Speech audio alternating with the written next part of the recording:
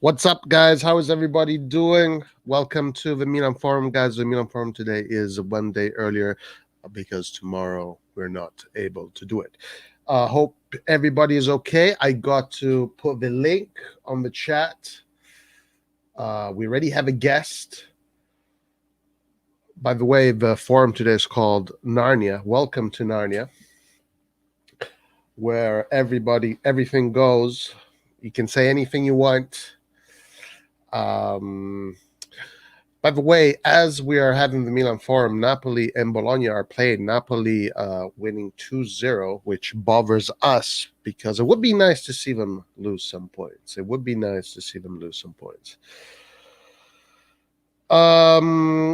We got Nathan in the house. What's going on? What's up? Just playing a little bit of FIFA before I go to work. Oh shit. What are you doing? Who are you playing against? Do you use Milan? Yeah, I always use Milan. How does FIFA work nowadays? I haven't played FIFA in a long time. It's still garbage. Oh yeah? Yeah, it's still garbage. But why's that? Better than PES, so I don't mind PES, Like I don't have much of like I don't really care too much. As long as I get to just take my mind off of life for a few minutes while I play. But I don't mind it on do you play it on a console or on the phone or something? Console, PS5. Okay. So I play it on the phone, just here and there. It's not bad on the phone. It's free. You get to get your players. It's a pretty fun game. By the way, if you do want to play PES against me, and I'll kick your ass like no tomorrow, let me know. Download PES. I should be doing commercials for PES. Download PES. You get my ID. We play 1v1, and it's over. It's over, ladies and gentlemen. It is over. Give me a week with that game, and I will become unstoppable. All right. So it's free. Download it. Play it for about a week. Get used to it. And then we'll exchange IDs, and we're going to play against each other. It's going to be a lot of fun. But first, I'm working on getting to Division 1 in FIFA. I've been neglecting FIFA just because I really hate this game. But what do you mean by that? You're neglecting FIFA? I've just been playing. Well, I've been neglecting online. I've been playing just career. Oh, career. Okay, so what is that? Like career mode, just like you can choose either player career or manager career, and I always just choose manager career because AC Milan doesn't know how to do proper signings, so I have to take control of that. Gotcha. So, do you play the games or do you simulate the games? No, I play them. Oh, you play the games. Yeah, okay. I play them, but I play on the hardest level, and I play on. Nice, I like that. So you play at the hardest level? Okay, that's good. I like that. I play at the hardest level, and I play with the shortest time frame to play. Oh, really? Yeah. So which is what, 2 minutes per half? No, I think it's like maybe 4. I play like 4 or 5 minutes or some shit. Okay. All right, nice. And what is your win rate? I think I've won every game and drawn like maybe 2. You'd won every game drawn. How many games? I'm playing this in the season or online. Right. Oh, do you play online? My favorite is to play online against other people. That's the best thing. Online. So hold on, because I'm warming up my food. I'm about to go back to my room. I've lost 2 games, and both those games were against fucking PSG and I think maybe Spain. Fucking PSG, man. But I figured out. Not only they own UEFA, they own FIFA too, the game. Yeah, but I figured out how to deal with them, and ironically, it's using Balo Torre because Tahir is too slow to play against fast. No, so I'll use Balo Torre and I put him as a center back, and I put that makes sense. I put his interceptions as either conservative or regular, so that way he doesn't get out of position. And I just make sure I'm near the player at all times. And him and Tamori just run people down. Nice. Calabria is not that slow, and then you have Hernandez, who's also fast. So I have three.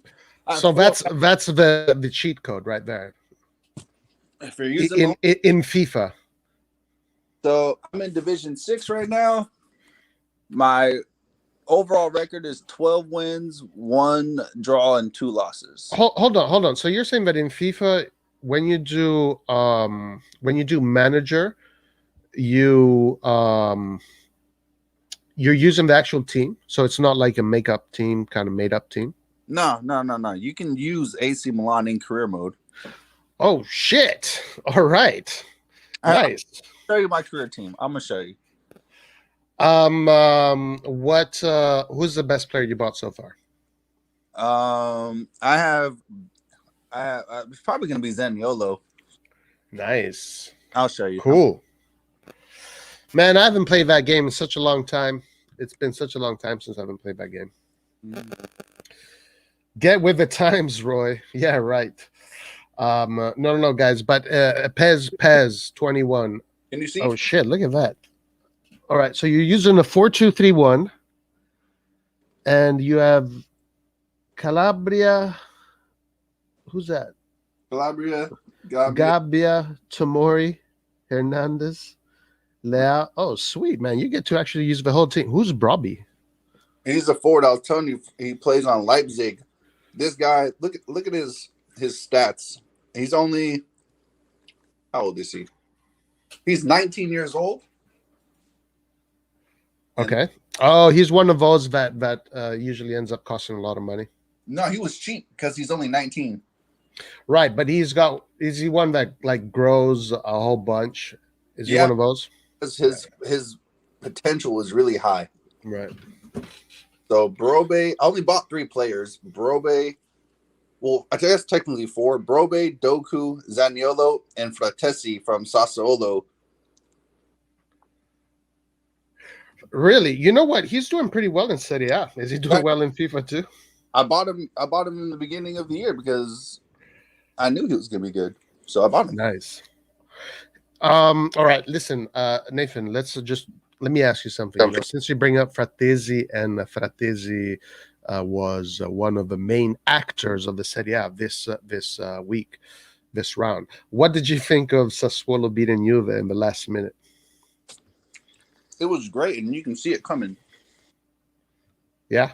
They were pushing so hard, which they had to push hard. They had no choice. And all it took was a simple counterattack. Juve's defense is slow as balls. We all know that. Right. And it was Berardi with the assist, huh? Was it a nice assist?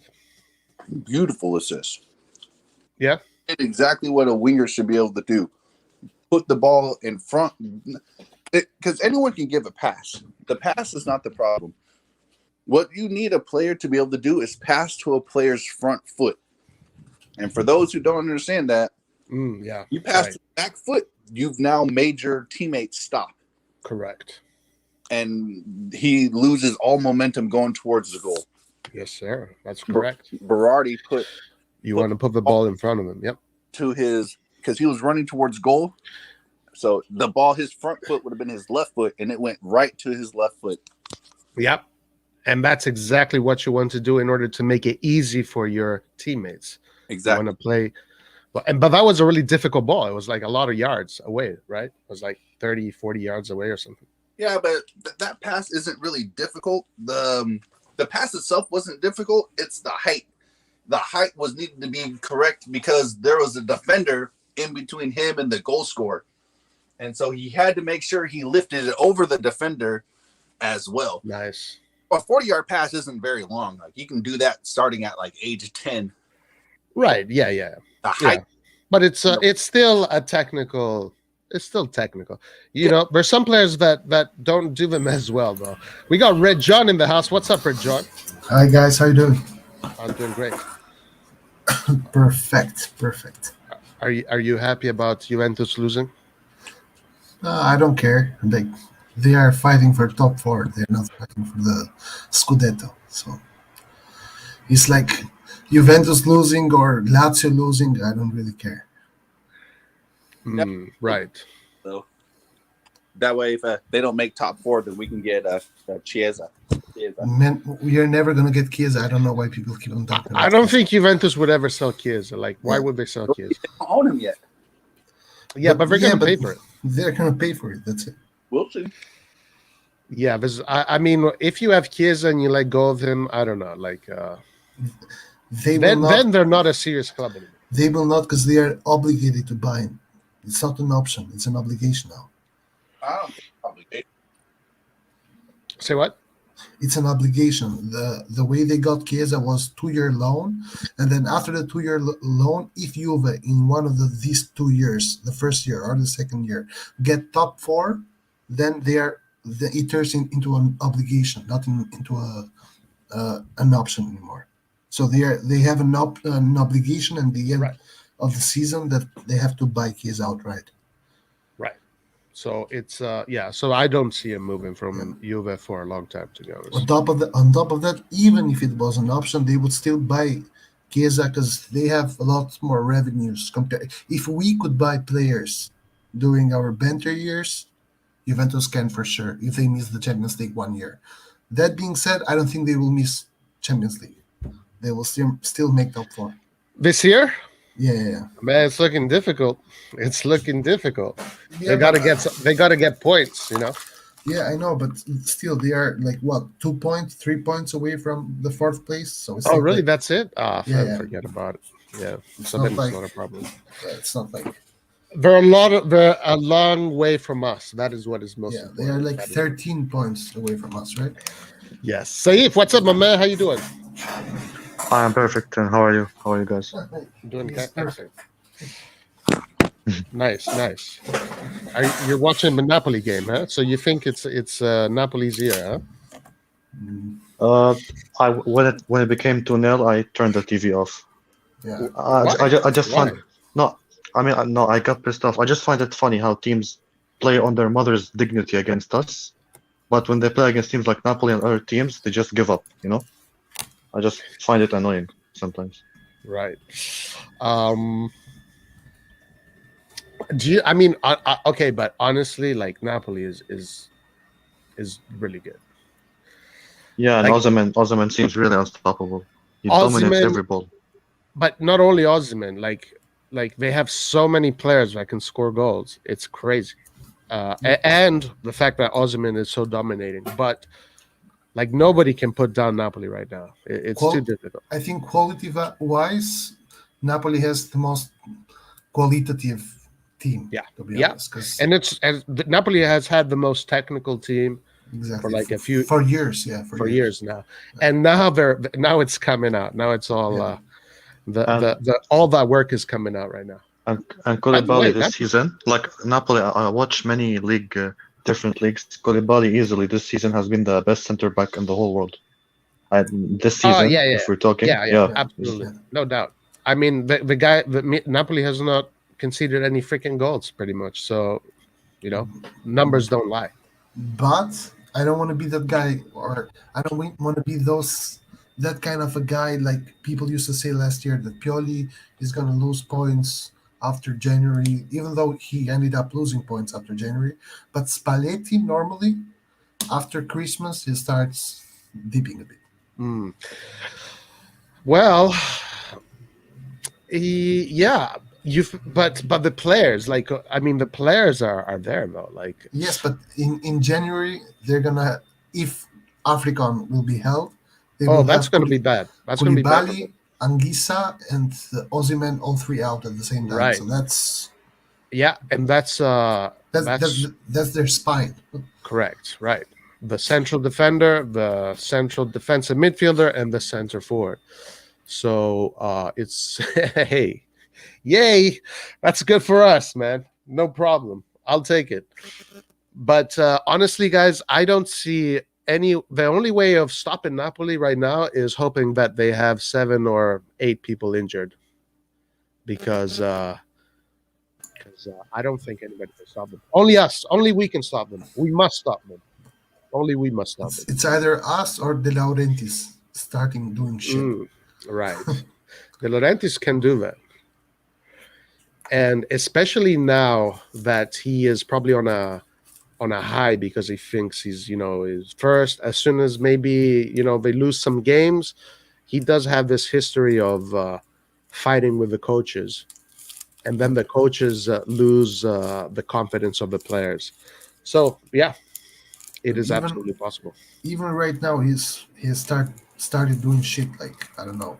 He got a lawyer or something, and he's trying to find a way why Juventus got the calls they did against Roma and Inter. Like, I have no idea. What? He's Yeah, like I read somewhere that he has hired a lawyer, and he will try to get to the bottom of it. Why Juventus got those calls against the Roma and Inter? Yep. And it's Against interesting Roma? because Against it's interesting because against Roma, the goal that then they gave it a penalty, Okay. Yeah. and against Inter, the penalty in the later stages of the game.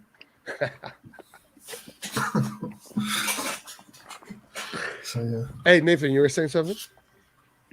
I was gonna say, yeah, it's interesting because well, even like in the yesterday in the Empoli game I watched, the guy, he got kicked in the penalty box before the defender hit the ball, and he It fell wasn't a down. pen.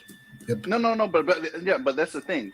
In the previous games that I was watching, the player in the Venezia game, the guy made a perfect tackle, and it's a red card, and he hits the ball. And then in the Juve and Inter game, the guy barely kicks the bottom of his foot, penalty.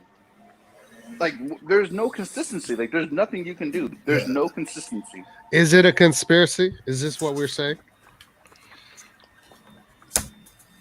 No, but there's just no consistency, but not just in Italy, everywhere. Like, Right. Actually, there was a foul on Benacer that happened during, I think, the Bologna or maybe the Torino game, either Bologna or Torino, which was exactly the same as the play that happened in Porto Milan, where some guy just bodies Benacer off of his position and off of the ball.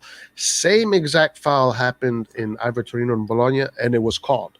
So yeah, definitely a big problem with inconsistencies across Europe, 100%. But I don't want to blame the referees for Porto. That was not a referee problem at all. I mean, but that was a foul before the Portugal goal for sure. You think it was a Because foul? the exact same the exact same play happened again later on. Yeah. I honestly didn't care so much about whether or not it was a foul or not. I didn't see us winning that game. Hey guys, this is a good question here. Would you rather cancel VAR altogether? What do you guys think? Honestly, the problem is not VAR. VAR is actually a great introduction. Like, it was a suggestion for many, many years before it was introduced because the refereeing was bad.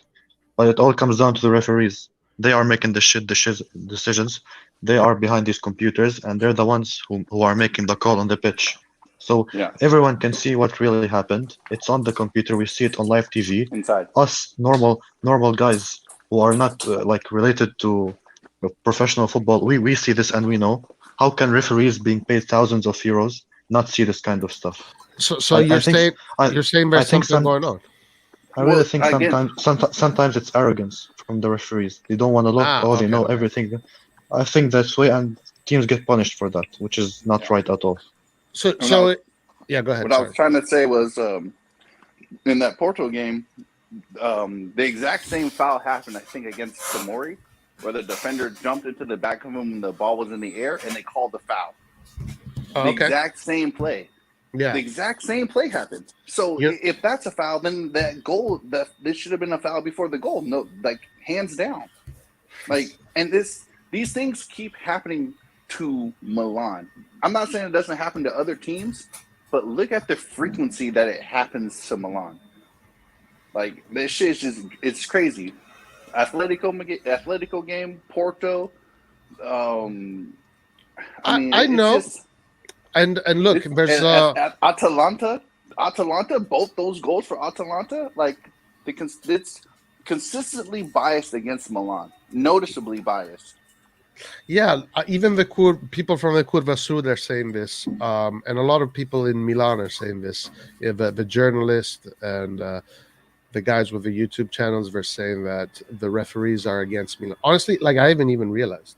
I have not realized, but it is something that a lot of people are saying. Yeah, but I don't believe in this kind of stuff. Like, oh, everyone is against us. No, no, no. It happens. There's like, by definition, coincidences happen, and Right. sometimes you get the post far too many times.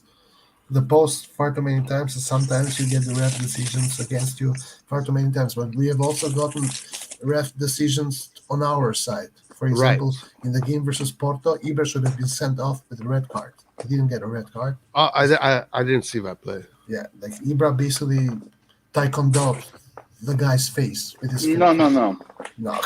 You have to set parameters to what is considered as a high kick. And the problem that's been going on for years now is when a player's head is at somebody's waist and a player's foot is at somebody's waist, they were gonna they're always gonna call it high boot, but the guy's head is halfway to the ground, so that guy's head is too damn low. Zlatan's boot was not Yeah. 5 feet in the air. Yeah, that's correct. Actually, That's correct. If your head is too low, that it could be considered as a dangerous play by Exactly. But they're not going to do it as a dangerous play for the person with his head. They're going to call it for the person with his foot. I don't remember this play. I don't remember this play. I remember. I think it was a straight red card. But anyways, I just want to say about the VAR. The VAR is a necessity. How we have it's been 4 years now since VAR has been. What? Sorry. Go ahead. It's been 4 years now since VAR has been introduced. Yeah. And we hear no more people talking about the offside. Oh, that goal was offside. This goal was before that. All the fucking time it was. No. Yeah. This. Absolutely. The goal was offside. This and that. 100%. First of all, this one, and second of all, the goal line technology, which is, I guess, part of the technology which has been introduced into the game. That's also a superb good thing. The fact that the ball is either inside or outside. There is no, but the ref stole it, this and that. So this reduces the power of the ref in itself. What has to be done better is the consistency, especially for cases which are reviewed by VAR. For cases which are reviewed by VAR, they have to set a rule and follow that rule 100% of the time. Meaning, even if that sort of pen has been given in the past, so there's a precedent for that pen should be given and should be called as an obvious foul. Either that or never call it as a foul. Like it should be like this. Because, for example, in the Juve match, the VAR calls the ref to see the contact inside the 16-yard box. They get a pen. In the Inter case, it was almost an identical case with Cutrone, if not worse, to be honest. And the VAR does not even call the ref. For example, so this stuff have to be standardized or work with, I don't know, with a precedent. If it has happened before, then... Go ahead. But did Napoli score a superb goal or what?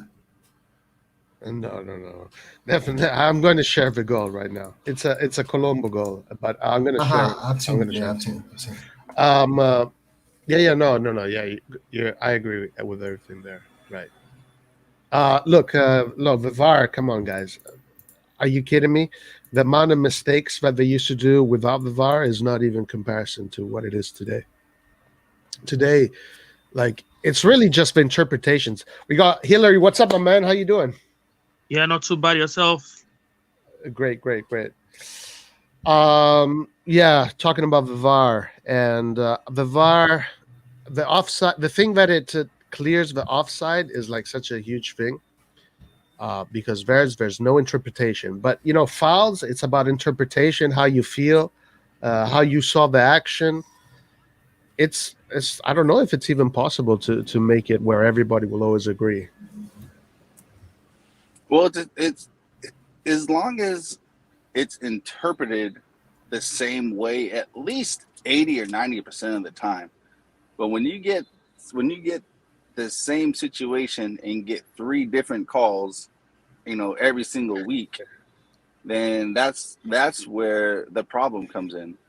Like the handball rule. The handball rule was perfectly fine before. If it's an accident, it's not a handball. If you can see obvious arm moving to the space where the ball is going to go, it's a handball.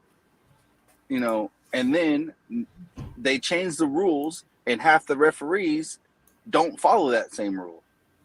So, it's they need to figure out something to make it at least 80 to 90% consistent. Hey, thank you, Zendupla. I really appreciate it. I really appreciate the compliments. But yeah. I don't know. Maybe there's something behind it too. Maybe people are getting paid to make certain calls, and it is possible. And, Who and knows? if they are getting paid, so we know who pays, right? Who's that? I didn't say anything. Though. Well, but you know what? But I want to say something. I do want to say something that last year, a lot of Interisti, a lot of Romanisti, Juventini were saying that we were paying the referees because we got so many penalties. Yeah, And but maybe- if and maybe we any were. blind man can tell that when you actually look at how we scored how the penalties that we got, they were actual penalties. We had 2 penalties that were like makeup calls, and one of them was in the Roma game. But even in that game, there was at least 2 handballs that Are you talking? Are you talking about last year? Oh, I can't remember that. I don't remember. Yeah, no, I remember. Same thing against Verona, and the same thing against Verona. There was a blatant handball, and they don't even go and look at it. Right. I went back and looked at all of those penalty decisions. Yeah. Literally, all of those were correct, except for like 2. Yeah, dude, I'm not even and they were quick decisions. I get it, but I don't even really care about what they say. I mean, to me, all those penalties looked correct. Actually, I think some of the penalties that we conceded were a little bit weird. But yeah, I'm just saying that different people say different shit about different clubs. So whatever. It is what it is. And look, not only that, but look how we get our penalties. When do our penalties ever come in the dying seconds of the game? Like, we get our penalties like midway. That's exclusive to Juve, right? Hey, you said it, not me. I'm just saying in general, Milan we get the penalties during like the middle of the game, like 35 minute or 65, 75 minute. You don't ever get them at the 93rd minute mark of the game. Like, right. I know. That's the difference. That's the difference. You need to have Agnelli needs to be your president. But I'm not going to say that, guys. I honestly will never say that. I'll never talk about referees. I don't give a shit about referees, to be honest with you. I do want to say something, though, that Colombo scored an incredible goal. What the hell? And I'm going to share it right now. And who is this kid? All right, here we go. A volley. What? That was a rocket, man. I think it says Crema. Holy crap. Replay it again? I'm going to go for the replays because it kind of happens really fast. I'm waiting for the replay. Did you see it, Nathan? Okay. Nah, I missed it. Okay, here it is. Damn. The goalie could have done better, maybe. The goalie. Dude, that was a rocket, my man. That was like a torpedo. And it's dipping down. It's going up. It's dipping down. Like that's some technique and a half right there. And look at his the when he releases. Perfect. Sometimes keepers really do get cut off guard by certain shots. Like, oh yeah, yep. You got to remember, like, what is he, like 20 yards away from goal? Yeah, he's not that far. Right. So you got to think of it like this. Like, look how fast players can kick the ball. Like, they can hit the ball fast. Like a shot going 30 miles an hour, and it's 20 yards away. Hey, you can't react that fast sometimes. That's just how listen. it is. If this shit hits you in the face right there, if this ball would have hit that defender in the face right there, he would have been unconscious. That's a bullet. By the way, guys, Napoli 3-0 by a penalty. Another? By a penalty. If we get that penalty, all the media would be shitting on us now. How many? 3-0. So 3-0. yes. So they got 2 penalties, right? This Scudetto race will be a very close one, because I can't see a runaway leaders this time around, because everybody there is a contender. Milan, Inter Milan, Napoli, AS Roma. Don't write off Juventus at the moment. So, like I said, the players that are ready to play should play. There's no time to experiment. We're going back to the conversation that we finished the last stream on. We're not going back to that. We're not going back to that. We're not going back to that, man. We can't go back to that. Here it is. No, here it is. If you play a CDM as attacking mid, we're not creating chances. That's it. That's it. Okay? That's it. CDM and attacking mid like Krunic, who has Krunic has no offensive abilities like that. So don't expect it. No. But that was not Italy's argument, by the way, Nathan. But I think that we have to beat Napoli. Like it's like the team that wants the Scudetto has to go out there and make the case, and they have to be the. Okay, when Chelsea was playing, when Mourinho was in Chelsea, when he was playing Lampard, Makelele, and Michael Essien in the midfield. What happened? He won the league, isn't it? Are you saying? Okay. Are you saying because he had? But look. Okay, listen to what I'm going to tell you. Listen very closely what I'm going to say. Yeah. Do those players have more offensive and creative attributes than Krunic? Yes or no? No, they're physical. Well, Lampard, yes, absolutely. They're all physical players. Yes, Lampard, Makelele and Messiaen, maybe no, but Lampard, yes, absolutely. But that's what I'm saying. Lampard is not crazy. But Lampard was a guy that scored about 10. Exactly. Now you come. Exactly, but that's the point. Krunic is not going to offer that, bro. But it's okay, guys. The game is gone, guys. Let's. Lampard is not skillful.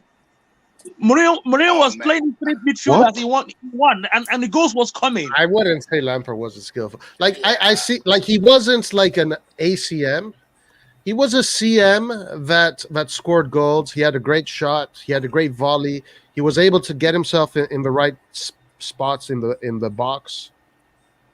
You don't think so? You don't think Lampard could? That's a pretty. It's not creative. It's not super creative, but it is. It's more. It's something. It's still more something. Offensive attributes than what Krunic has, and that's the whole point.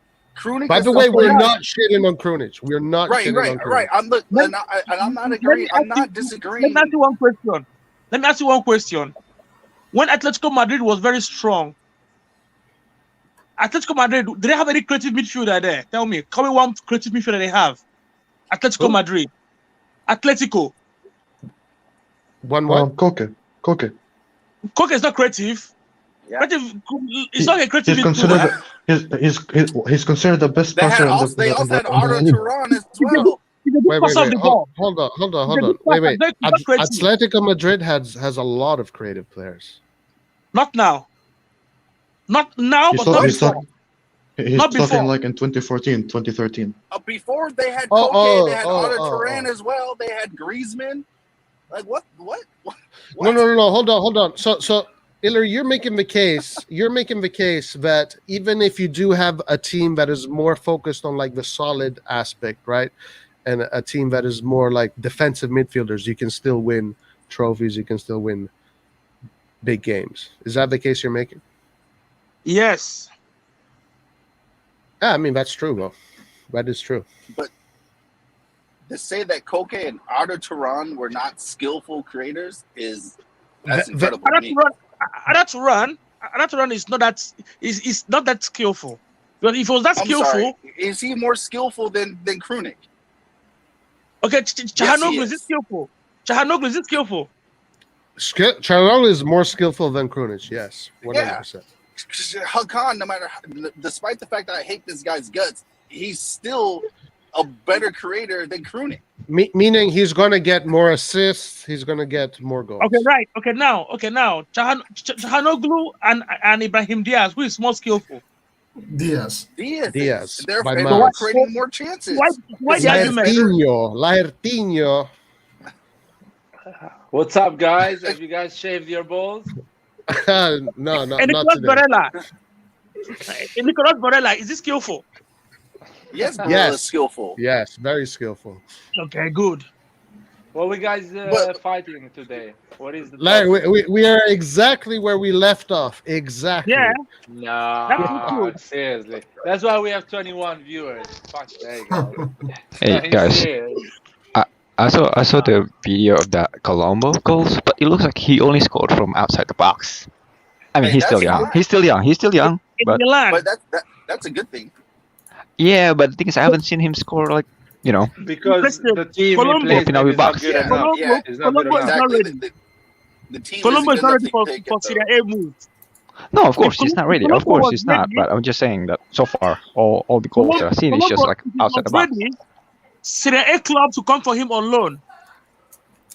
Yeah? Say that. Who's the club? If Colombo was really ready, Well, hold on. Colombo Colombo could easily play at Venezia, at Spezia. but he won't start. He won't start. Yeah. I don't think so. No, he won't start. But that is we shouldn't talk about this. Scoring because goals like this, yeah. We shouldn't talk Yeah, about but- this. I don't This is know. Serie if B he- for crying out loud. This is Serie B. It's not We Serie are A. overlapping each other. We are Hey, overlapping each other. Hold on. Let me just say this, and then we'll do one at a time. But Colombo, guys, I don't know if we're just marketing him, but they're saying he's the best striker in Serie B. He is going to win the Capocannonieri, and It's either him or Luca. So it's which either one is- him or Luca, right? And his goals are crazy, though. All of his goals are amazing. I mean, yeah, he could play in a lower club in Serie A for sure. Let's talk about Colombo. Analyzing the situation. Is his first season with the grown-ups. Is his first proper season, as a professional player with grown-ups in a real league, not in a Primavera league. And he's playing every week. I think he's done 10 games at the moment, and he scored 5 It's his goals. second season, by the way. Yeah, second season. No, But as a because the starter, previous like starting. On loan. as a Fresh start, I'm profile. talking about as a starter, guys. Come on. Okay. Well, Yeah. okay, but he earned it. Well- He's earning it. He's earning Yeah. it. Yeah, that's he's what I'm earning saying. He's as a starter. His coach is telling me you're starting today for 10 games in a row or whatever it is. So it's his first season and he's doing already goals and he's running and he's helping the team to achieve points and whatever. So next season, I'm pretty sure he's ready to play in Serie A without Yes. any doubt. Oh yeah, 100%. 100%. But the question 100%. is, he needs to play in Serie A and fight for gaming time, or he needs to have a second season in Serie B when he can play every single game and scores 25 goals at the age of All right. 21. Let me come in What, now. uh, He can do that. He can do Let that. me What come in position now, is this please. team in? Let me come in now. I All don't these, know, let me all these clubs that came from Serie B to Serie A, how come if they seek promotion to Serie A, they go and buy proven strikers from Serie A? Exactly. I was Why? about to say this. Exactly. The ones that help them to qualify, to Serie to Serie A, they loan them or send them back to Serie B. Yep. Like Because this happens all the time. Every Why? time a club in Italy and comes guess from what happened to Serie these B. clubs? They stay in Serie A? No. Well, So they're doing the wrong thing. Wait, Anyway. hold on. Yes, Okay. yes. I have to agree Let's now say, with like Empoli. Villery. Empoli qualified, and they brought in Crutone and Pelamonti from Inter Milan, and now they're ahead. Vicenza, they refuse to bring in a proven striker. That's why they're in the bottom of the league. Yeah, but Mancuso is still there. Mancuso is playing. You see, Guys, by the way, Spal is 12, and they have tied the last 3 games and lost 4 games away. So this is the first game they win in a long time. So Spal is not doing too well. Just Colombo is doing well. Yeah. So I think Colombo if he needs a continues good like team. this, then yeah. So after this year, when Colombo comes back, loan him out to a Serie A team, because these guys are looking at what players are doing because they can't afford top players, so they're going to be looking at players from Serie B as well. So if they see Luca is being linked with the bigger teams, but Colombo can still go on loan, and he's the second best striker, it would be wiser to focus your attention on Colombo than going for Luca, who is wanted by Milan and Juventus and shit like that. I mean, So you can get Colombo on a smaller Serie A team. It's definitely possible. Yeah. And I would actually get Luca and do the same. Put him on loan with a smaller Serie A team for maybe another year or two. Yeah, exactly. And then you have 2 huge big strikers coming in your team when they're 23, 24. Craziness. I will put Colombo in a team in Serie B on top 4 Serie B. Because now he's at 12th position with a Serie B team. I will put him on a top 4 Serie B team to fight for winning the Serie B and going to promoting into Serie A. So it's a team that actually plays well, has a decent concept of football, and wins games, and he's ready. And he starts with that mentality of, this Sunday I have to win. This Sunday I need to do an important goal. But if he stays in Serie A, in a team like Venezia, or in a team that actually wants to, he's going to be playing. He's going to be playing Catenaccio the whole time. Exactly, he's not going to play beautiful football. He's not going to play a lot, and the pressure is going to be stupid for awful football, and it's not healthy for a young player. That is the thing. That's a pretty good point, actually. Yep. Yeah, that is a good point. He needs to be loaned out of Italy. No. I don't believe in that. Every time we loan players out of Italy, they just disappear. Like you don't. It's like they get kidnapped or something. You don't hear from them anymore. Well, yes, because they usually go to EPL and they're not suited to that league. Chiesa is probably one of the few Italian players that can probably go in England and succeed. So if you were to loan them out to like a German club, or if you were to loan them out to like a German club, or maybe like a French club, they have a lot more room to work with in France and Germany.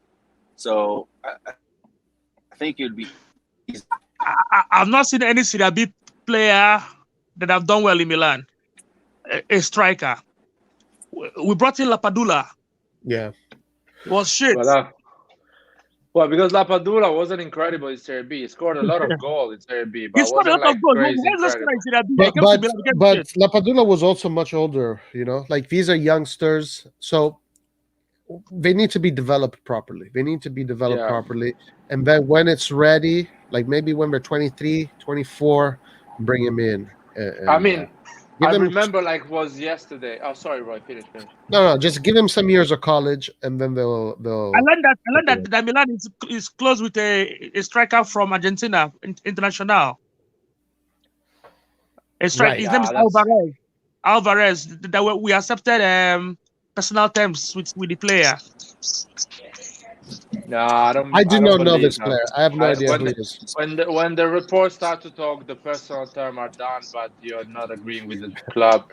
I think reports are like, You know what? seriously. It reminds me of the Caio Georgia thing Kyle George 2.0, that 2.0. we had the He- personal terms. Every time we always have personal terms with these That is players. such a report thing. Yeah. Going back to Serie B, guys. Remember, like, was yesterday when the Pescara, coached by Zeman, with Verratti in the midfield, Immobile as a striker, and Insigne as a left wing. That was insane. That was an incredible team. Immobile scored almost 30 goals or something like that. Insigne and all of them went in Serie A the year after. All of them played in Serie A, They were all apart youngsters. from Verratti. They were all Verratti youngsters. went, yeah, exactly, all youngsters, not at 26 or 27 years old. Lapadula Domenico was Berardi. Domenico Berardi. All Oh, right. No, he always comes Serie from A, Serie A. Berardi. Was Okay, now, how come Inter Milan players accept new contracts? Yeah, that's a good question. So Barella, Alvaro Martinez, and here we are. We got Salamakers and Kjaer. Yeah. What I does it mean- mean? It's official. It's official because Martinez that is renewing. I've been hearing this for 6 No, months now. it's official. It's official. It's official now. How much is earning I don't know, but it's official. Undisclosed at the moment. at the moment? So It's a fit. And then Barella is next. And like and Gazidis in his last interview, he said these words: "We know we've made mistakes with the contract negotiations, but he's also said that these players want prices that Milan just can't give them, and so they're going to run out the contracts, and it's the only way for them to get what they want is for them to run out the contracts." And he said those words, but he said that they have made mistakes. So, I mean, right now the player is just Kessi. That's the only player, and I think they're going to not do the same mistakes with Hernandez, Benacer, and all these other guys. Hopefully, but Kessi, I think this same thing is gonna happen with Theo Hernandez because I'm sure he's gonna ask for a lot, and we're not gonna give it to him, and then we're all gonna call him a mercenary and a snake. I can picture that's why we got to do it early, because if we can do it early and get him on like a 3 or 4 year contract, if we can make Hernandez, if we can make the Champions League 3 and 4 years in a row, then we'll be able to afford these types of contracts. But Exactly. it comes down to getting these guys on a long contract to get to that point. Yeah, right. Guys, Hernandez is 2 years and a half. His contract expiring in 2 years. Man, and a I don't half. care, man. I don't give a damn. Sign that motherfucker up for another 4 years. I don't care. No, they should start right away. They are starting. Yeah, but right if he's not signing, he's not liking the offer we are giving to him, we're gonna sell him next summer. That's it. It's simple as that. We're not waiting 2 years. Hopefully. Frankesi must leave. Frankesi, I can't see him renewing his contract. No, he's leaving. He's gone. There's no way. I've been saying this since we signed Adli, and you guys know. As soon as we sign Adli at the last week of the market, I say Kessi is not renewing. Kessi is leaving. You guys doing a coup d'etat? You're doing coup d'etat over here. No. Who's the coup leader? Not. Who's the coup leader here? It's coup d'etat here. Malaric is the coup leader. His agent says coup d'etat. Right. Oh, is that what you're saying? Is that what you're implying? But look, Kessi is forward. Kessi is gone. He is gone. Gazidis implied that Kessi is gone, and he said that they made mistakes, but he implied that Kessi is gone. It's done. It's a done deal, guys. It's a done deal. And he's not gonna play after January. Now that I don't know. Christmas break, he's not gonna play. It's clear, man. The way Gazidis is so upset, the fact that these agents are asking, and he's clearly referring to Raiola and Atangana. So, Kessi after Christmas is not playing. What do you mean he's not playing? Is he gonna sit on the bench? What do you mean? I don't think. Keep him as the third or fourth. No, he's going, man. He's gonna go for 15 million to Manchester United. Well, you're saying he's got. You're saying they're gonna sell him in January. Yeah, we're gonna sell him for 15, 20 million, whatever, because Manchester United needs a midfielder. A lot of teams, they need some reinforcement to go for the last run for Premier League, La Liga, whatever they're gonna fight for, injuries and stuff. So there is a chance that you can sell Kessie for 30-35 million. And or if even he has use an him as a agreement player with- exchange. Like anything, even 5 million. If he has an agreement with the PSG and he says, no, I'm going to PSG at the end of the season, so I don't care. You're not selling me anywhere. And you make an agreement with PSG and they What do get y'all- him from January. And that's it. And you get rid of him. but what do you think about exchanging him for Vanderbeek from Man United? That can be an option. We That need can be, another but I Cam. prefer money. I prefer money. If he likes to go to Man United, I prefer to get 30 million than Van de Beek. Yeah, but we're not getting 30 million because I just don't see it happening. If we could, then I'd be happy. But if it's like 5 or 10 million, I would prefer to use them as a player exchange and get Vanderbeek. Get a player that we need in the position that needs it. We need another Cam. So, and Manchester United wants Kessie. I don't see how this doesn't favor both teams. Nathan, I told you we're getting Sterling. Ma Sterling cosa or dici, Ziyech. Laird? Sterling or Don't Ziyech. say Don't this even- stuff. You cannot say this Listen, stuff, Laird. Listen, You cannot say Sterling and this, man. Ziyech. You cannot say Absolutely this. not. You cannot Absolutely say not. that. Sterling or There's Ziyech. no You way have it'll to come. show us proof. Come on. You can't Sterling just say is that. not going to Oh come. my God. Sterling or Ziyech, they are coming on loan. One of them is coming for Maybe January on Ziyech. loan. Sterling, no way. Maybe- No maybe way. Why Ziyech. not? Listen, why not Sterling? Impossible. Sterling is not playing. Sterling Come is not on. playing. Let me ask. No, Larry, Sterling let me can't ask come you a to Milan question. because Let me ask you a we can't pay question. his What wages. does he? Well, go for it, Nathan. We I said lost we him, I think. can't pay the wages of Raheem Sterling. He can't come to Milan. Why not? Why not? His wages is too high. Yeah, no, it's impossible. It's No, his wages. Listen, his wages is impossible. 12 million. His Okay, wages is that's what I 12 was going to million ask. Larry, gross. I was 12 gonna- million gross. We can't pay. He Larry, I was said gonna we ask paid you, what Donnarumma that what amount of does he money gain for 3 years. from coming to Milan? He can't come to Milan. And What- again, he's getting aged. He's not a youngster. No, He can't doesn't come. matter. He's coming alone, guys. He's coming alone. He's not. We're not Milan buying him. Like, can't you pay that cannot deal. say that. You can say, "Hey, hopefully he's coming." You Milan- cannot say Milan can't he pay is that deal. coming alone. He's not. You do not He's know this, coming. man. You do Listen, not his know this. option.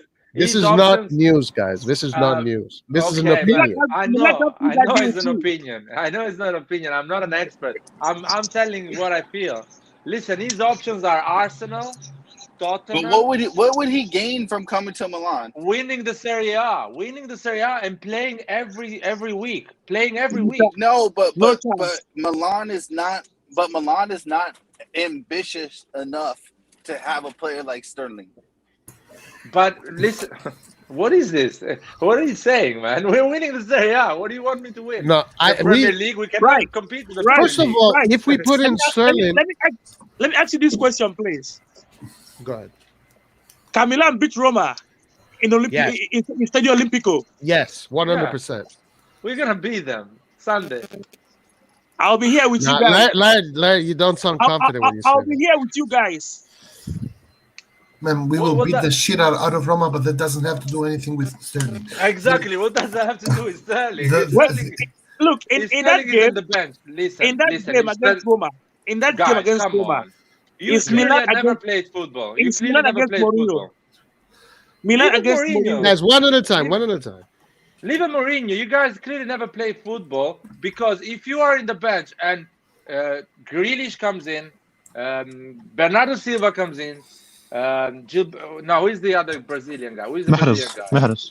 Also Mahrez.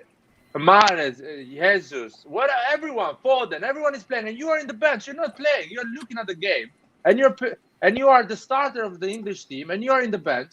What do you want to do? You want to play football, and you're saying, okay, I'm not forcing a move. I'm not asking you to sell me. Send me on loan because I'm not playing, and I don't want to Yes. be in a bench the whole season. Okay, but not Listen, to listen. Milan, man. If, Not to listen, Milan. no. So okay, First- he's not to listen, Milan. Where okay, he's okay. going? Another If- British club, another English club. Wait, No, What- that's not the case at all. Roy, were you just about to say Tottenham?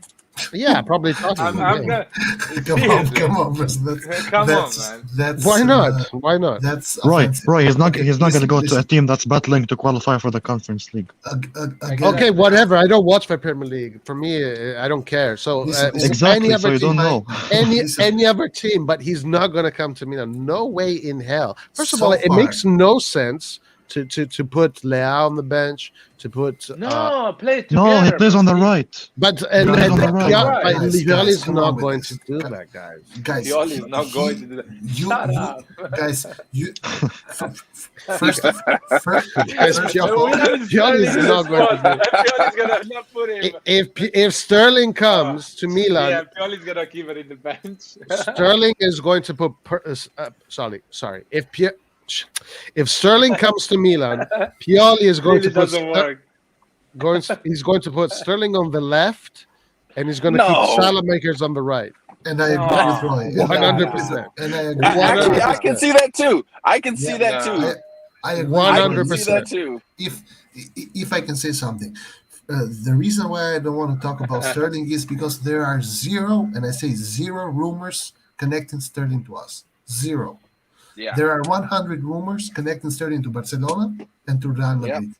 It Yep. makes no sense for him to go to Real Madrid because Real Madrid have found on the left wing Vinicius Jr. finally, maybe on the right wing, which I doubt that Real Madrid is going to take a player and playing out of position right now because in the last 5 years, Sterling has played exclusively on the left wing. He started with Liverpool on the right wing, and he has developed in the left wing all these years. First of all. Second of all, it makes no sense for us to want Sterling exactly for that reason, because now we need a player that is the left wing. That's why I want Ziyech more than Sterling. And there are rumors, Right wing, you meant. right wing, and there are rumors connecting us to Ziyech. There are no rumors connecting us to Sterling. So we are doing all this debate only based on Laert's feelings.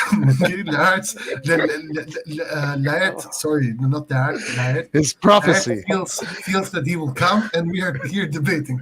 Listen, Big Size is with me. Big Size is with me. He bought an Italian book as well for beginners, so he's coming, guys. Listen. Wait, is this true? Is this true? What Dick says is No, saying? I think he's having fun with us. He's strong. He's enjoying the conversation. But I think Sterling is coming, guys, and you're not gonna laugh after. You're gonna say that was. There's no way. I'm gonna say. No, Larry, why do you think this? Why do you think this, Larry? Because he's not playing. First of all, I think if he's not playing, the chances that he comes to AC Milan or Real Madrid, I think the two teams that he wants to go at the moment is or Real Madrid or AC Milan. And I understand if his first choice is Real Madrid because Real Madrid probably is going to be in Champions League at that point in January, so he can actually challenge for the Champions League anyway.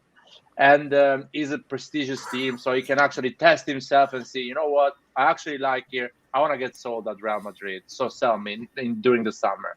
AC Milan is a second option because Real Madrid can say, you know what, I cannot afford it. I'm going to pay a lot of other players in the summer a lot of money because I'm planning to buy, I don't know, Salah and Mbappe, whatever. I'm just saying some stuff. So I cannot afford it. And he's going to say, okay, I'll try AC Milan. That is my only, and I think it's going to happen. I think it's close. But Milan hasn't. Milan.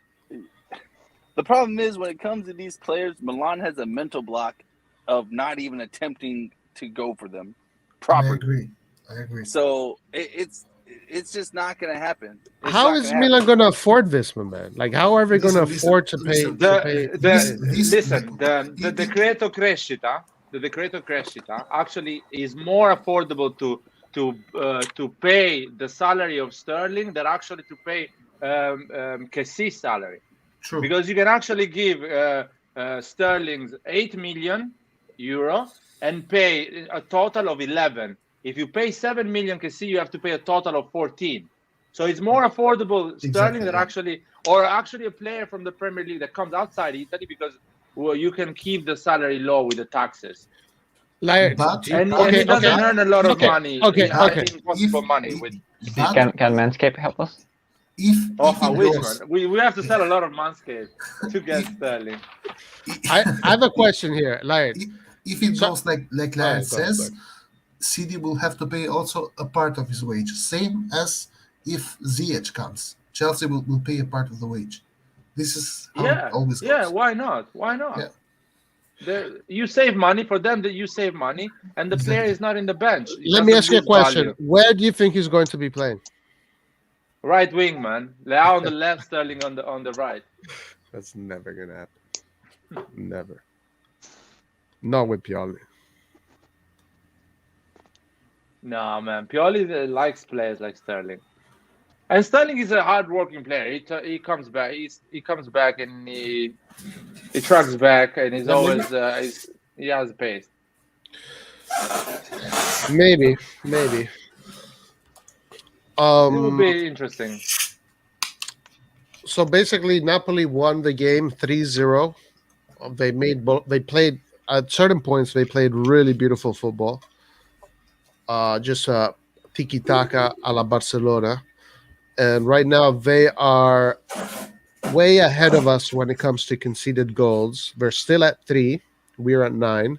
Unbelievable. Huh? The 10 matches, 3 goals conceded. Fucking hell. They're gonna win the Serie A, man. If we don't do something in January, they're gonna win the Serie A. Yep. But we need to do something big. Here we go. Sterling, 10 hours ago. Oh, here it is. Man, come Wow, on. Lawrence made this tonight. He made this tonight. Dude, this is, hey, And then look, it says top teams who should target, not top teams that are targeting. Exactly. Listen, he's coming, man. He's coming. Roy, I swear this is Larry's doing, man. This is Larry doing this. I'm not even kidding. Man, it's a website. I cannot be bothered to. Anyway, do we agree that Sterling is leaving Manchester City in January? That we agree with that news. Yes. He's almost 100%. Wait, why is he leaving? Because he's not playing, and the World Cup is next year. He's in a year, basically. Yeah. So his contract expires in 2023. And so you actually don't even need to buy him. And if I can add something in Larry's side, is the fact that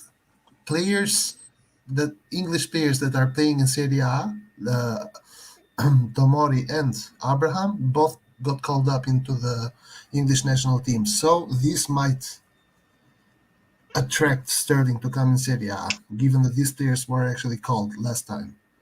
So the problem is Milan actually has to put in some sort of effort to get him, and I'm going to continue to say it until I am proven wrong. These people simply don't know how to target offensive players. They don't know how to do it. They don't go into negotiations with enough drive, and they just start throwing out fucking names without any sort of progression. We're missing Boban, right? Boban. Holy shit, guys. Napoli's passing accuracy is 93%. That is incredible. That is like FIFA stats. Damn, that's fucking crazy. 18 total attempts, 7 attempts on target. Bologna had 8 attempts and only 1 on target. These are crazy stats. Yeah, but these teams also play so much harder against AC Milan. Whatever it is, that's exactly what I said. Despite how good we've been, even last year at this stage, we were doing really good, the same way. But it's teams just against Milan, they just, I don't know. It's they still don't fear us despite how good we've been playing.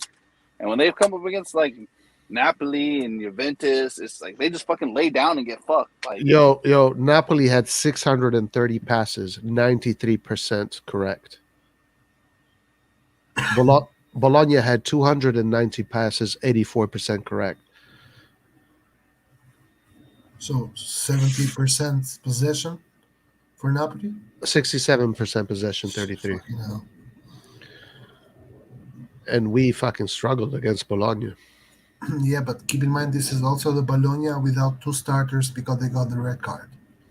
Oh yeah, right. So and Arenato as well. Oh, we did Napoli a favor, man. Yeah, exactly. Damn.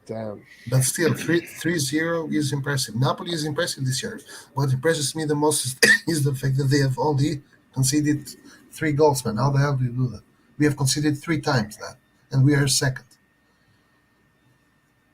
Yeah, but it's there's been at least 4 goals scored against us that were legitimately bullshit goals. So, especially the two from Atalanta, and there's a few others I just can't really remember at the moment. But there was a few others that were just bogus goals. So, our record shouldn't be at 9. It should probably be like at around 5. Yeah. To be fair, the most important thing is you keep it like an average of 1 goal every game, or a bit less, and a bit less. I mean, 38 games, you need to concede 35 goals, let's say, something like that, and you can win the Serie A. 35 goals is a good number if you do a lot of goals, if you do good goals. But Napoli is going like fucking Capello mode, man. 3 goals. With Baresi and Maldini and Costa Curta Exactly. on the back. Fucking hell. And who was it? Panucci was coming after. Yeah, It was still Tassotti. This Napoli is the reason why I hope African happens. For real. These guys cannot be stopped. No, it can be stopped. They just need, like every other team is having some injuries, some problems. Because every team is having problems. Juventus had problems. Atalanta, Inter, everyone is having problems. Napoli, everything is going like let's give Napoli 8 injuries and 2 COVID for 2 weeks. And then let's see, and not play against just mediocre teams. Play against, decent teams, and then we'll see how they perform. November is the month for them that they're gonna play a lot of big teams. Because so far, at least 3 or 4. They have played 2 so far, right? Juventus and Roma, right? Yeah, technically those are the big teams. Yeah, if you want to consider Juventus a big team. Yeah, let's just is a huge thing, guys. Huge thing. I wanted to test if Roy is still awake because it didn't Lart, I want to ask you something. I had this discussion with Roy and John before. Do you think that Juventus is a bigger club than Milan? No way, man. Not even close. No, Juventus is like I don't know. It's nothing compared to us. No one even knows the existence outside Italy about Juventus. I disagree. You disagree? Milan, Juventino. Who are you? I'm not a Juventino. Let's be honest, guys. Let's be honest. Come on. AC Milan is so big that I always explain this.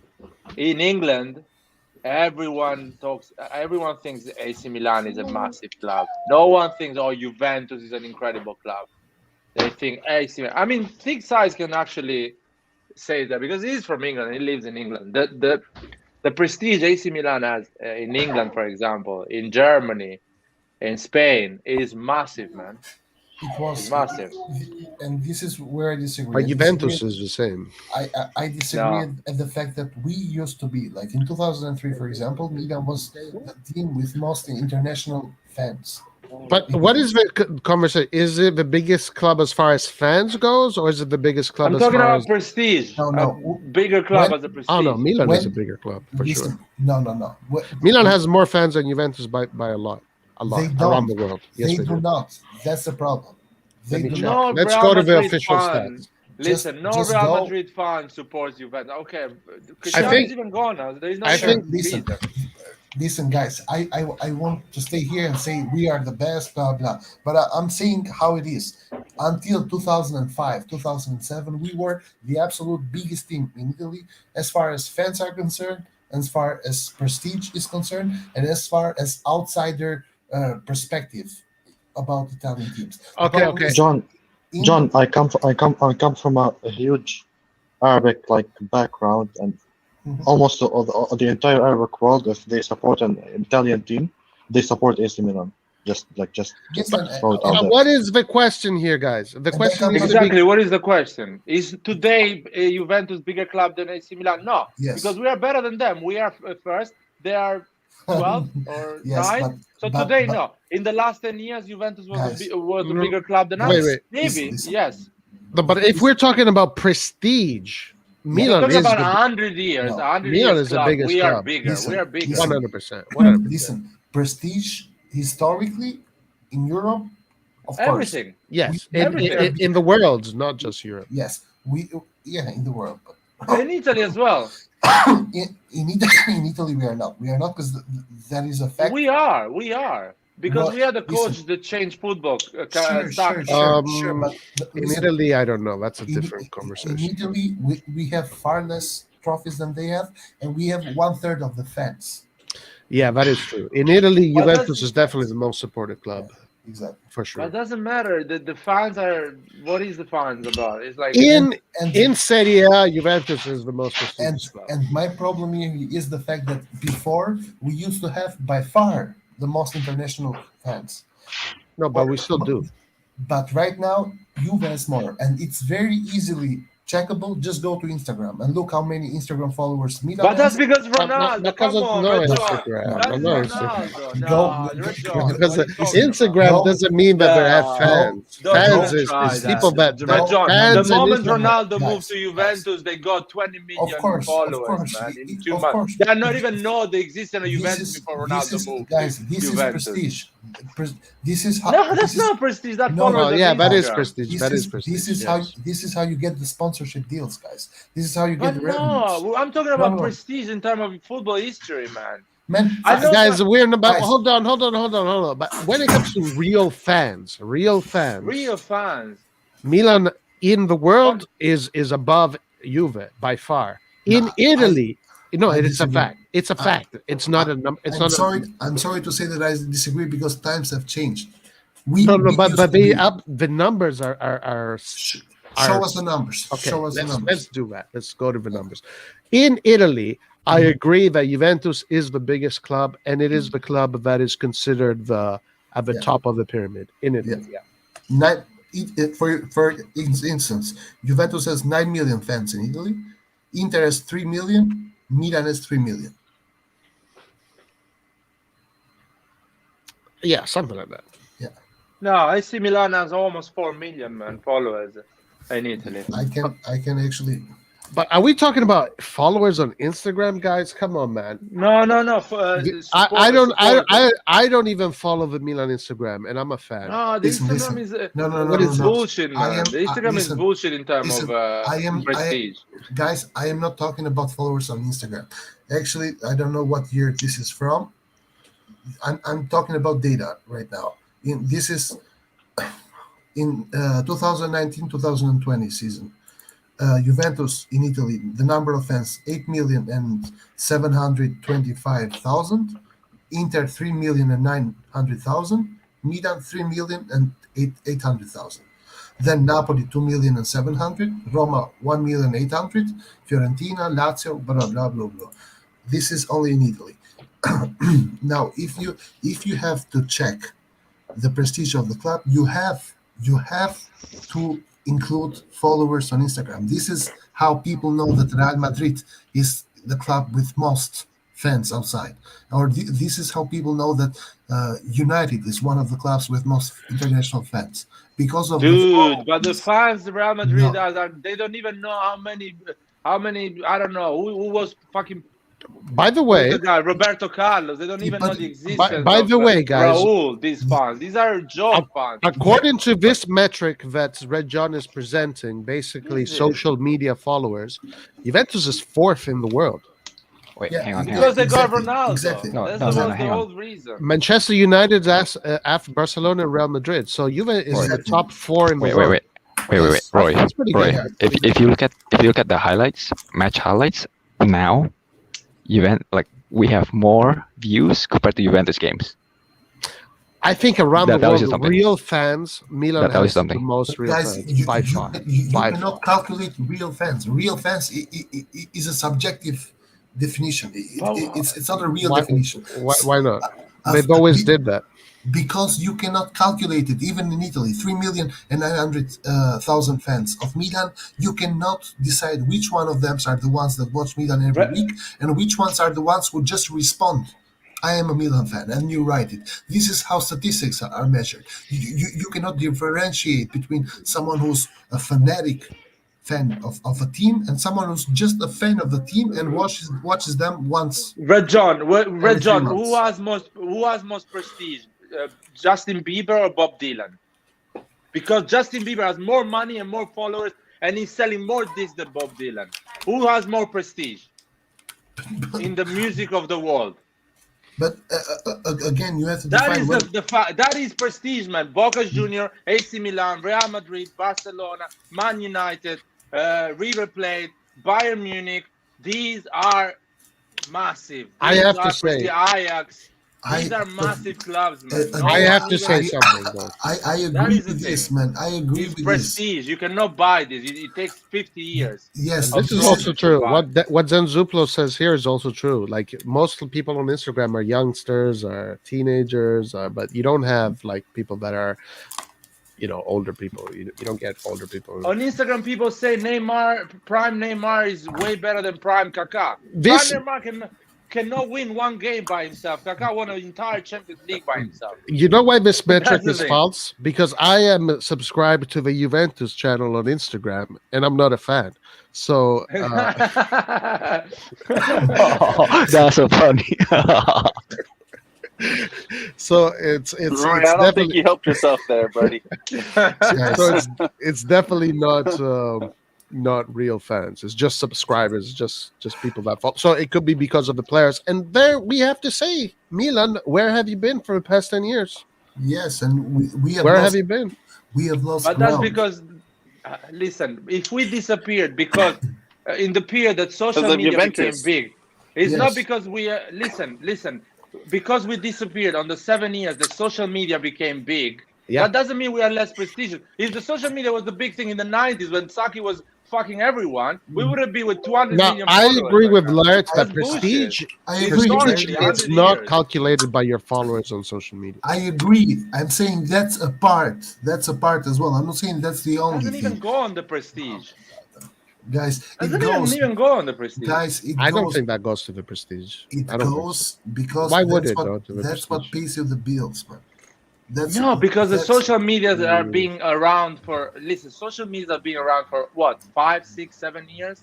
10 years. That's no Facebook. I'm talking about Instagram. Instagram has been around for 10 years. like probably when people start to give a decent how you call it. was founded in 2010. Yeah, but when people started to follow it properly, they actually 2015, 2015, 2014. 15. So hold on, guys, because what I'm No, I'm saying that in 6 years, you don't even know this thing is gonna exist in the next 6 years. You cannot base the prestige of something on this machine. Prestige is something bigger. Is something that whatever happens tomorrow, that social media disappears and another things happen. You put the AC Milan brand is still more attractive than the Juventus brand. That is my opinion. I don't know about that. I disagree with this, Lart, and it pains me to say that I wish I could think different. But the problem is here, we have lost ground. Man. We have lost ground. Well, on every- I'll lot say of this. ground. I'll A say lot of this. If money is not a factor in this conversation, and you put the brands next to each other, Milan will be more attractive. I Because disagree. we have Outside of Juventus, Italy, outside of Juventus, exactly outside of Italy, Milan will be more attractive because we've historically had the better players from South America that these guys look up to, and the rest of Europe. and we've had three of Brazil's biggest legends, Holland, in Ronaldo, Sweden Ronaldinho, and Kaká. And these are all guys that they all look up to. And every time you hear these guys speak about Milan, even if they played for Real Madrid as well, they always speak about Milan way more fondly than they even do with Real Madrid. So if money is not a factor in this, and you put these brands together, they will come to Milan first. But guys, I mean, just look. But it's look also at the my- victories. It's a winning. But It's about exactly, trophies. exactly. Pedigree is Exactly. created by your Again, trophies. Juventus, Brands- exactly. Juventus brands- has not done anything in Europe so they have their growth is only due to because they keep winning Serie A, Guys, but but listen, it's listen. not because of Europe. Their Listen. social media growth is because in these past 10 years that social media has grown. Juventus is the only team in Italy that has been trying to do anything in Europe, and they buy players like Ronaldo, which adds 20, 30, 40 million to your And that's part accounts. of the brand, guys. Brand. The word brand is not a an subjective notion. Brand is an objective notion. Brand means how much the company pays you in order for you to use his name in your services. And right now, objectively, we are lagging behind because we get a lot less from the shirt sponsor than Juventus. We get a lot less from the car sponsor than Juventus. We get a lot less than every sponsor. It's a that disgrace. Yeah, but that's not Pure because they're more disgrace, man. prestigious. But that's because in the last seven. 7 years we had bad sport results. Right. Manchester City. This is Listen, what I'm saying. Red John. This is what I'm Manchester saying. City gets more money than Juventus and AC Milan together on sponsorship. Yes. Do you think that is a more prestigious than Juventus and AC Milan together? So we are talking about prestige, not about money. I'll tell you something. You can. There is Microsoft makes more money than Apple, but as a prestige in terms of brand, Apple is more prestigious than Microsoft, than those plastic computer Microsoft sells. Hey, don't hate on Microsoft, bro. Yeah. I'm not hating on Microsoft. There is a real plastic, man. I'm not saying it's actually not plastic. It's actually real plastic. Is it as plastic as Roy's faith in Juventus? No, Roy supporting Juventus is genuine. It's genuine metal. No. But listen.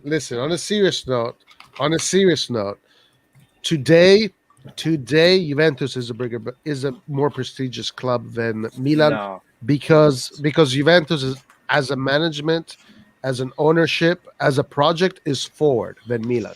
Wait, Now Milan is catching up. They're catching up. That's not prestige, though. That's just Roy. That's money. not true. That's not true. Roy. That's just Can you look at on Google? That's a monetary, though. As a project, 100% no. By the way, as a project, we are ahead. It's not even up for discussion. We're ahead.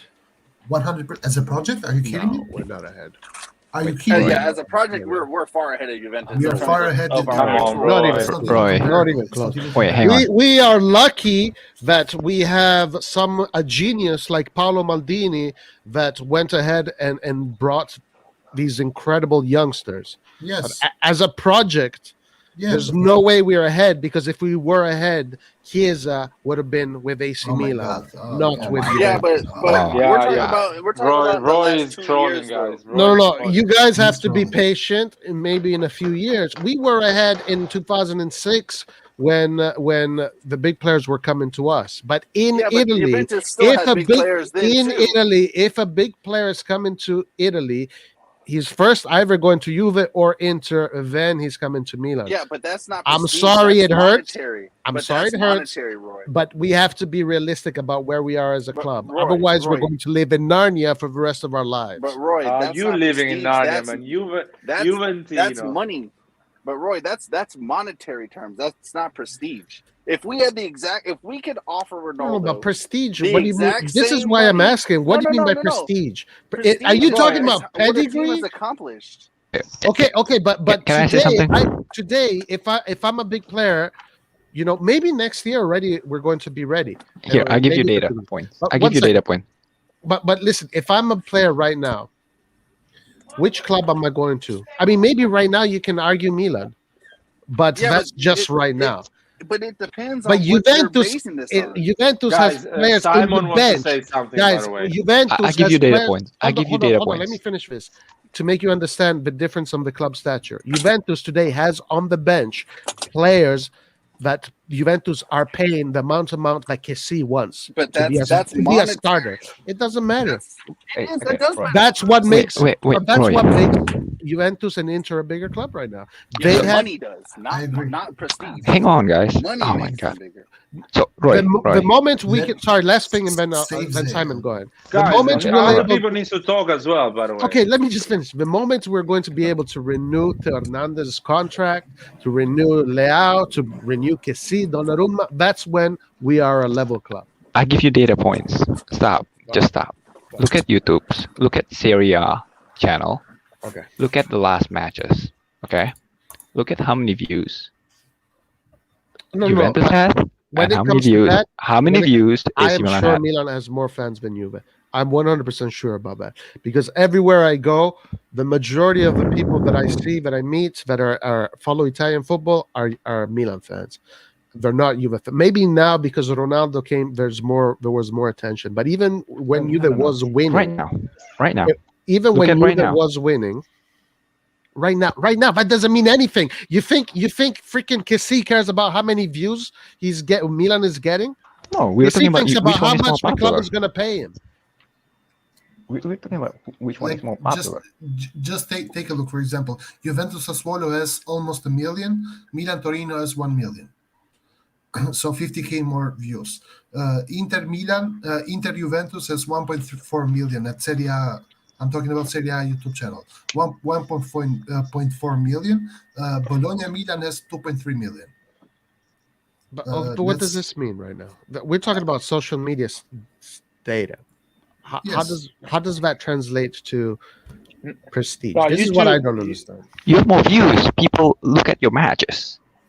Exactly. Yeah, YouTube is actually YouTube gives you at least data of how people are interested in watching your game and what you're doing in in general. So that is a data actually of interest at this moment. So it's much people are Instagram and so Listen, it's Facebook and so when it's Milan Twitter. was No, the Instagram is top not dog, effort, Red John. Yeah. Instagram is not effort. You don't Look, look at the game. When you look at the game, you are more Ronaldo. interested in the game. Sorry, Laird. Sorry. Go for it. Instagram is looking at Ronaldo training without a shirt, man. That is Instagram. No. That is Instagram. No, Exactly. I don't watch Instagram just to look at the training. I watch soccer highlights. You know what I mean? When I'm interested. and there are highlights in Instagram as well. But the thing is, Twitter, Instagram, all social media are a factor that tells you that if they are not 100% accurate, they are part of the truth. Otherwise, where are all these Milan I fans? agree. And why are they not liking or following the Milan Instagram account or the Milan Twitter account or the Milan YouTube account or the Milan I don't know, whatever the fuck account? This is the problem. If there are and I'm saying this because international fans make the majority of the fans, considering that in Italy Milan only has 4 million fans. But my problem is with you, Red John. If we tomorrow buy, it's a stupid thing. If we tomorrow sign Messi, we get 50 million. So basically, but in 2 months we are more prestigious than Juventus. No. That's not prestige is 100 years of history. It's not like you buy a certain player, you get more followers, and that's it. That's not prestige. That is popularity. That is other things. That is being more. and this is why, Laird, and that's why I'm not going to use that popularity metric. Is what we are talking about, man. We are talking about popularity. I don't give a fuck about prestige. Like popularity is not who is the most prestigious? Okay, but he was saying who is the most prestigious Italian club in football? Laird, my question is, which club is more prestigious, Tottenham or Nottingham Forest? Which one? Nottingham Forest. Oh, come on, man! Like this is what I was hoping you would not say. It is, bro. It is. I still remember Stanley Collymore. Huh? Stanley Collymore. Champions League, man. They have won 2 Champions Leagues, but the problem is this: we should not go into that phase that only because we have won X amount. No, I want to win now, man. I want to win next year to win the Champions League. Stop with this. This is how you create and you keep. Real Madrid is the most followed club in football because they keep on winning. It's not just because they were 10,000 years ago, 10 years ago, 15 years ago. Yeah, but you're still not using this correlation properly. Like, even if Real Madrid lost all of their fan base right now, they are still the most prestigious club in the world.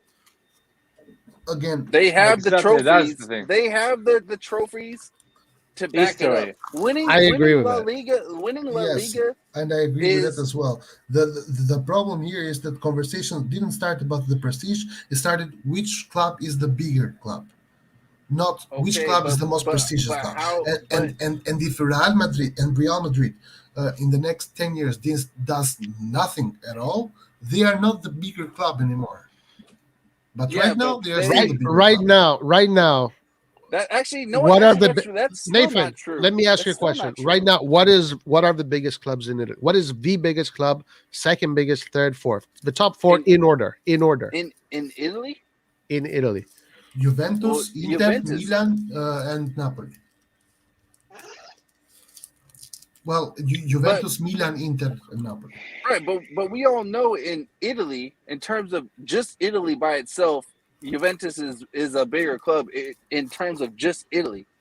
But in terms of global prestige, it's Milan. Yes, I think we all agree on that. Yeah, But can we John, agree with that? they won fucking 9 leagues in a row, and we're still having a discussion about it. Just understand how shit they are as a club in And a I worldwide agree. level. They That- won 9 that- leagues in a row, and still people But look at Milan. now let me ask in a you. bigger way Let than me ask you. Juventus. Let me That ask is you the guys. funny things that you Just Let guys me don't ask you understand. guys. In 2007, between 2002 2007, what was the biggest club in Italy? Milan. And still It Juventus was had still 11 million of Juventus. supporters. No, it was Milan. Exactly. Milan But was the Juventus had biggest more club. supporters. Technically- Juventus had more supporters. Technically, it So who was is the still biggest Juventus, one? though. Technically, It was still Juventus. No, But it Milan- was not.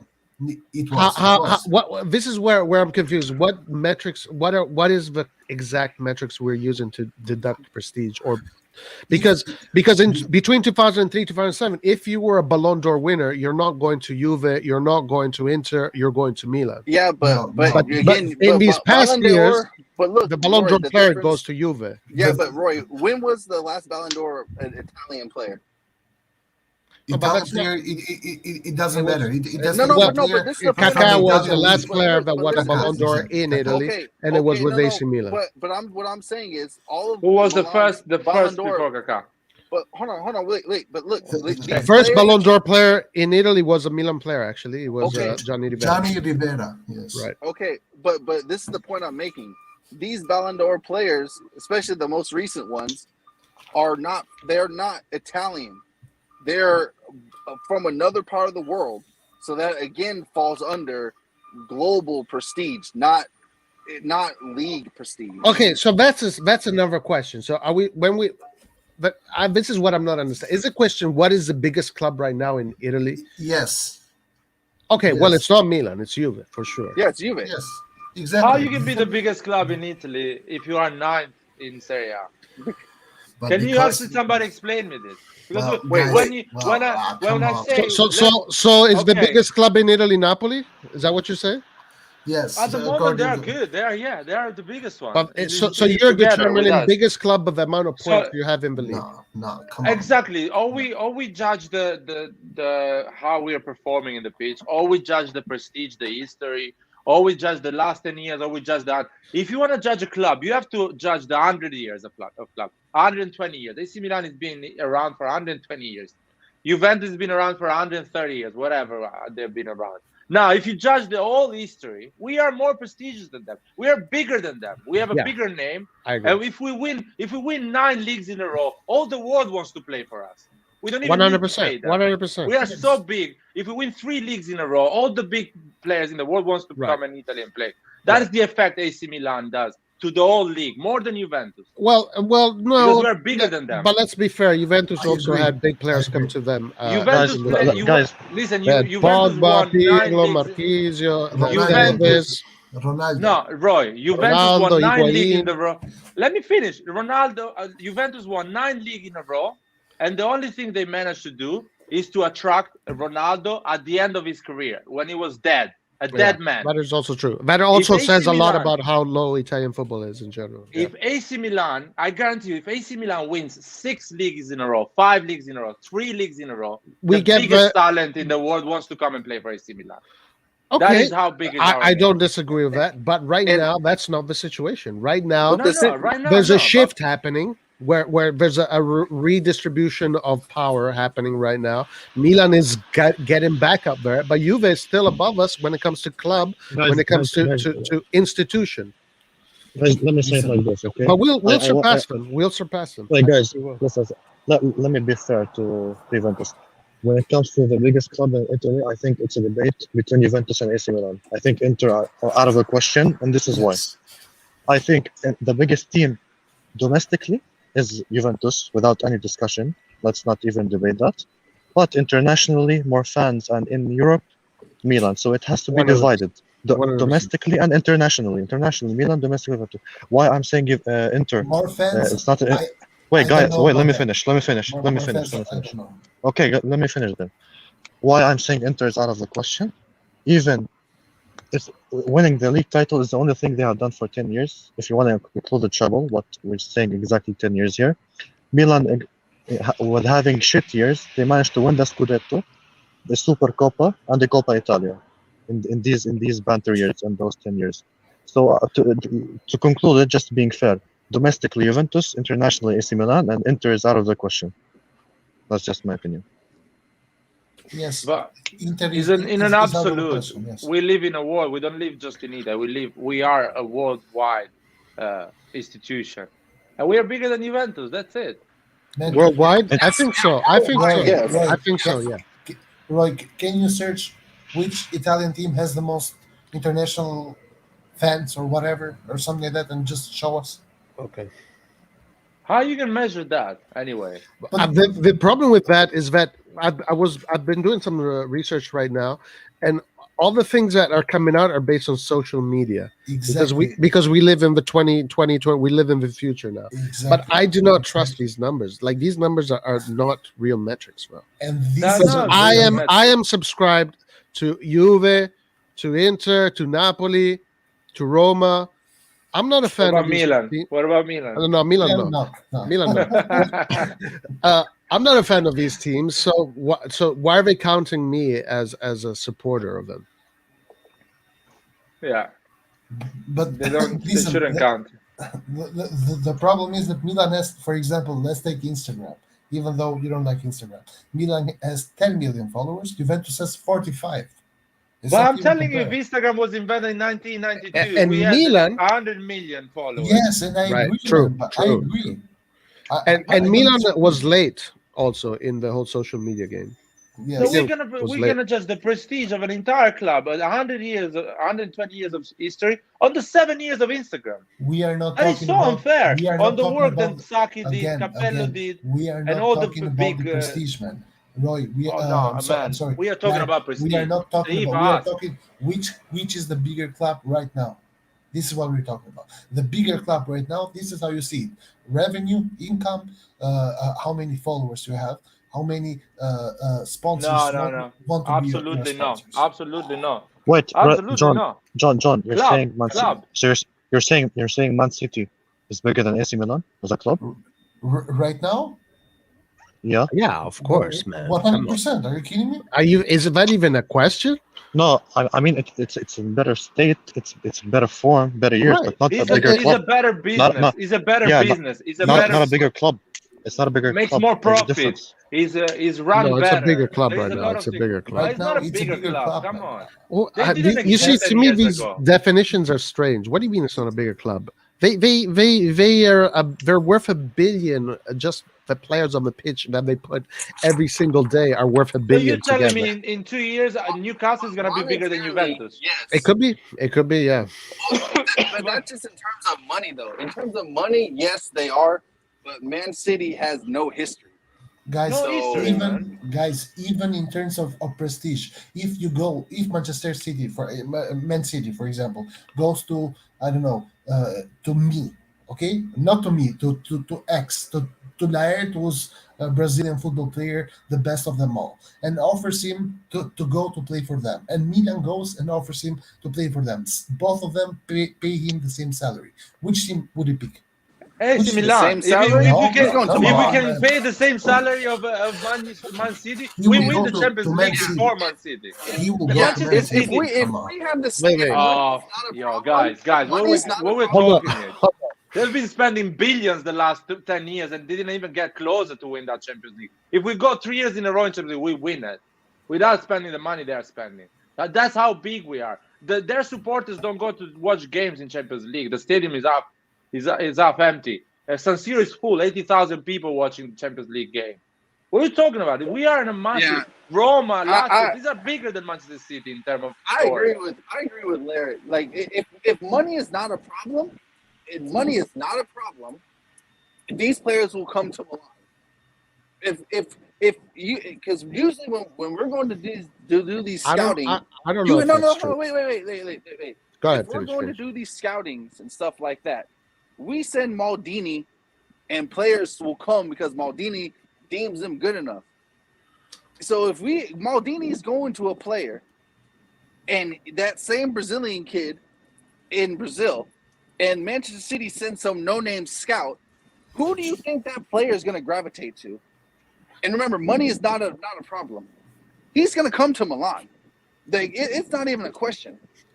Well, but also, if money is not a problem, if money is not, you're not even factoring in this. If money's not a problem, we're also going to have a better coach. We're going to have better players. So if we go after the same good players and money's not a problem, they're not choosing Manchester City. These players only go to England because they can pay them more, not because those clubs are more prestigious. Right. Wait, that's Nathan, you disrespect Pioli, man. That's why I consider them bigger clubs.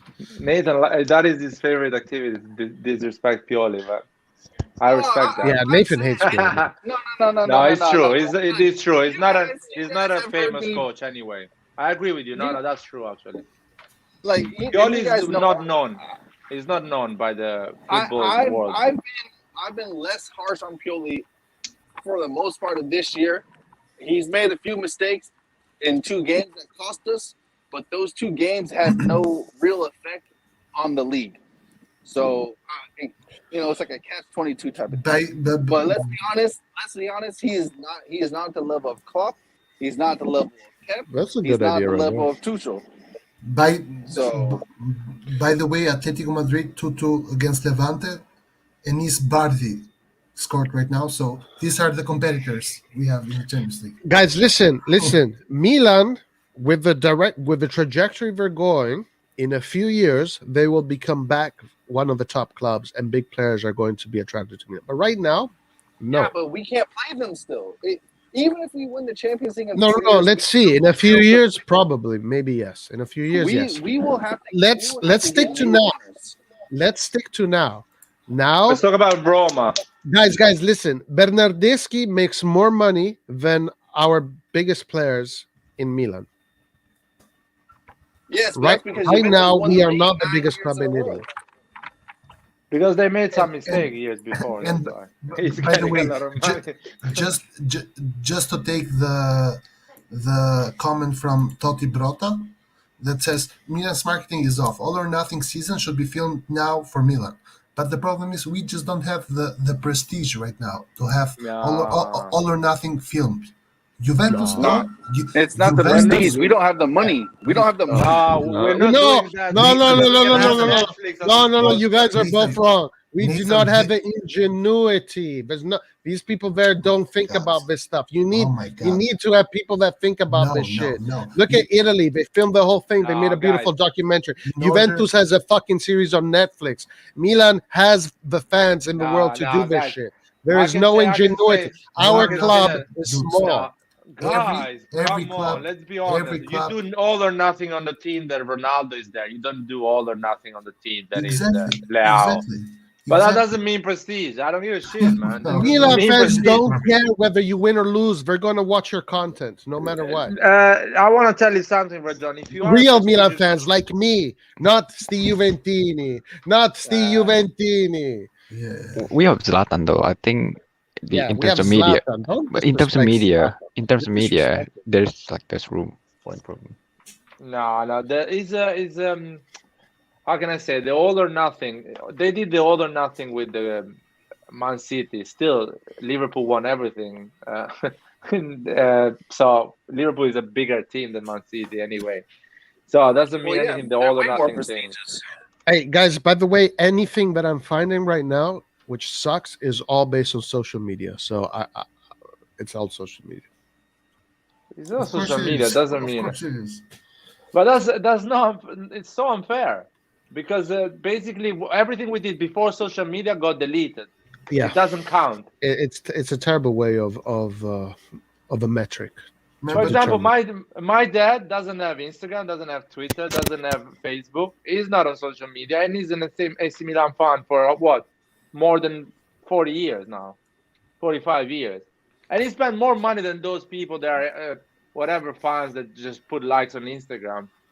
He follows more games. He knows more about the team than these people that actually become followers of Borussia Dortmund because they saw it on BAR on Instagram. Come on, man. Fuck, It's not bro. that. Anyway, are we gonna talk about Roma? How are we gonna beat Roma? Is it any chance to beat them? With Krunic. with Well, we Diaz, have to. That is with our player. with Diaz starting and destroying everyone. With Krunic and Salamakers and Giroud. Hell no. Shit. His rap I might is as well back. go back His and rap watch is back. last week's game. I think he might be, but not at 100% maybe. But just play Roma like how we played against Lazio. Guys, I'm going to share a video of this player that Milan say they have in the bag, so we can also look at him. Roy, you're gonna put down the video, man. It's No, it's Sterling. okay. It's From it's from I always this particular YouTube channel does not give us any problem. We already got a copyright, by the way, but with the intro, so it is what it is. Oh, really? Oh yeah, What? Which intro? The intro, whatever. Man, we tried to make some cash with this thing. You're putting everything down. $2, man. $2 gone. $2 gone down the gone, drain. man. Jesus, guys. 3 hours of content, $2 gone. Because you like a cool intro. All right. Okay, so we can discuss about Roma and also. So this is the player that apparently Milan says that they have. This is the player they're after. Report says that this player they have what personal agreements, which kind of like how we were saying earlier, like Caio Jorge story. It doesn't really mean anything. But this is the player. So this is the first time I see him. I have no idea who he is. Plays for River Plate. Okay. It won't even matter if he plays for River Plate. They want 25. His buyout's 25 million. They want at least 18 million because his contract's going to be. He'll be down to a year once we hit December, and Milan wants to offer them 10 million. A team's going to buy him before. Oh, he really? even gets a chance. Yes. So this is That's what exactly the same as.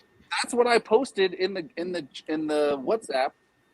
Milan are doing Milan things and trying to fucking undervalue these other teams by offering this bullshit amount of money. He's going to go to another team before coming to Milan. I think it's all reports, rumors, just to get some clicks. I think so. I don't think it's real.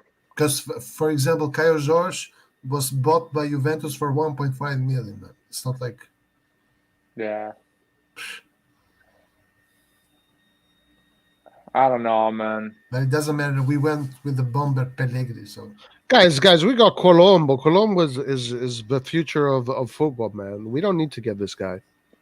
Look at this defense, man. If that was Romagnoli, we would kill him. He's not even trying. Look, come on, dude. I don't know, man. I don't think he's nothing impressive. Good player, though. Can be a type of Lautaro Martinez type of. They're saying that this guy is the future of Argentinian football. Who's saying that? His mom and his agent. Probably, yes. and the bot accounts on social media. River Plate for sure because he's gonna make 25 million out of this guy. Right. Oh, advertising, man. Oh, stupid fucking advertisers. They're making double money now.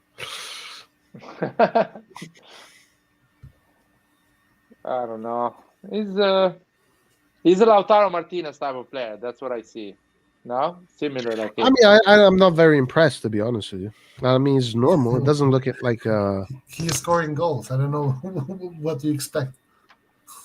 But I mean, by the way he runs, the way he touches the ball, like the way he shoots, like we have players like that in Europe, in Italy, man. Like, Sorry to digress, but thing is, you know what happened to Scamacca? It looks like he's losing his place to Raspadori. He's not good enough. Scamacca. Scamacca is not good, guys. He has a great agent. He's the same agent Bonucci has, but it's not good. Everyone is talking about him because he has an incredible PR around him, but it's not the player we think he is. And Luca has the same agent as Bonucci, by the way. no, Luca is a good player, guys. Luca looks much more impressive than this guy. No, he doesn't. Yes, Just he does. put his videos. No, Yeah, he doesn't. I will. He looks He's incredible. just a super tall guy, and Makozadi is super tall. He's got. First of all, his shots are missiles, and then his movement on the pitch, he wins everything in the air. His movement on the pitch is like a player that is. Guys, when I say this, he looks like Mbappe. When I say this guy is not good, what I mean is that he's not worth the 25 million. That's my opinion. 25 million, whatever they're asking, options and bullshit like that. It's not worth the 25 million. Oh That's no, my absolutely not. No way. No way.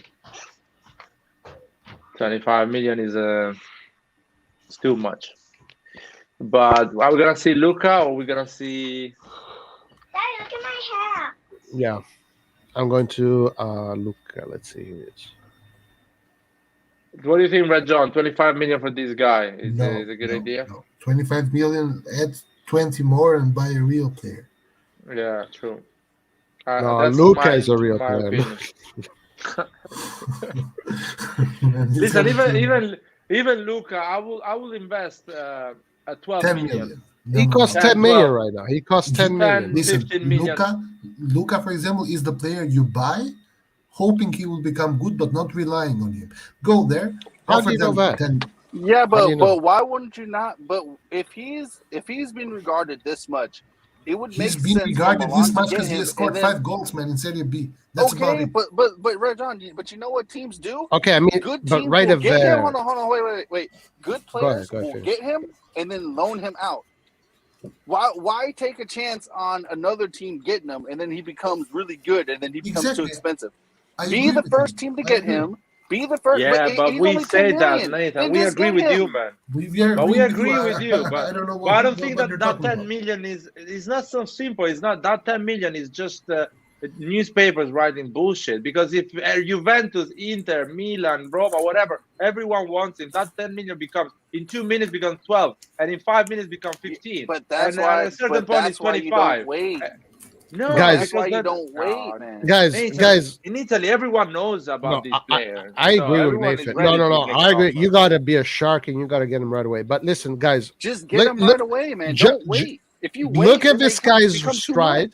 Look at his stride. Look at his shot, and compare it to the Argentinian guy there. I mean, it's night and day, and he's 2 meters tall. Look at his stride. Look at his stride. Look at how big he is. Look at how big he is, and look at his stride. Look how fast he is, and look at his shot. Boom, in the corner. The same as the other guy. But no, this is much more acuto. Look at him. Look at him. Yeah, but let me show the video, man. Oh my God! But that's the thing. Why not? But why not get both? Good. He wins everything in the air. Everything in the air. Why can't look at him. Get both? Boom. He's a big guy, man. 2 meters tall. Look at him run for a 2 meter tall guy. Why can't we get both? Nathan, I'm gonna ask Maldini because we have Colombo already. Hey, does this guy have more goals than? You say that again, by the way. No, it was a joke, man. I told you I'm gonna ask Maldini tomorrow morning. 2 meters we don't tall. know why we're not getting. He moves like he's just a regular 5'11", 6. Nathan, we're not getting these guys because we're getting Sterling, man, this January. I'm still talking about this.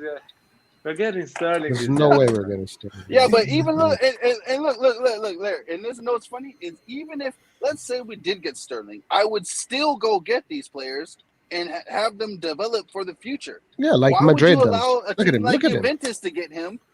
Woof. Like, why would you allow a team like Juventus to get him and then allow them to develop them for the future? Because Juventus Like, is a mafia, it's- man. I've been telling you for, I don't know, since we run this channel, man. I've been telling you, Juventus is a mafia. Juventus is always going to have an advantage to all Okay, the clubs in but Italy. but they have an advantage because they take a chance on players. No, they don't take a chance of it. They talk with the agents. They Hey. Are you sure? tell them, oh, you come They with do take a Juventus, you're going to chance. win Ballon d'Ors, you're going to win this, and you're winning No, shit. but they did the nah, same they're with not gonna win. They're Bernardeschi. not going to win.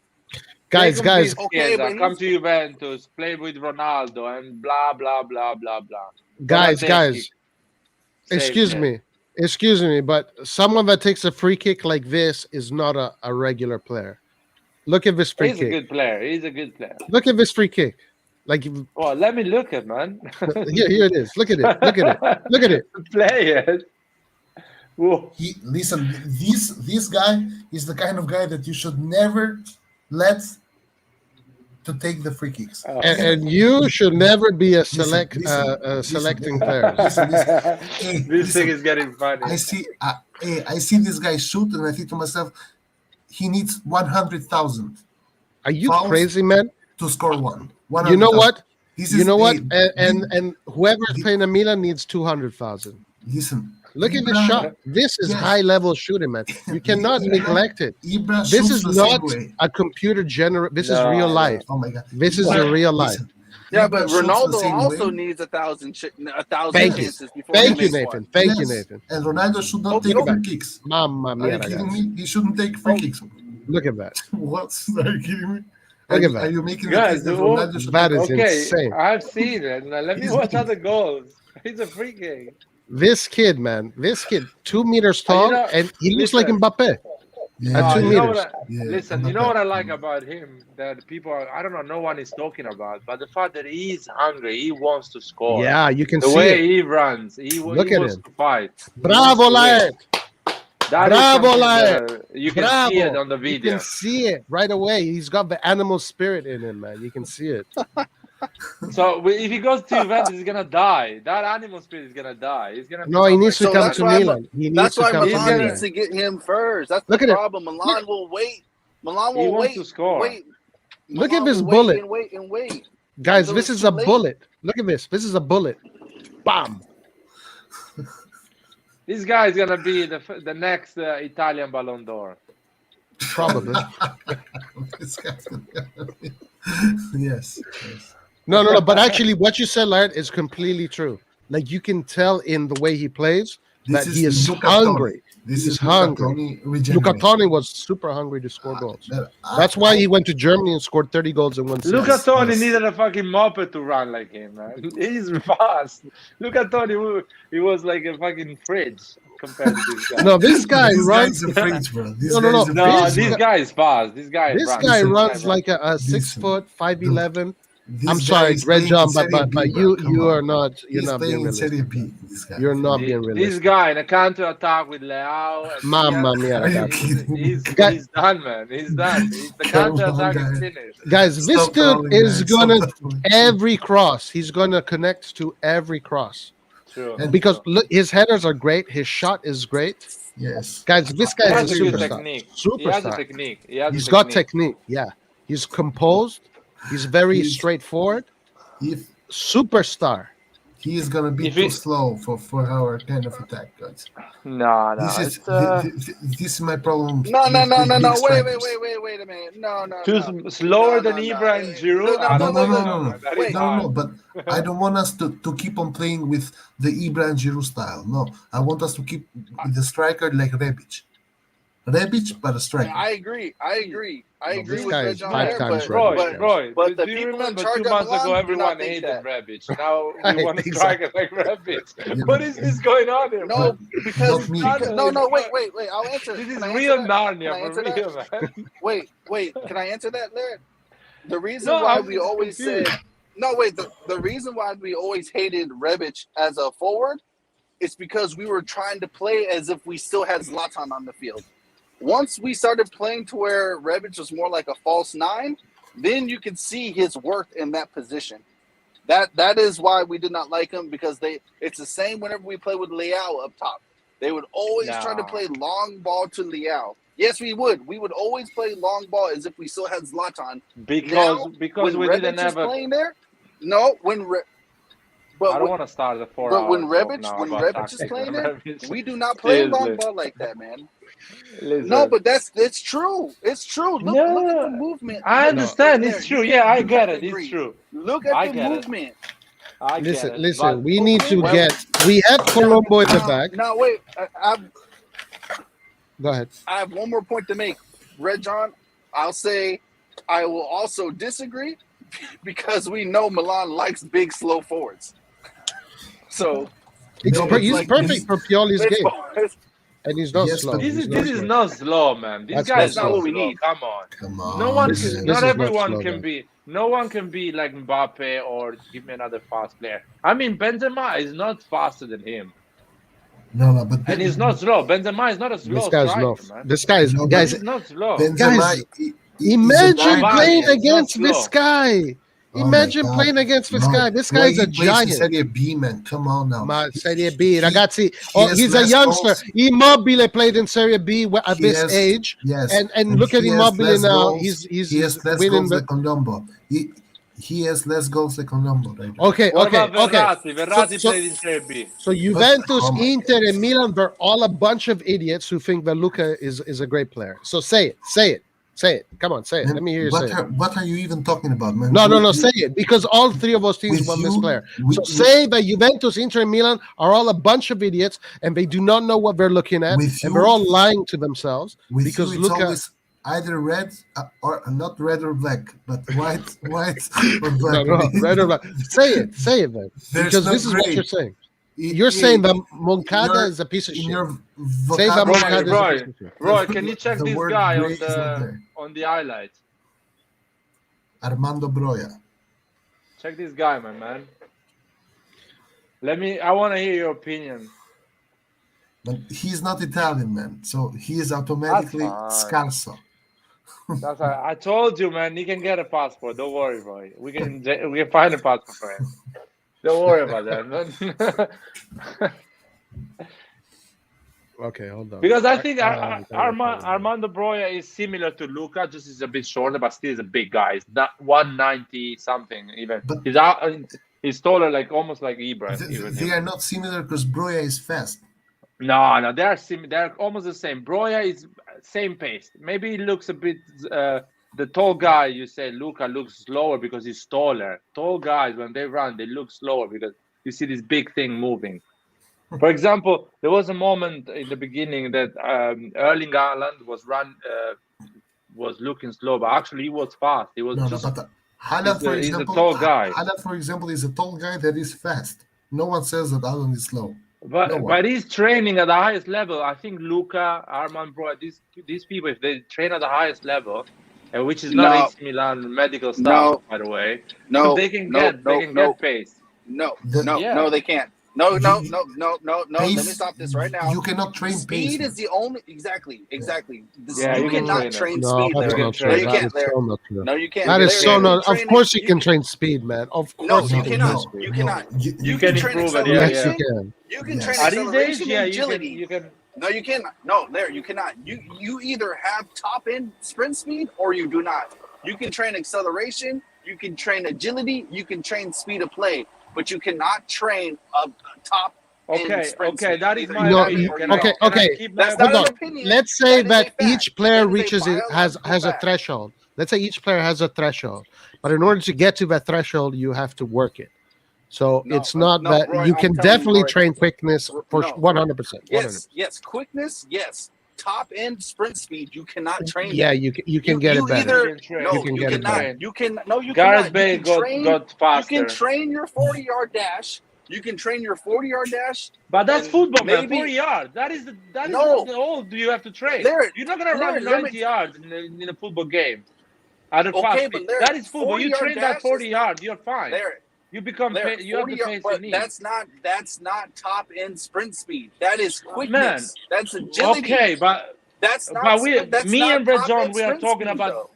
Listen, me and Red John, we're talking about that last 30 meters sprint to score a goal. He can train that, and he can get the level of fucking Haaland or whatever. You can get that if you train, because it's the last 30 meters. You can prepare. I've seen it done. Kaká at the age of 18 didn't have the pace he had at the age of 24 for AC Milan. He trained that a lot, and he actually had even a specific coach to train pace. There's a lot of players that get. Kaká at 18 had the same sprint speed. He Not got true. quicker. You can look at the Yes, he videos. got Not quicker, true, actually. But in terms of top speed, no.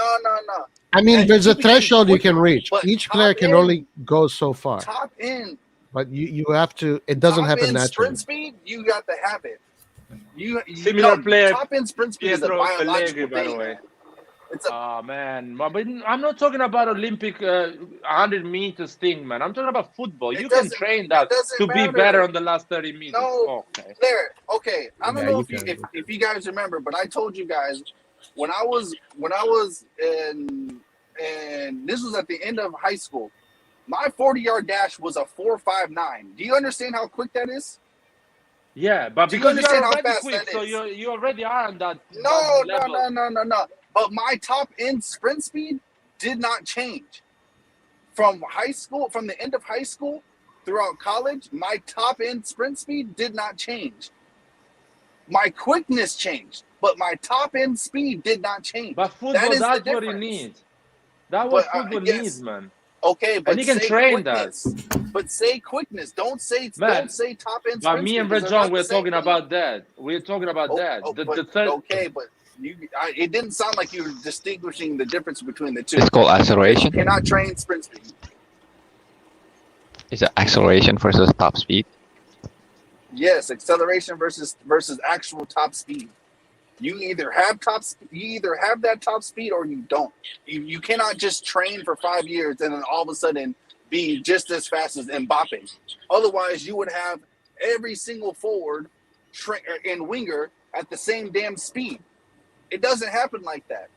It doesn't. Yeah, but you happen can like train. that. But I was talking about Red John improving your pace on the last 30 meters, and he can do that. No, Every you can player do improve that. these kind of things. I don't know what you're referring to, Nathan, but you can definitely improve all of these things up to a certain age, of course, up to a certain age. But that's the player biologically getting there. That's not him Okay. training that though.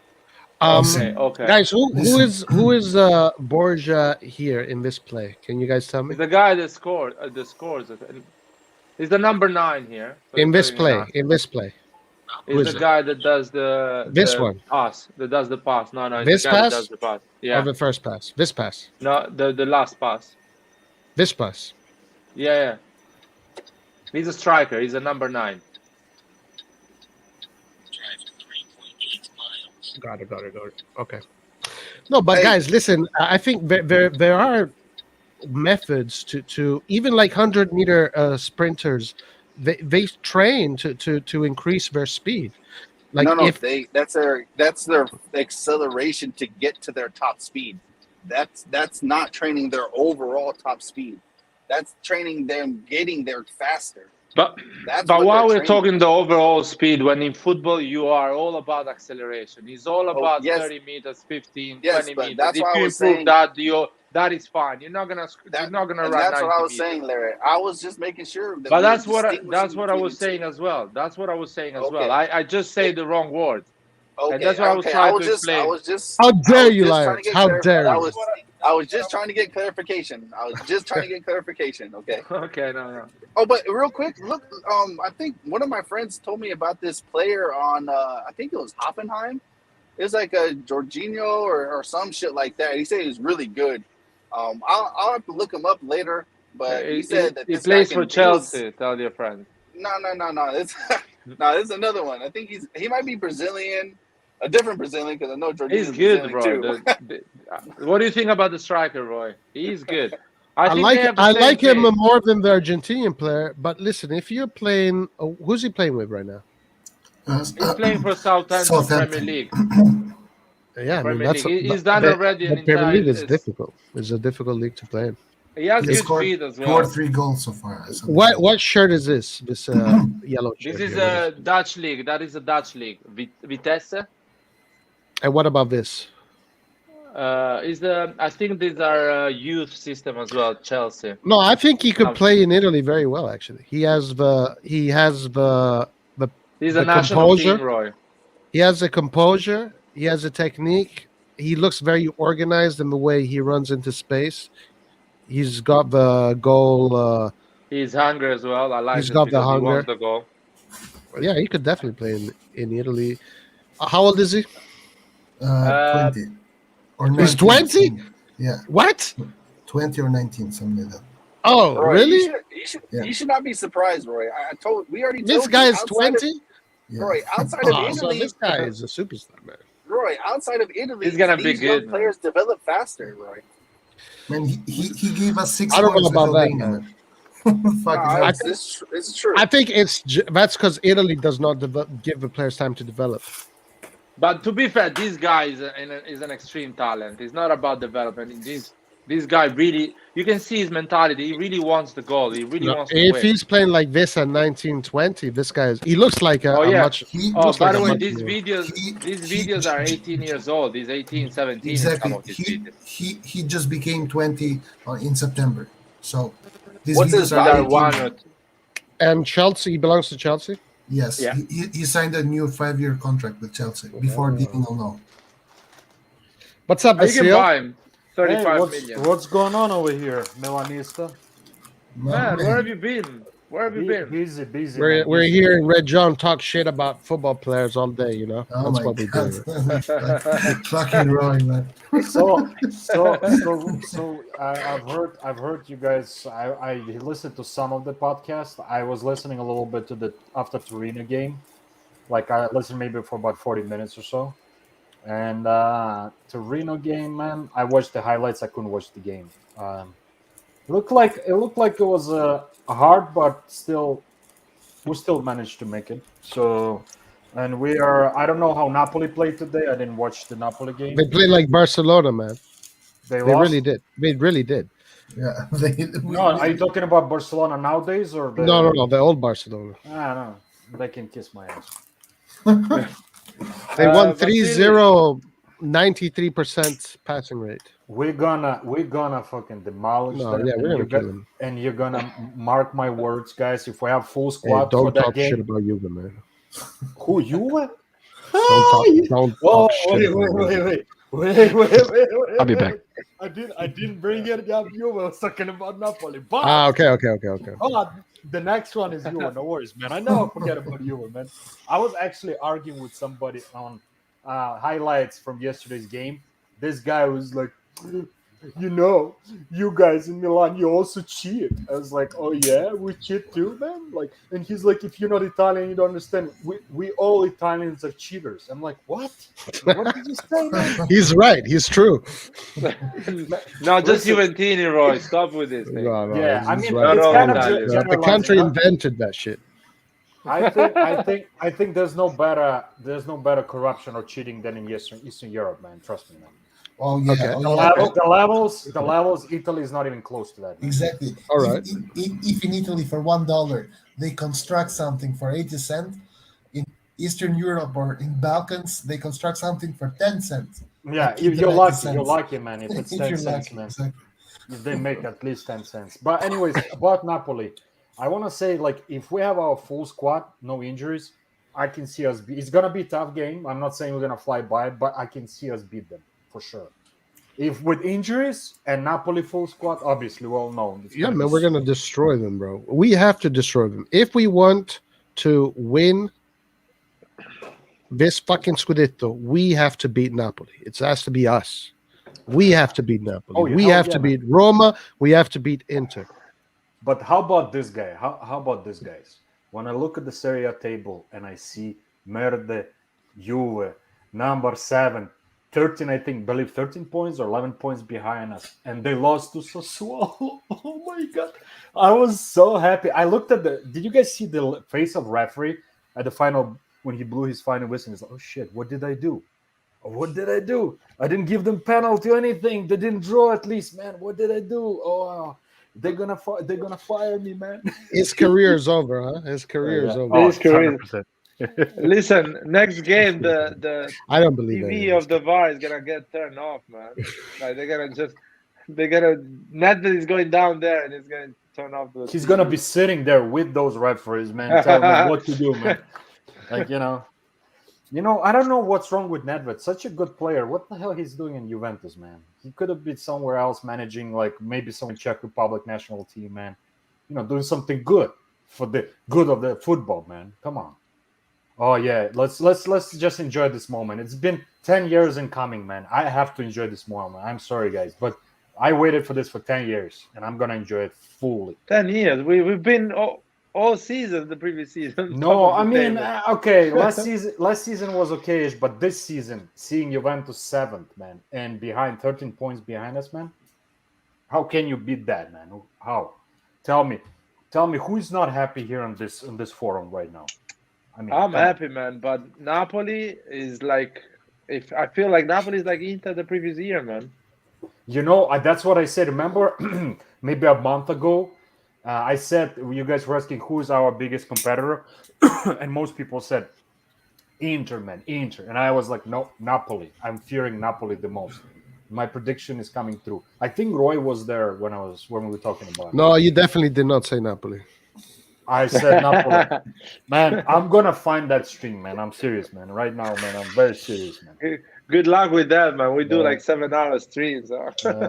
Shit. Impossible to find anything. Yeah, he said that. It's so important to win the next 2 games. It's unbelievable.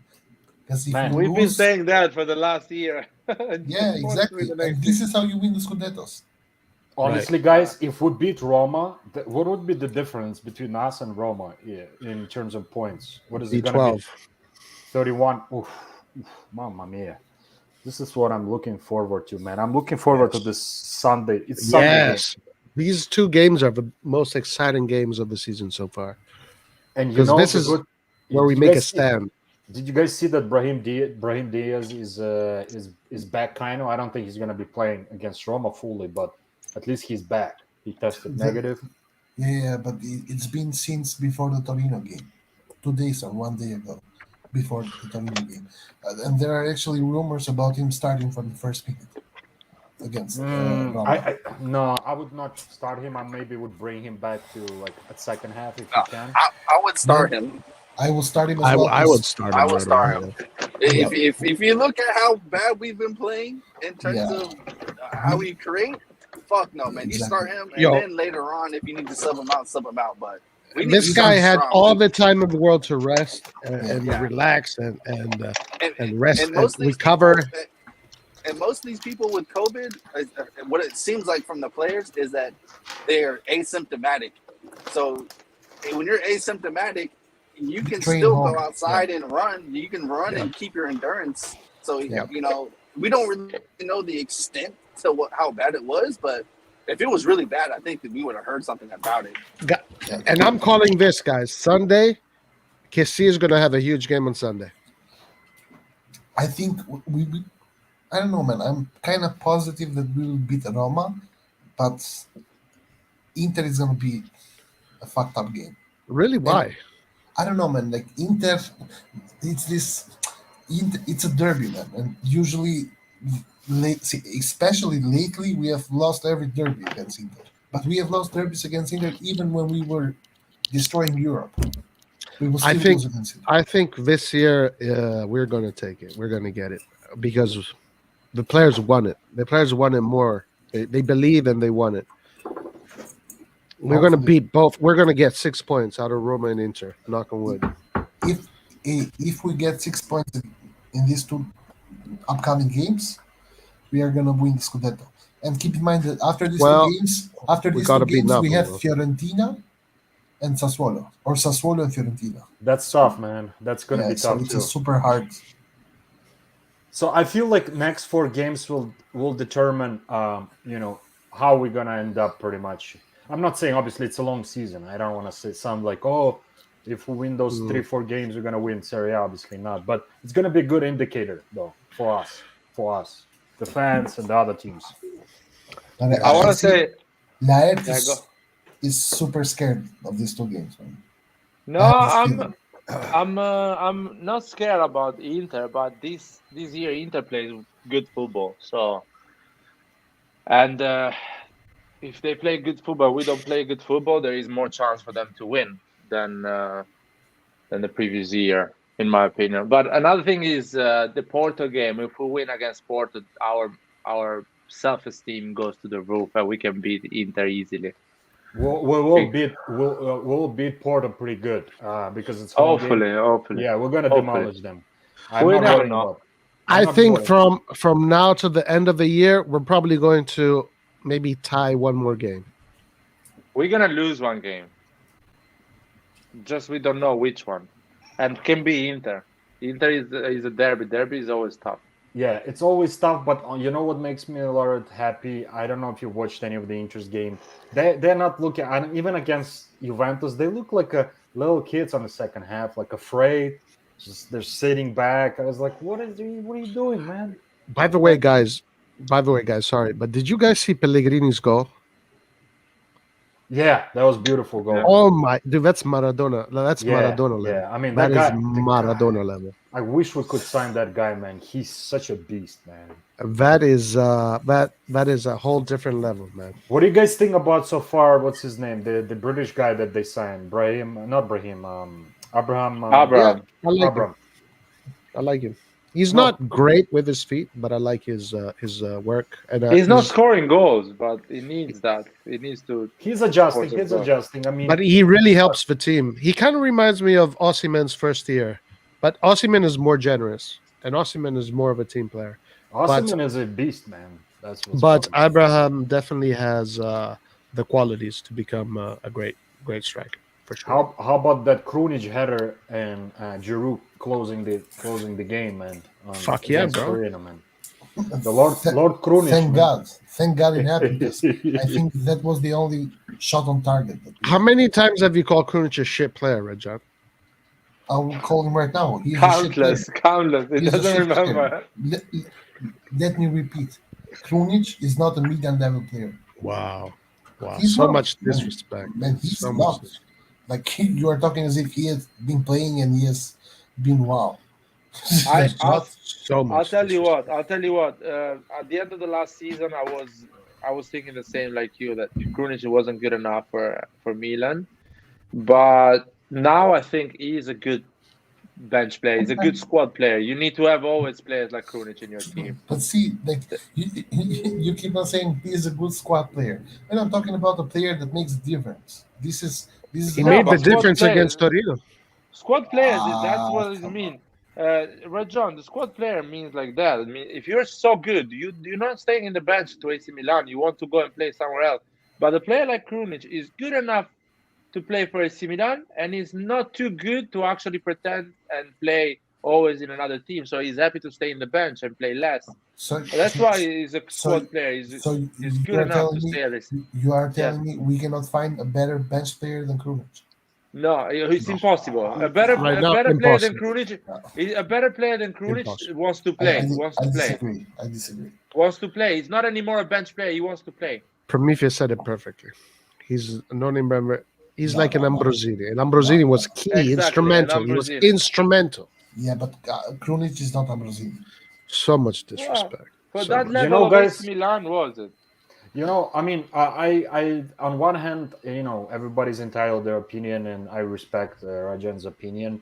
But on the other hand, he's a Milan player, and even if we might not necessarily personally be the biggest fan of the guy, but we gotta show some respect to the guy. Man, I've seen he plays for the colors. I've seen Traoré play for Milan. I've seen Poggi play for Milan. I've seen God knows who, Ricardo Rodriguez play for Milan.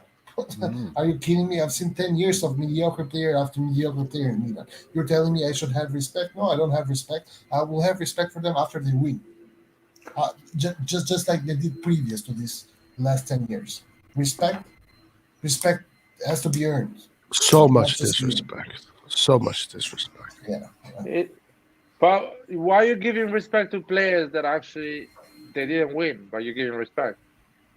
No. Again, I'm when I say win, I don't mean win the trophy. I'm saying when I say win, I mean play good, be be a good player. John, in my book, Krunic came to AC Milan the year that Benacer came to AC Milan. No? Yes, The same. yes. And is his third year at AC Milan, if I'm not wrong. Yes. So the first year he adapted. The second year he contributed to go to top 4, second place. And the third year is contributing to actually win the league. So he's growing as a player. And he's part of the 24. And I think it's really hard to find a player like Krunic, as I said before, that is good enough to play for AC Milan and is happy to stay in the bench for most of the games. Yes. Our problem is not Krunic. Our problem is that our starters are always injured, and we have to play a lot of players like Krunic. But we need, for example, if you have a good, our starters are not agreeing with me without agreeing with me. Like, no, what? but it's not shit. It's not shit. It's better than Rabiot. He does the job better than Rabiot. Of course, he's not He better does than the job better than Rabiot. Are you kidding Betancourt. me? No, he doesn't. He does the job better than Betancourt because Rabiot I think comes in he's the better pitch than Rabiot. and I think he's better than Rabiot. He's Rabiot not comes in the pitch and factually Juventus doesn't win the game. Krunic comes in the pitch and you keep the result and maybe you win the game. So he does the job. He understands the tactics Pioli is doing. He works hard. He doesn't ask for 7 million, 5 million, 3 million. He's happy with 1 million. And he wants to be an AC Milan player. And that's more than enough for a player that is a bench player at the end. He's the fourth choice as a midfielder. Technically, I think he's better than Rabiot. Let's agree to disagree. Well, why Rabiot is not first in the table, but is at AC Milan and not Juventus? Why? Rabiot starting with and playing for Juventus. Rabiot is a starter for France. What are you talking about?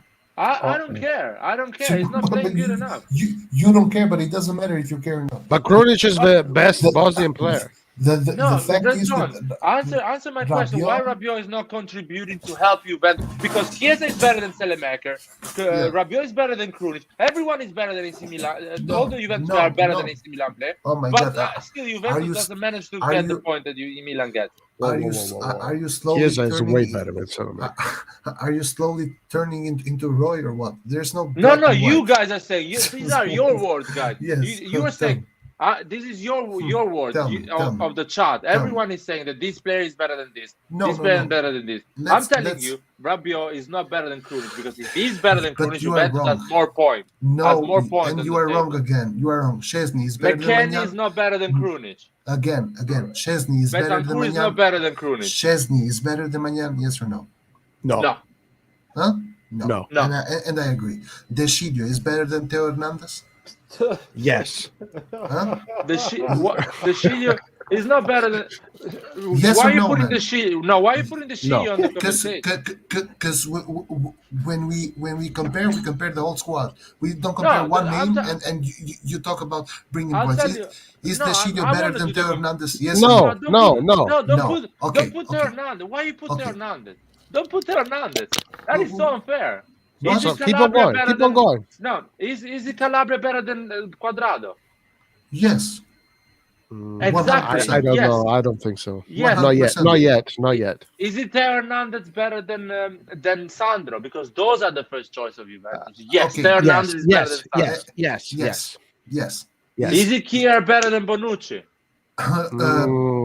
Yes. We're similar. Yeah. Actually, by really, if one maybe by really small margins. Yes, and is it De Ligt better than Tomori? No way. Not I even don't think if so. No, Tomori is the best in the league.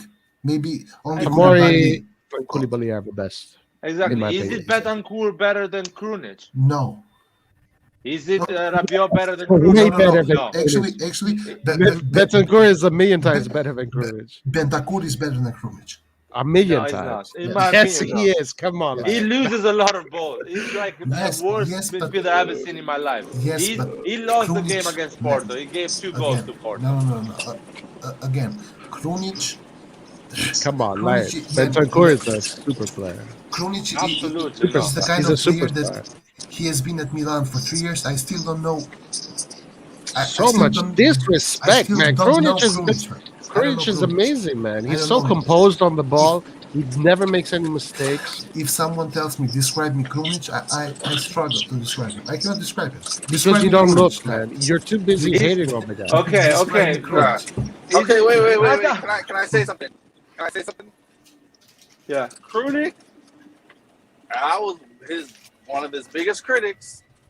As a CDM, he has improved a lot, and he can help the team as a CDM. Yeah. But Pioli insists on playing him as a cam when And he's as a just not cam, there, he does nothing. and that is a problem. That's the problem. As a CDM, he was doing really well because he was playing very simple, and that is what we want from him, to play very simple. But as a cam, you don't get the luxury of being simple. You need to be better than that. So it's very situational in how you want to rate Krunic, because it all depends on where he's playing and how he's being used. Nathan, I'm rating him as a midfielder. He played as a cam because we don't have one at the moment. But he's our midfielder. Rate him as a we're not player. Rate him as a player, not as a He's our midfielder fourth cam. choice. As No, a player. but No. you cannot can't do rate that. someone You as a gotta player. rate him Exactly. Exactly. You gotta rate him according to how according to his position. And as a CDM slash No. CM, he does his An job okay because job, he plays simple. yes. He does a Right, But great job. as a cam, Yes. as a cam, no, he does a negative job. Okay, but I will argue that he's not asked to be a cam. Yes, and that's fine. But the problem is, if you're not asking him to play as a cam, then don't play a 4-2-3-1 where you have a cam. You need to change your formation. Well, that's Pioli, man. That's up to him. But We're listen, not talking about Pio, we're talking about Krunic. Bentancur, who's better, in your opinion, Nathan? Bentancur or Krunic? I would rather have Bentancur. Bentancur. Yeah. Yeah, of Nah. course, man. Come on. Betancourt is so bad Yeah, on but the ball. okay, He's wait, Yes, giving but away all Krunic is the worse balls. than the. He's Wait a a minute, joke. wait a Still, minute. guys, What- I've seen what Krunic is play his- what is- 40 what games is for AC Bentancur's Milan. position? I haven't seen. Wait. Betancourt What is plays Bentancur's in front CM. of the He's a CM. He's a CM. He's a fucking Okay, Regista, whatever. what's his secondary position? What's his secondary position? He can A do both, midfielder. actually. He can do both. No, CDM and no. But what is it though? both What is at the his same question, level. man? CDM and CM. At the same level. I don't know if I've seen him play CDM before. I think he can do Who? it. I don't really Betancourt. watch Juventus games too much. And you're telling me that Betancourt is better than Krunic. You don't watch Juventus. you're telling me No, that see, Betancourt is as a better CDM, Krunic is better than Bentancur. I'll give you that. Yes, I'll say that. As a CDM, yes, but in terms of going forward, Bentancur. As a CM, if I- Bentancur if by I- if- miles, yes. miles. Yeah, Betancourt, so if I had what to is the choose- last no, pass if that I had to Betancourt choose- did? No, but if I have to choose who I want to play in the attacking mid role, I will choose Bentancur before I choose Krunic. Because that's Are you because he serious? will offer Yes, more. I think that is correct. But Yes. honestly, Pirlo and Allegri are not doing that choice. honestly, You guys are doing that choice. That is crazy. Bentancur would not do that much either as a cam, though. I don't think. No, he wouldn't do Betancourt as is a much joke either, as a but he would player, do- man. he would do Everyone more. says it.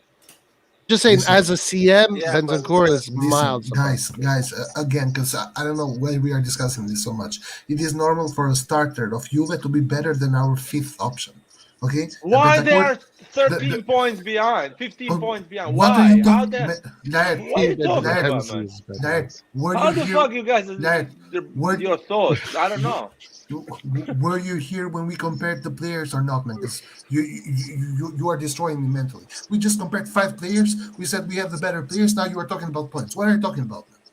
No, What- come what on, Larry. points? You cannot say Krunic better is better players. than Bentancur. We have What- better what players, points? even the second choice. Okay, No, I will agree we that don't. Krunic is better than Rabiot. Because that's how this Is he conversation better than is not- Betancourt? Ask it's not Juventus better than Juventus Rabiot. support what they think Yeah, about yes. Betancourt. They don't want him in the Who pitch. cares what they Listen, think? Juventus fans do not understand anything about football, man. They are the Thank pettiest. God you guys understand. They Thank God are you- the fucking you are the pettiest. experts of football. No. Krunic- Juventus is fans a are joke, the man. pettiest It's not fans better. in the world. Oh Krunic my is not- God! You is guys not don't better watch than- games. You don't watch Krunic- football. You don't watch Come on, football. Larry. Larry, Betancourt is a Krunic joke. is not better than Larry, Rabiot, and he's not That's better Larry, than the Bentancur. problem- Okay? that's Larry, the your first problem 23. is- Blair, Bentancur is 23. Blair, the problem you're having right now is that you're thinking that pretty much anyone can play anywhere. You gotta play according to the attributes that you actually possess, man. Can you believe me that who cares about Krunic? Have you seen Bentancur play? Bentancur is one of the worst midfield of the league. And so is Krunic, man. No, I do not agree with that. Okay. Let's keep on going because we're stuck here, guys. Guys, sorry. Let's keep on going because we're stuck. According to Laird, Bentancur, Krunic is better than Bentancur. Okay, go on. Fine. Let's keep on going. Go on. Then Locatelli. Is Locatelli better than Kessie? Or better than Benacer? Or better than Tonali? In my opinion, no. Actually, I don't rate highly Locatelli at all, actually. I think they're at the similar level. I think Kessie is above all of them, but I think they're at a similar level. With Locatelli and whom? Tonali? Locatelli, Tonali, Benacer, and Kessie, they're all in a similar level. No, come on. I think if I would rank them, it would be Kessie, Tonali, Benacer, and then Locatelli. But Krunic, in compared to Locatelli, I would give it to Locatelli. It's not even comparable. Are you kidding me? Locatelli 10,000 times. Right. And I don't like Locatelli. Laird, do you think Krunic is better than Locatelli? No, it's not better than Locatelli. I think Locatelli, for the job that does, is at the same level of Tonali and Benacer. They do it in a different way, and Locatelli is alone in the midfield of Juventus. He's alone. I agree with that. He doesn't have a decent player close to him to actually I agree with football. that. I do agree with that. Because Bentancur, Rabiot, McKennie, they need to cut wood, man. They shouldn't play football. They agree with that. Do something else. They have a player, and he's always on the bench. His name is Arthur, and he can. Arthur has a good technique, but still, I don't think he adapts to the Serie A and to the rhythm of the Serie A as a league. It's too slow, in my opinion, on thinking. Oh, the problem with Arthur is that he's coming from La Liga, and La Liga, in terms of tactics, is not a very good league. In terms of skill, they're very good, but in terms of it's also a slower league. It's slower than Serie A, and more defensive. There is more possession. He's playing in a team that doesn't keep the possession, and he needs to play in a team that keeps the possession. Because Arthur is good with his feet, and he needs to touch the ball the entire time of the game. And if he plays for a team that parks the bus and goes on a counter, he's never gonna perform. Exactly. But he's a good player. So I would. And that's a problem with Allegri. He doesn't. If he would put Locatelli, Arthur, and Bentancur, then Milan, Juve can play football. But since he doesn't do that, he wants to have McKennie, Bentancur, Rabiot, and Locatelli. You're never going to play football. These are all defensive midfielders. Like, what is he thinking? You know, Allegri really whatever sucks. he's thinking, he really continue. sucks. Right. He's doing a great job. Actually, you're right about that. You're right about that. He's perfect for Juventus. This is exactly what Italy needs, is Allegri at Juventus. Yeah, I actually do agree. I hope he stays the coach for the next 5 years. Go on with the players. Whom else do we have? I don't know the other ones. Chiesa or Salamakers? Chiesa. No. Wait, guys. Sorry, guys. Why you don't say Chiesa or Leao? But because they don't play the Salamakers same and position. Chiesa. Because they don't play the same. Chiesa's a right winger. No. Chiesa's a lot of times in the left. Yeah, but he plays in the right. Chiesa can do all three positions. He can do all three positions. Who plays on the left? He can do all three, but he's primarily on the right. Okay, can somebody answer who plays on the left for Juventus? McKennie. No. Rabiot or Bernardeschi. McKennie has played there as well. Bernardeschi has played there as well. The way Allegri sets up his midfield is Rabiot on the left, McKennie and Locatelli in the middle, and then the winger is either Quadrado or Bernardeschi, something like that. So if you want to play two wings, you play Quadrado on the right and Chiesa on the left.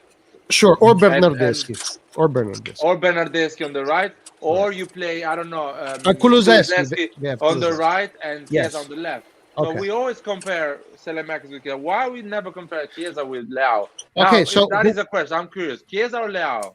Who is better? Chiesa. Chiesa is better, but I wouldn't trade him.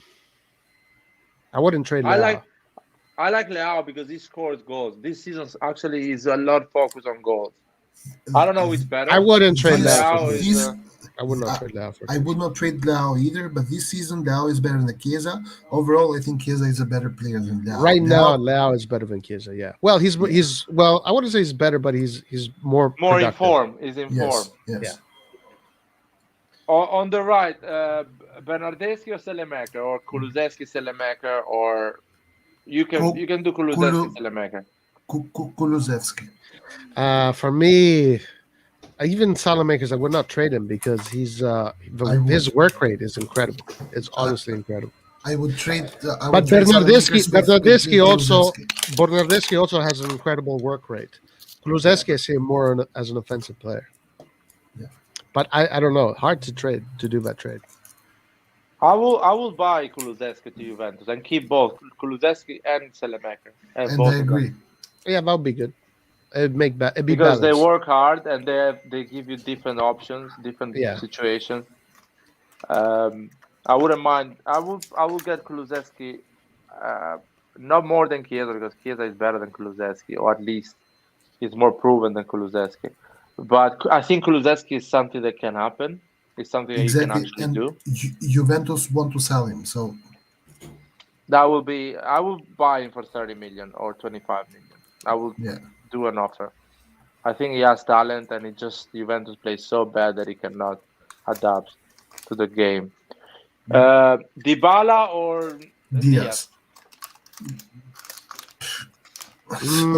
Shit. Hard I don't know about this one. I don't know about this. I like Diaz too much too. Overall, I would say Dybala is better, but Diaz can become better. I would trade Dybala for Diaz. I would trade Diaz for Dybala. I wouldn't. Oh, bro, you Juventino. I would Dybala would secure for me immediate success. Diaz a little bit later. Yeah, but you know my problem. Just imagine Dybala in the Milan lab. Honestly, I would change. I would for any player in Milan. I would exchange any player in Milan for Dybala. And minus Tomori, not Tomori, okay. not Tomori. Except for Vasily, what do you want to say about Dybala? And I the only thing my problem I see here is that he's kind of become like injury prone the last couple of years. So, and somebody said it here. Yeah, and he's 29. He's done. He's 29? I don't think so. Yeah, 28, 29, something like that. Like if it was like some kind of a short-term solution, yeah. I mean, Dybala definitely has a higher impact per se, but Diaz has a probably higher ceiling, right? Guys, Dybala will score you 2 goals against Real Madrid in a final. I'm not saying and still lose the final. If he's with Juve, yeah, but if he's with Milan, no. As I said, I like the guy, man. Don't get me guys wrong. But I'm just thinking like he's getting older and he started to have injury problems, like bad ones. Yeah. Last season he was out for a very long time. This season he was already out in the beginning. I mean, that's just what it is, And with our medical lab man, he's 27. He's 27. He's at his prime, so. Yeah, these are the years where he's going to produce the most right now. Yeah, for next probably good 4 years, 3-4 years for sure he will be producing. And he's not renewing. He's not renewing. Ooh, let's get him. Let's spend big money on him. Yes, but he wants 10. And then we have both Dybala and Diaz. Doesn't he want 10 million or something net per season? 12, he wants a lot 12. of money. He wants 12, but I think he is going to renew because he has 1 more year. No, he's expiring. In 1 year, he's expiring. Yes, 1 more year after this. No. This summer. No. I don't think so with this. I don't think so. I'll check for you. Just give me a second. I'll tell you. You guys can talk. Keane or June 2022. So this year. Holy shit. They say this year, man. Yeah, this year. He's going for Newcastle, man. He's gonna make 15 million. Ooh, I don't think they're going to renew him, man. I don't think they're going to renew Newcastle. him. The colors are the same, so the weather Right. is shit like Torino. So. Nedved said the newspapers say that they're confident he's renewing. The newspapers. Even Maldini was saying that for Donnarumma and Çalhanoğlu. Yeah, I don't know, man. I don't know. Guys, what an opportunity! Guys, my God. Keep in mind that Nedved is the Mr. Opposite guy, right? Nedved said Pirlo will stay, Pirlo left. Nedved said Ronaldo will stay, Ronaldo left. So, hey, listen, Nedved know nothing what's going on in that club. guys. He's just a dog. Guys, if Maldini is saving Donnarumma's contract for Dybala, then that'll be an amazing operation. That is a masterclass. That is a masterclass. If he would do that, but I don't think it's gonna happen. that would be incredible. So then the last, is it better to have Ibrahimovic or Giroud or Morata? And this is no. There is a Ibrahimovic. We cannot consider Ibrahimovic because Ibrahimovic is fin. I mean, this is last year. He's not playing next year. Morata or me? So I will still the question choose me. the question is Morata, Keane, or Giroud, Pellegrini? Because Milan plays good. So a player like Morata, maybe Keane can score goals with Milan. It's Juventus that is really cagey and is always defensive. Sure, but I wouldn't like any of them to play for us, to be honest. But if I'd choose, maybe I'd go for Giroud, maybe. But Keane can provide a lot of. I don't like. We got to see what Keane can do. But right now, in the immediate, Giroud seems he's scoring every time he plays. Ever since 4 goals so far, or something. 4 goals in 5 games. Yeah.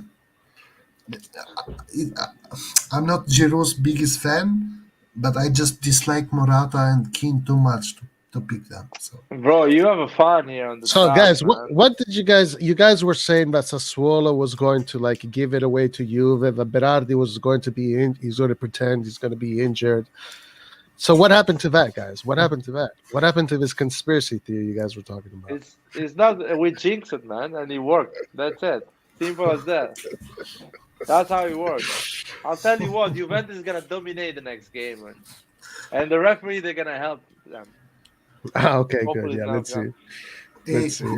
Who do they play against Juventus next game? Let's have a look at the Serie A. What's going on here? You have you have it over there, boy. Let me look a bit. I think Napoli has a difficult game. Ooh, man, Atalanta. Juventus plays tomorrow against Verona. Man, I can see them lose tomorrow. Tomorrow already? Yeah. Wow, that's pretty early. Friday. Why are they playing Friday? No, they are playing on Saturday, but it's already past Tomorrow 12. is tomorrow. It's already It's past past 12 for you guys. Okay. Makes So sense. big game. We have Atalanta Lazio. I think Atalanta wins this easy. Yeah, Well, I think I easy. don't know. Lazio, man, they seem to wake up when it's a big team.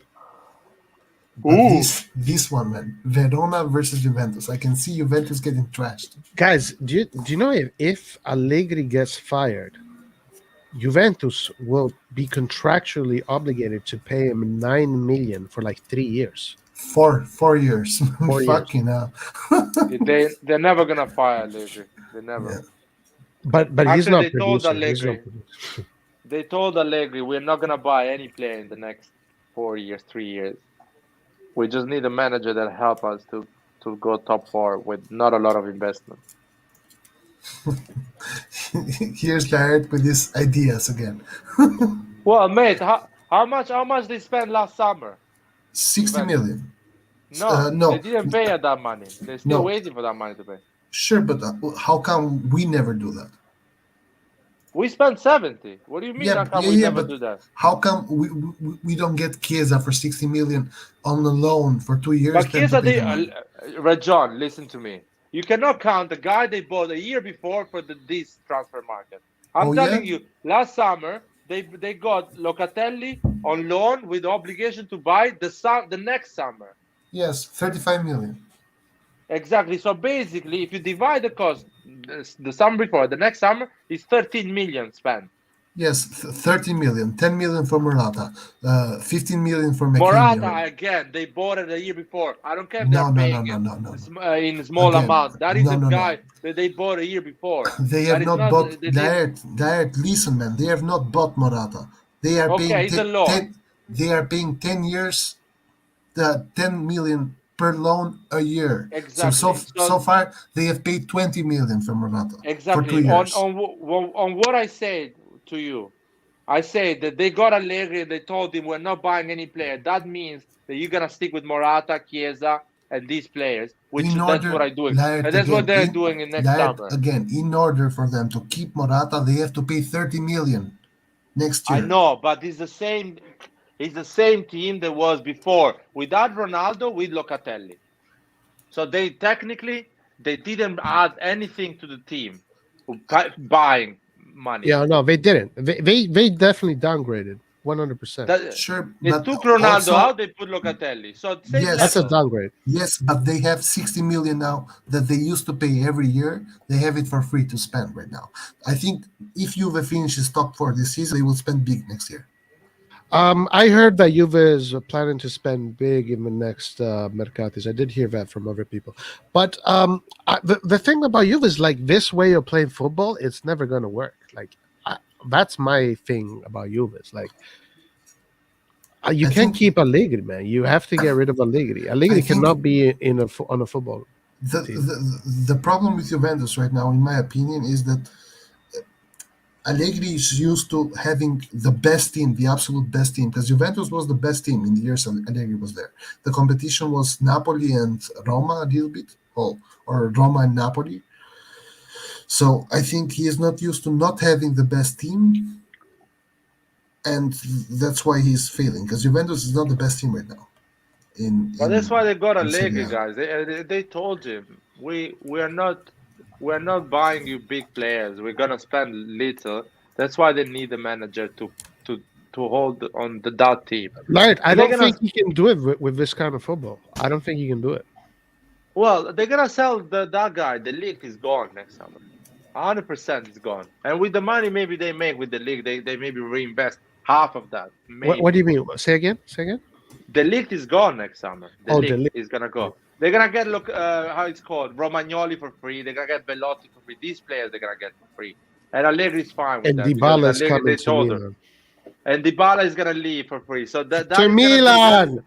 no, I don't know, man. He's not coming to AC He's Milan. coming to He Milan. has a too If high Sterling salary. is coming to Milan, Dybala is coming to Milan. Dude, he wants 11 million net.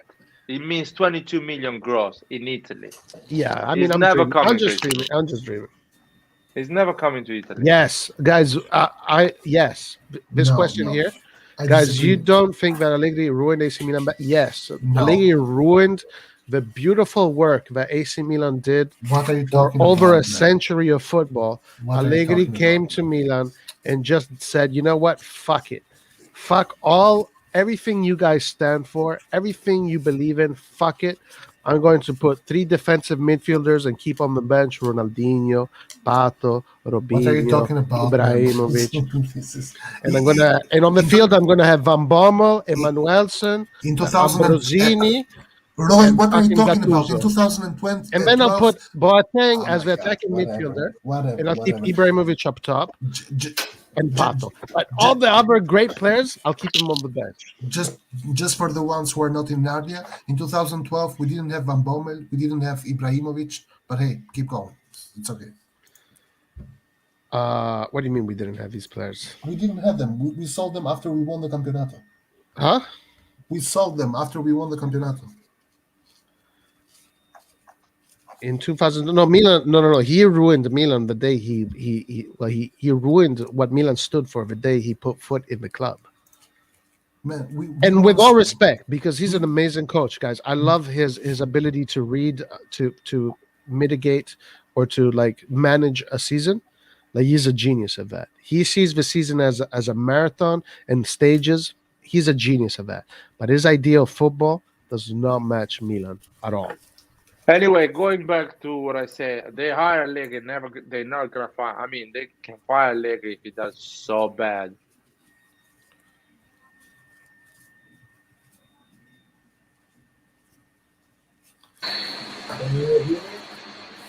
No. I don't know, man. To go back to that question, to give my opinion, I think Berlusconi destroyed Milan after we won the Scudetto, because the year after we tried to win, it was the Montari goal year. We didn't win it, and after that, Berlusconi just gave up. We sold everyone. We sold Thiago Silva, Ibra. We sold the best players, and I we kept mean, on look, replacing them with whatever the fuck players. I don't know about that, man, because I hear what you're saying, and yes, that is what happened.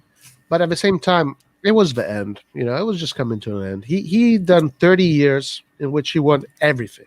And Everything. And he will always be our best ever, like 100%. He is a big part. He is a big reason why we are a big club, this and that. That Right. being said, he should have had more respect for the club and No, sell the club that's earlier. it. You cannot say that about it. Earlier, and when he sold the club, he should have made sure to sell the club to real individuals, not to fucking ghosts. I cannot hate. Well, I know I cannot have any negative words to say about Il Presidente, because this guy really put AC Milan on the map, I know and this Yeah. this nobody can. This is can- the most prestigious argue. club in Italy, Rajon.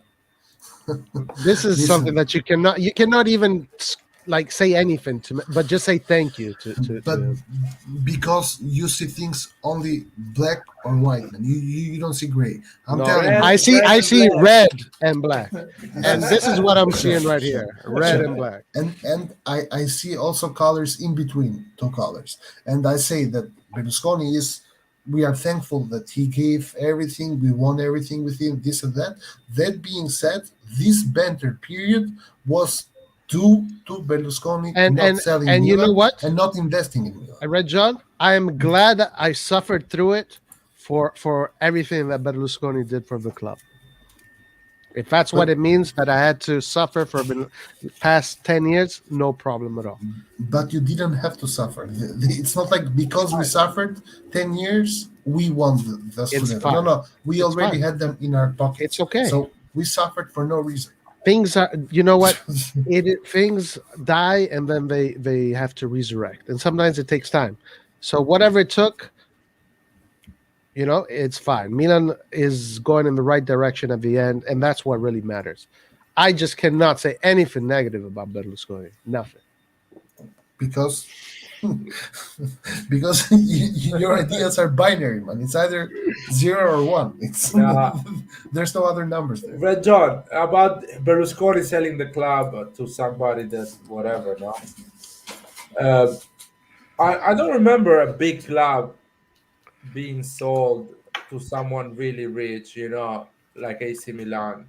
I think to sell a club that its value is at 1 billion almost, you need to sell to make, you know, some, how can I say, readjust the club before you sell it. So sell all the big players, because no big players wants to be in a team that is getting sold.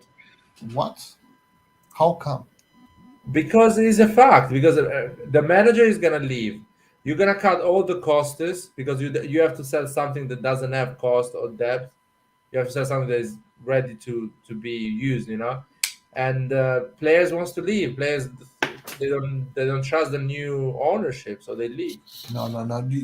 It's what Inter is doing. Inter is slowly selling all the players because they're gonna sell. And Lautaro just renewed, which goes Yeah, but against- renewing doesn't mean they're not going to sell him. That Man, is the but- funny thing. Man, People but think that he renewed, he's not leaving. Maybe but they're gonna it- sell him 70 million next summer. it directly goes against what you said. You said players don't trust because they're gonna sell, yada yada yada. He renewed, so he trusts the project. Because he's doing a favor to the club. Hey, because, guys. because the club told him, do you want to leave? He says, yes, okay. Let me Guys, renew to you so you can how can- leave and I don't lose money. Hey, You are guys.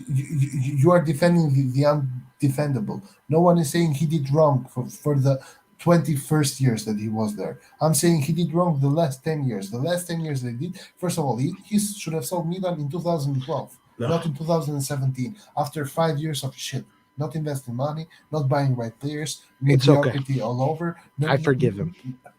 I'm not. It's not about forgiveness or nothing, because I actually he doesn't care if we forgave him or not.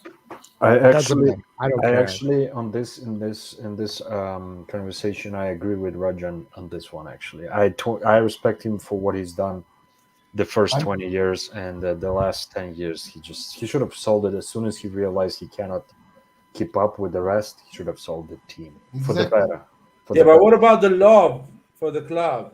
What The attachment, the human attachment he has for the club. He thought maybe he can handle it. Man, But these big billionaires coming from Saudi Arabia, he shot on the club. You talk about love. What love? No, Makisha, But he's a when did nice he man. shit on the club? What are you talking guys, about? listen. When Milan was sold, you know how much Milan was sold for, by the way? 700 million, 800 500. million. I think No, it was 500 400 and something. It was 400 400 something. Milan was sold for peanuts because the club was so shit at that moment that it was sold. Maybe that's what he had to do. He had to bring the price down because nobody sell wanted to it. buy it. Who knows why? And Yeah, honestly, that's how it works. You No. put the price, you sell No. everything so you can sell it. No, because You in put the price 2010, he had an offer from the guys who now own Paris, PSG. He had an offer, and he said, "No, I don't want to sell."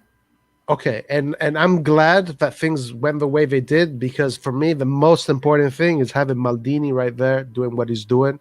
And if a journey meant that this was what was going to happen, I would prefer this outcome than the possibility of having the PSG people. But let's skip this debate, because with this way of thinking, we cannot have a debate about it. That you talk about it as if there's destiny or something. No, There's because you destiny. cannot control it. You as a fan, you can only accept it or criticize it.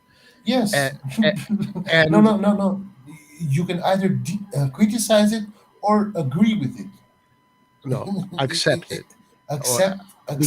Because in this accept. case, of course I'm aware that Milan had to go through a very negative period the way the club was sold. So of course I don't agree with that, but I accepted it. I accepted it. And that's why I'm not going to criticize Berlusconi. The opposite of accepting is not criticizing them. The opposite of criticizing In this case, the opposite of criticizing is being pro what was done. Were you pro what was done? No, you weren't. Yes. So 100%. Okay. Then if you were pro, then that's tell me why. So sorry guys to interrupt you, but Berlusconi sold AC Milan for 740 million euros. Bah, there you go. Good correction, guys. I'm happy when people fix the record. The club value was 1 billion, and in the last 5 years he had to put the price down to sell it, because he needed to get rid of it, because his business was going down. He had problem with the government. He had a $500 million lawsuit with the exactly with the Italian tax system. He wasn't even thinking to sell, but in 2012 when he sold Zlatan and how you call it, and Thiago Silva. He knew that he was starting to sell it, so he started to sell players. And you need to be honest with Ibrahimovic and Thiago Silva. You cannot keep them in the squad without telling them, listen, I'm going to sell in 3 years. So he was like, okay, I'll sell the big player. I'll buy average players to stay in Champions League, to keep the team still attractive, and I sell it. That was the whole strategy. Because if he's selling, what's the point of keeping those assets? You know, he's just going to lose even more money. You need to cut the costs. You need to put but guys, are you Berlusconi fans or Milan fans? Because I don't get. It's not being. I don't know. For me, I don't know. For me, they both synonyms. We're both synonyms. Like for me, he represents the biggest, the most important part about AC Milan. He represents. Of course. But right now, are you a Monza fan? Or not? No, I don't give a shit about Monza. I don't care about what Berlusconi is doing right now. Exactly. I don't care about Berlusconi was doing, because I'm not a fan of Berlusconi. But what he did in 31 years at AC Milan, no other president has done that. No one is denying the 21 years, man. I'm denying the last 10. The No, last no, time no, he did wrong. 31. 31. 31, man. 31. 21, because 21 were successful. The last 10 were shit. In 2011, he won the Serie A, and even in 2012. But you know, Montari goal and all the things. Nah, the guy gave all of his heart to Milan, man. I cannot say anything to this man. Just I because the cannot say last anything. 5 years he had to. Of course, if he was in an hypothetical world when it's easy to sell an asset like AC Milan in a Guys. year, he would have sold it like straight away after 2012 with all the Guys, players. But it's not guys, possible. You need to create guys, to make it different. Mother Teresa is the best human ever. If Mother Teresa kills someone, she did wrong there. Just because she's the best humanitarian, whatever, ever, does not mean killing someone is okay. I'm not talking about what he did before. I'm talking about what he could have done better. He could have done it better, and if he would have done it better, we But it would didn't be kill more us. relevant. Honestly, It didn't the kill only us. thing I see that Berlusconi could have done better is win 10 Champions Leagues instead of 7. Okay. Red John, Let's move on. Red John, Let's move on. Red John. It didn't kill us because the who came after spent 350 million. So the Of ownership money that that came he did after. not have, man. He did not have the money. Well, but that is his fault. Roy. Again, 8 listen, Champions Leagues instead of 5. Sorry. Roy, if you have something that you care about, let's say you have a dog. No, I understand what you're saying, but what I'm saying that I honestly, what happened there with the negotiation with how we sold the club, to me, like for example, it's not that I don't care about it. It's I don't look at it in a negative light. Red John, what do you think? Moratti loves the Inter, 100%. and he sold it to the right buyer. Yes. Really? Yes. The Filipino one, the Malaysian one. The Chinese one. The Chinese No, one. Toir was the first buyer. The Chinese came after, bought from Toir.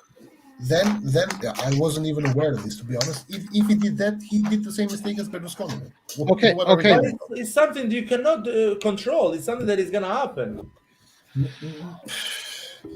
Let's. You know what it was? Agree to disagree. For me, when Berlusconi was done, I knew that it's normal that a club will go through stages and it will take time to redevelop and to regrow. And because I knew that in Italy, the economic possibilities weren't like they are in England or the kind of economic possibilities Bayern has, Madrid has, etc., etc. I knew it was going to take time. So that's why it's like, well, this needs to happen in order for Milan to come back big again. And I'm pretty sure that Moji, not Moji, how's he called, man? The owner of Inter. The owner of Inter. Moratti. Moratti sold it to the Chinese man. I don't remember the guys from Thailand. Yeah, he was sitting on the right side of Toir. Toir kept Moratti as a president, as a how you call it, presidente onorario. Okay, honorary president. Honorary president. So he kept Moratti inside. Moratti sold to this guy that he sort of not having any money or not being rich enough to handle a football club. Because these people, Red John, you need to understand, these are millionaires, billionaires. They think, oh, I'll buy AC Milan. It's one of the biggest clubs in the world. It's gonna make money for sure. They don't never kick the ball in their life. They don't even know the rules of football, and they think they're gonna make money with AC Milan. They come in Italy, they see the bureaucracy, they see that it's impossible to make money, and they just declare back. They don't pay their debts, and they leave. And they leave the club to a hedge fund, an American hedge fund. And the Chinese guy is leaving the club to another American hedge fund. How is it called, the other one? I understand that, but the thing is... So that is not Berlusconi's fault. Berlusconi's fault sees the numbers, sees that this guy is a billionaire that is going to probably invest like the Saudis or whatever, the Russians. That is the problem. Is Italy? Let's face it. It's Italy. You buy anything in Italy, you cannot make money because the system is slow. Nothing works properly. That's the thing. I don't know. Yeah, You buy, that you buy also is a big Newcastle problem. in Premier League, you I make th- money straight away. Sure, but I still remain to the idea that Berlusconi, first of all, should have sold sooner. Second of all, should have made sure to sell it to someone, because when Berlusconi sold Milan, he had a press conference saying that you are in very good hands, this and that, the best buyer ever, blah blah Okay, blah blah blah, and then it okay. turned out to be a Do you ghost. think that Berlusconi did it on purpose to sell it to somebody that doesn't have money and wanted AC Milan to go completely down? Do you think he did it on No, purpose? no. I think he just looked at the check and didn't check the guy who was buying it. But that's business, man. He's out and it's 750 But million, guys, and he needed that Berlusconi's money. genius, and correct me if I'm wrong, Berlusconi's genius was not selling it to that owner. It was making sure that, like Elliot, that there was a backing behind it that would protect it. Something like Elliot. Oh my god! That's where that was a deal breaker, my man. That was a deal breaker. Look how people was reacting to this sale. Everyone will say, "Oh, that is a great thing for AC Milan. Finally, the sleeping giant and bullshit like that." No one even know what's going to happen. And AC Milan spent 300 million. They didn't do shit, and this billionaire got tired because these are kids. They got tired with the toy. He didn't like it anymore, and he said, "You know what? I don't care anymore. You can keep it." So that is the fact. Berlusconi cannot check all the kids, and he's an entire family behind Berlusconi that needs that money to invest in other businesses. So you cannot wait and see. Oh, let me see if you're a good guy and you can own AC Milan. You cannot wait like that. I don't think you can blame Berlusconi. And I don't know. You can do always things better, but if he did a mistake, he didn't do it on purpose. That's a thing. Or he rushed it because if you look at the papers, people can realize that AC Milan doesn't own a stadium, doesn't own anything. So I'm paying 750 million for a brand, basically. And that's what happened. Anyway, we didn't talk about Roma, guys. Vasily, what do you think about Roma? How are we gonna beat them? How are we gonna beat Roma? Are we playing at home or away? Away. Ooh, that's gonna be a little tougher usually. I mean, we have Rebic back. We have Zlatan that's gonna probably start. We have, I mean, hopefully Diaz will start. Looks like everybody wants him to start. So let's say he starts. Salad maker, Leao probably on the left, and I hope it's gonna be Tonali and Benacer, not Cassie, in the middle. And then is Theo like fully fit to play for the game, the whole game? Yeah. Theo is gonna start from the beginning. So looks like guys, we're gonna have almost full team, and I just feel like Roma at this point they're not good enough to beat us, even though they showed some glimpse of like good football, but they're not the team that I'm fearing right now. Honestly, I'm not fearing them, and I think we're gonna win probably 3-1. So we're gonna beat them, guys. What do you guys think, bro? What do you think about it? It's gonna be an easy game, difficult game. I don't think Roy is listening. Roy just logged in. So. Okay. So Can you not hear me? Yeah, we can hear you, man. What's the topic? how are we gonna beat Roma? What is the tactic? What is the strategy? High press them. It looks like if you high press them, that they just kind of they fall apart. Also, Roma likes to they play an open game. So if we can exploit the open space that they're gonna leave, then we have a good shot. And their defense is actually pretty bad too. Yeah. So I'm not worrying, especially if Zlatan starts. He had 2 games, somewhat 2 games already in him. I think he's slowly getting back to his old. They have And conceded only one more goal than us, by the way. This is Yeah, but again, look at so half the goals that were scored against us were bullshit goals, like gifts from the referee. So I don't really count those. Roma's defense is not worrying me, honestly. It's not like the toughest defense. So I can see us exploring, especially if Leao plays not like he played against Torino, but he played before all of those games. Do you guys think Diaz is gonna start? yes. He needs to. From what we've seen, he needs to start. Do you guys think this is kind of like not really related to Roma question, but do you think Diaz is going to stay with us after 2 years? I think so. It depends because his heart is still with Real Madrid, I think. Yeah, I think we're gonna buy him next summer. We're gonna pay next summer straight away. How much do we have to pay for him? Some reports say 19 million, 22.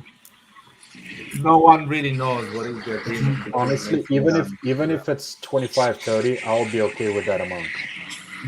I think we have to pay 22 more. We have already paid 3, and if Real Madrid wants to get him back, they pay 28. So they pay 3 more million and they get it back. Yeah, I'm not the biggest fan of this deal because they can definitely. But this deal is all bullshit. No, it's not on paper. Nothing like this. It is. That's what it is. No, because listen, I just read yesterday an article on the newspapers in Italy. The buyback rule in Italy cannot be applied. Yeah, but that might be just rules for Italy, not for other teams. Also, like Yeah, but if technically you're doing the buyback.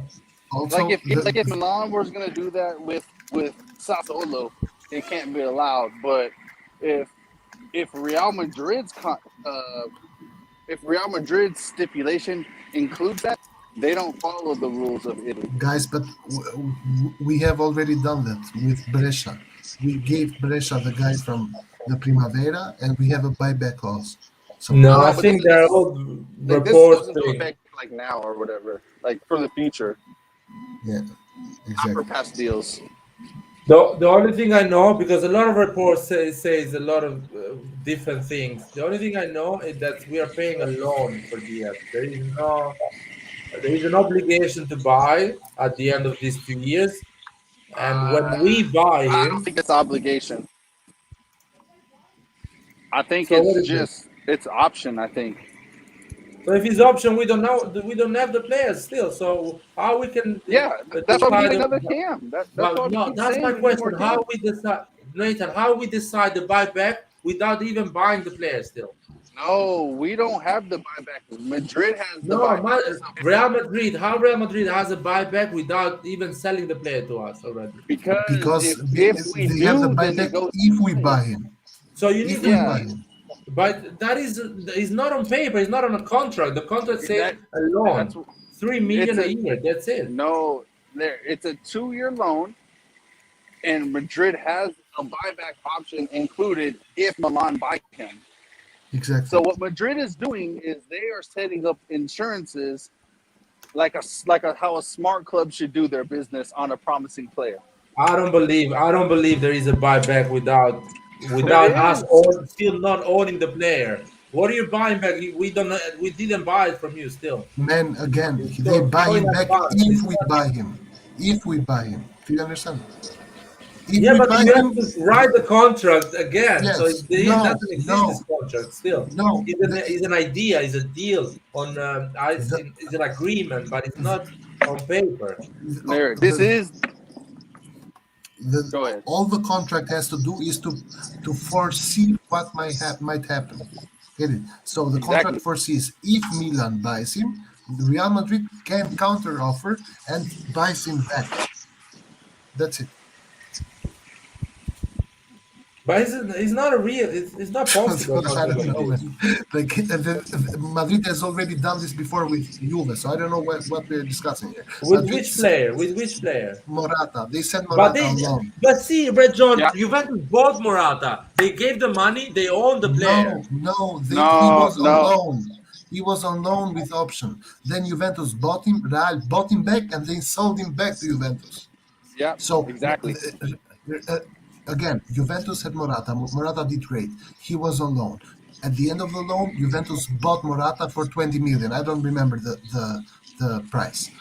Real Madrid had the buyback clause, so Real Madrid bought him back for 30 million from Juventus, and in the same summer they sold him to Juventus for 60. They were like, if you want him now, you have to pay 60. That is a dodgy move, money. It's not a dodgy move. It's smart. It's a a smart dodgy thing to move, do. money. Why they do things like this? Because Come on. look, I put it like this. I put it like this. What if Milan did that for Locatelli and Pessina, and we were able to sell them to the same team, but for an additional 5 to 10 million? Okay, more? guys. Would you not Okay. do that? Okay, there is a comment here that actually that is my whole concern that Zert is saying. In a contract, you cannot add if. Yes, you can. What? Just like. Okay, we'll use Hage's situation. Hage is an obligation to buy if they don't get relegated. You see how that is? If they don't get relegated. So you cannot say that it doesn't happen. These It things does are happen. old reports. We don't. They are not No, on paper that's for what it real, is. man. That's The what it reports is, are man. talking a lot. The other day, Man. I saw a report that's saying that Milan can buy Brahim Diaz for 19 million. Before I was hearing 25. Now I'm hearing 19. No one really knows that contract. What is the only thing we have with Brahim Diaz is 2 years loan, and that's it. We don't own the player. And you know It's what? not They also said that we were getting 13 million from the deal with Hage. We never did. Exactly. So no one really knows what's going on. What is the deal? The deal is not out there that people are going and reading it. It's not in an official. It's not in an official website. That these newspapers can go and read it. But every news we get from reports. We don't get the news from the clubs. That's what I'm themselves. saying. At the moment, the only fact that actually is proven is that AC Milan is paying a loan. Yes. For Diaz. We don't know is the player. He's not in our balance sheet. Yes. So what are we talking about? We are talking about that maybe next year, like this summer, we buy Brahim Diaz, and the buyback clause maybe is not 28 because these are all talks. It's not fact. The buyback clause can be 50, or we can buy Brahim Diaz for 35 instead of 20. That is my issue. But that's the whole point of having a player. buyback. That's the whole point of inserting a buyback, is so that you can resell that player for more money. If Milan did the same thing with Locatelli, I know the buyback. I know how the buyback works. What I'm saying is that there is not sorted. It's not done. It's not on paper yet. No, all you are seeing right now is a wishful thinking. You are just hoping that it's not true. Yeah. And that's all. I'm not hoping, man. I see all reporters say something different. So if all reporters say something different, it's clear not a fact. Every report has said that it's an option to buy. No, every report has said different number. I have not seen a single report. No, the transfer number might be different, but I have not seen a single report say that Real Madrid does not have a buyback. Every report says that they have a buyback. Not one report has said that he does not have a buyback. The numbers for the transfer might be different, but that specific stipulation has not been disproven. I also want to add on this that Real Madrid, through reports in Spain, has also suggested that they might want Brahim Diaz before the 2 years are over. Yeah. So how it works now? We give them 25, they give us 28. What we do? We get 5 million straight away without moving this money up and down. Yes, What is this bullshit, guys? Come on. You guys believe in this bullshit? We Yes. pay 25 and they pay us 28. So why don't Yes. It's they only give us bullshit because 3 you don't like million it. and that's it? But it's only bullshit because you don't like it. Though. I don't understand. You really believe in these reports? Laird, I mean, what can we? I don't even understand. Laird, the thing is, what else can we believe? I mean, you know, unless that's what we see, that's what people like. Unless they're saying this is not true, then you have to believe it. But no, first of all, you don't have to believe it. You can actually be skeptical and wait when the moment comes to understand how the deal is for real. But what report has come out that has said that Real Madrid does not have a buyback? Tell me one. Give me one. Just go find the report. Go find the report. There's not been a single report that says that the buyback is not true. Listen. Fabrizio Romano says, Brahim Diaz to AC Milan. Here we go, confirmed. Total agreement reached with Real Madrid. Loan until June 2023. 3 million fee plus buy option 22 million. Real will have a buyback clause for 27 million. That's it. There you go. Is there stipulation, guys, in terms of buyback? Is there supposed to be some kind of like after 1 year, or they can do it right away? 2 years, or nobody knows about it? It doesn't certify it. Listen, it's very clear what the situation is. The situation is that this is a 2-year loan, and Madrid can get him back. And there is absolutely nothing that guarantees Brahim Diaz is going to stay with Milan. This is the reality of this contract. Because again, Diaz so far his heart is in Madrid. It's still in Madrid.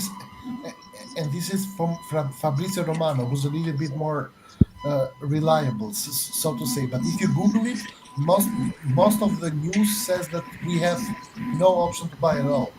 It's just a dry loan for 2 years. The only thing that I see on the official AC Milan website, it says that Brahim Diaz assigned a 2 years contract with AC Milan, a temporary 2 years contract with AC Milan until 2023. That's propaganda, man. And the key word is temporary. But because it's temporary, basically we have a 2 years deal with Brahim Diaz. Yeah. And that's it. We're not paying anything. I don't know. How can I explain it?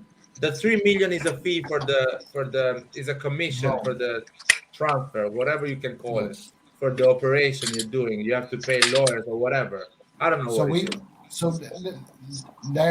Wait a second. So, based on what you read on the official side of Milan, we have Brahim Diaz for 2 years loan on a dry loan, right?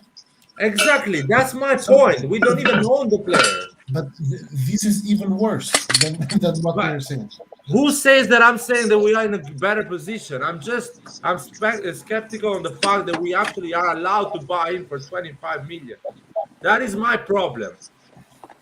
You guys don't understand that. I wish we had like a locked Real Madrid with the 22 million money. I wish we had locked Real Madrid with that. But this is why we've been saying. See you. But this is why we've been saying that we need to get a cam that belongs to us. This is why I wanted to get freaking Brandt. This is why we wanted to get the guy from the Russian league. We wanted to get a player that we own, not just these guys who are on loan and it's just a maybe.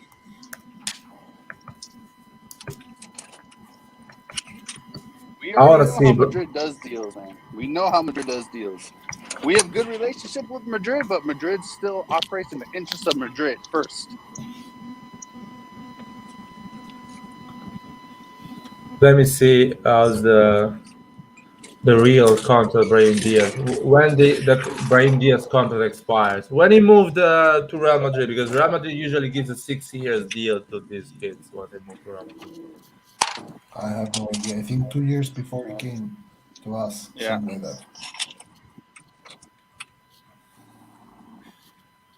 2000. He moved in Real Madrid in 2019. He came to us in 2020, yeah? Yes. So this is his 3rd year at Real Madrid. Real Madrid contract. Yeah, so he has 3 more years. So he has 3 more years. So he's gonna be another year with us, and he's gonna have 2 more years. Yes. It's just I see Larry is genuinely super worried about this. I'm not worried. Just the report writes some bunch of bullshit, in my opinion. This thing that we are buying him 22 million, and Real Madrid after that we has a buyback of 28 million. What is actually the point for us buying when they have a buyback option? Just keep him for another 3 years, another year if you want to keep him, and give me 5 million and keep him, or let it to me. Because that is a 5 million difference we're talking about. It's not like Yes. Chelsea and Roma. You buy my player, now it's yours. And if I want to buy it in the next 2 years, I'll give you 80 million. So, Laird, criticize the management. Criticize the management. No, it's not the Exactly. management. I'm criticizing It is the report. management. They don't do Criticize the job management for accepting that contract. It's not Exactly. my point is the management never accepted the contract. We got him for 2 years loan, and that's it. So you're saying back that with this is a paperwork. fake. You're saying this is fake. What you just read is fake. No, I'm saying that we got him for 2 years loan, and that's it. No option to buy, obligation to buy, That's even buyback worse. and bullshit like But this. that's There is even nothing like worse then. That's even That worse means the because management's then No, doing. that's that not how means it the was management's sold, though, Laird. That's not how it That's- was sold. Exactly, that's what is sold is different. I'm not saying it's worse. Maybe it's worse, but we don't know what is the There's deal no there. maybe. There's no maybe. we could have gotten 2 cams this summer that we could have owned instead of wasting our time with a dry loan for fucking Diaz. Sorry, Nathan. Just to explain me what he's saying. We can get 2 cam for 3 millions because we got Brahim Diaz for 3 millions in the next 2 years. No, I'm saying that we could have done No, something exactly. We have different, 3 bro. million budget, and we got Brahim Diaz. How you can get with 3 million 2 How do you cam? know we have a 3 million budget? But clearly we got Brahim Diaz for 3 million, so that is our budget. That was 3 million was just for the loan, man. That's not the budget. That's just Exactly, the loan. that's our budget. We can afford just a loan of 2 years for 3 million. We cannot buy a player. We spend everything for Magnan, Tomori, and Tonali this summer. And we managed to convince Real Madrid to let Brahim Diaz for 2 years loan. So now how are you going to buy with 3 million budget 2 cams? So I'm not criticizing the management.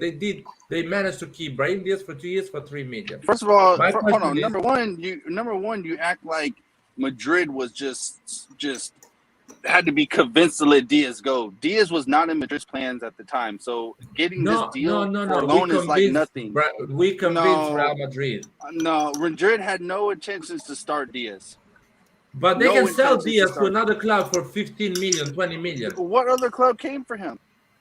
But I don't work for Real Madrid, man. But I'm sure there is. Guys, I hate how we are sugarcoating this. Let's call it for I'm not what it sugarcoating is. shit. Brahim Diaz is at Milan, so Real grow. Madrid can Exactly. grow their star playmaker for the next years. Exactly. It was a trade-off, guys. It was a trade-off because And they knew that he's not gonna be. They're not gonna sell him to anybody for really high money. And Milan was the most active one, and they're like, but we were like, hey, we need a loan to do this time. We need to do a loan. They were like, hey, you know what? Let's do it. Plus, Ancelotti is there. He probably said, go ahead and do it. So there's a lot of little details. I feel like we're living out. and also the problem with if what Laird says is true, which I don't believe it, to be honest. I believe what Fabrizio Romano says. If what Laird says is true, it's even worse because then at the end of the 2 years, Real Madrid says 100 million if you want to buy it, 200 million. Like if it's a dry loan, then Real Madrid has all the power.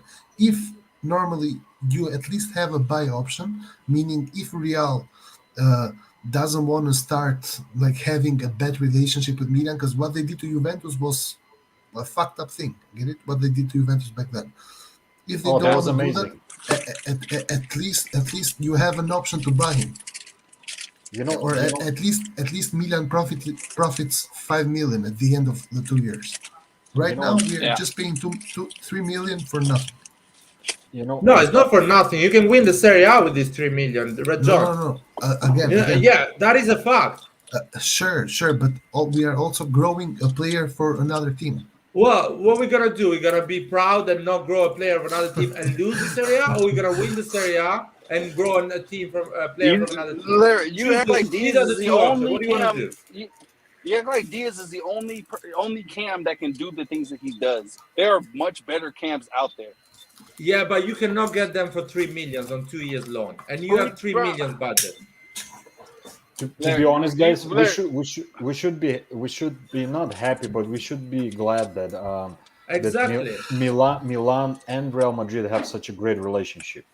Because what you just guys said, what they did to Juventus, which I really loved, and that just showed like that they are true friends of Milan. They screwed them over, and I enjoyed every second of it. But they could have done the same thing. They could say, "Sorry, we're not gonna," or they would like dry loan.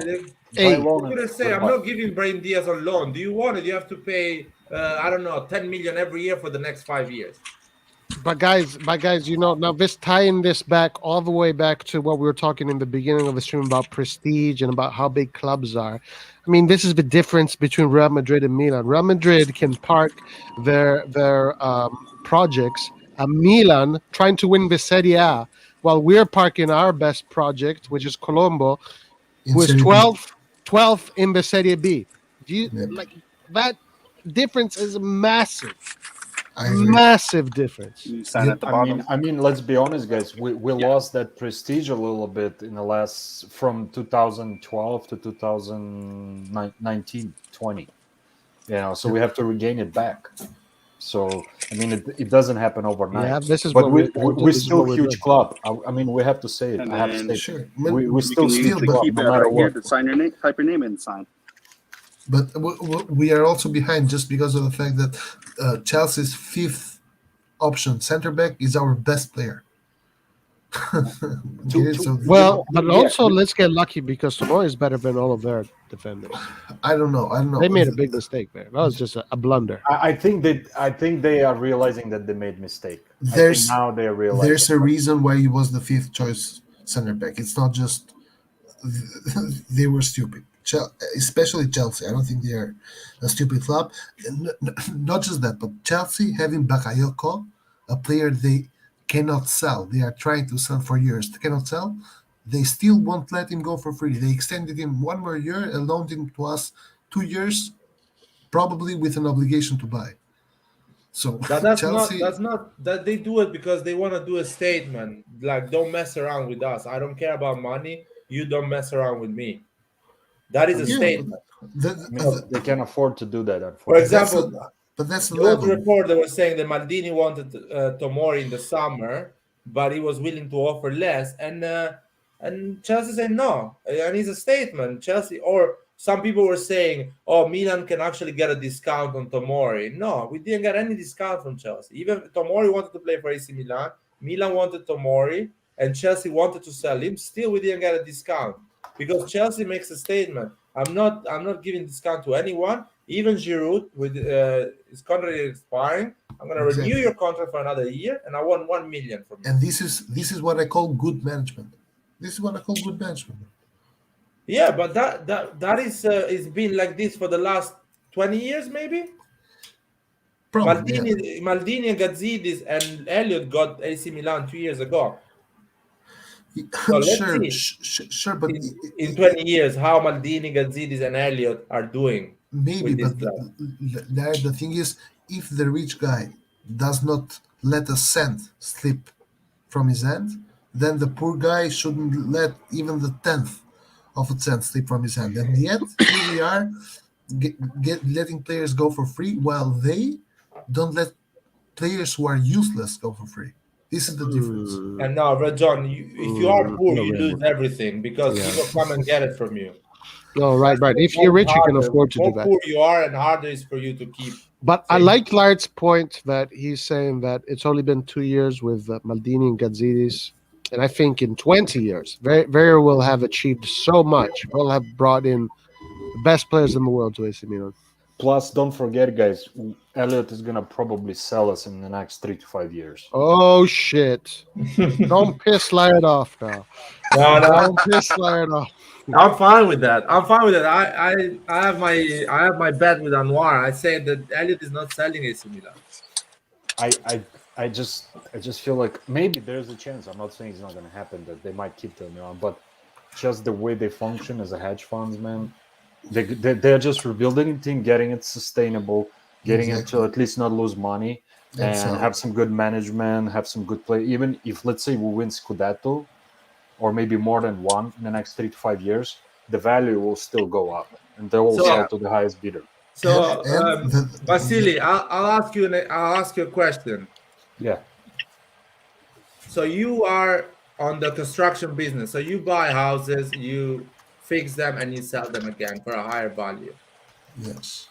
Let's say you happen to find an incredible deal, a massive flat in center of Paris, and you buy that flat and you fix it, and its value is incredible. It is one of the best assets you can have as a human being.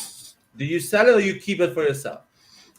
But you sell it because you cannot think it as a human. You have to think it as a company. The company would sell that right away because that's maximum. But why profit. you're keeping no? You are. There is a human being behind the company that owns the company. Sure, but the human being. You're talking about the their human business, being, though. Yeah, exactly. This is You're the talking way about they their do business. business. What is their business? Their business But is to Nathan, buy everyone and has sell at a higher business. price. Listen, everyone has his own business. Yes, but first of all, if you're the owner of that business, you probably have a property worth even more than that. Number two, your job is to get that property and then make it better. In fact, there's a TV show in the U.S. where people go and break down houses, or not. They don't have to break them down; they just fix them up. So Nathan, so that way they can be Nathan. sold at a better price. They don't keep the house. No, Nathan. What I'm saying that so basically it happened by accident that you own the Lakers. What do? You sell them after you own them for a huge profit. A hedge fund, that's what they do. If this was like, but imagine there is a human being. There is a human being behind the hedge fund that likes things. But if that human being, but they don't like. If that person doesn't, how do you know they don't like AC Milan?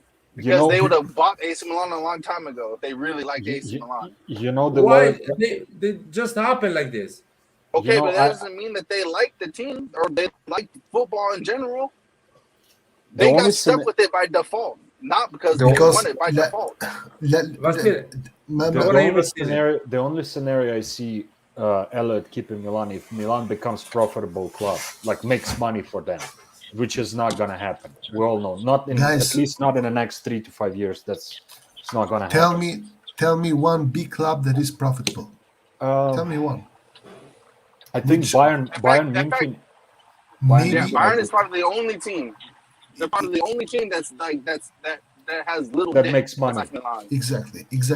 All the others lose. I think even Real Madrid was like 500,000 profit this year or some shit like that. But they haven't bought in 2 years or 3 years.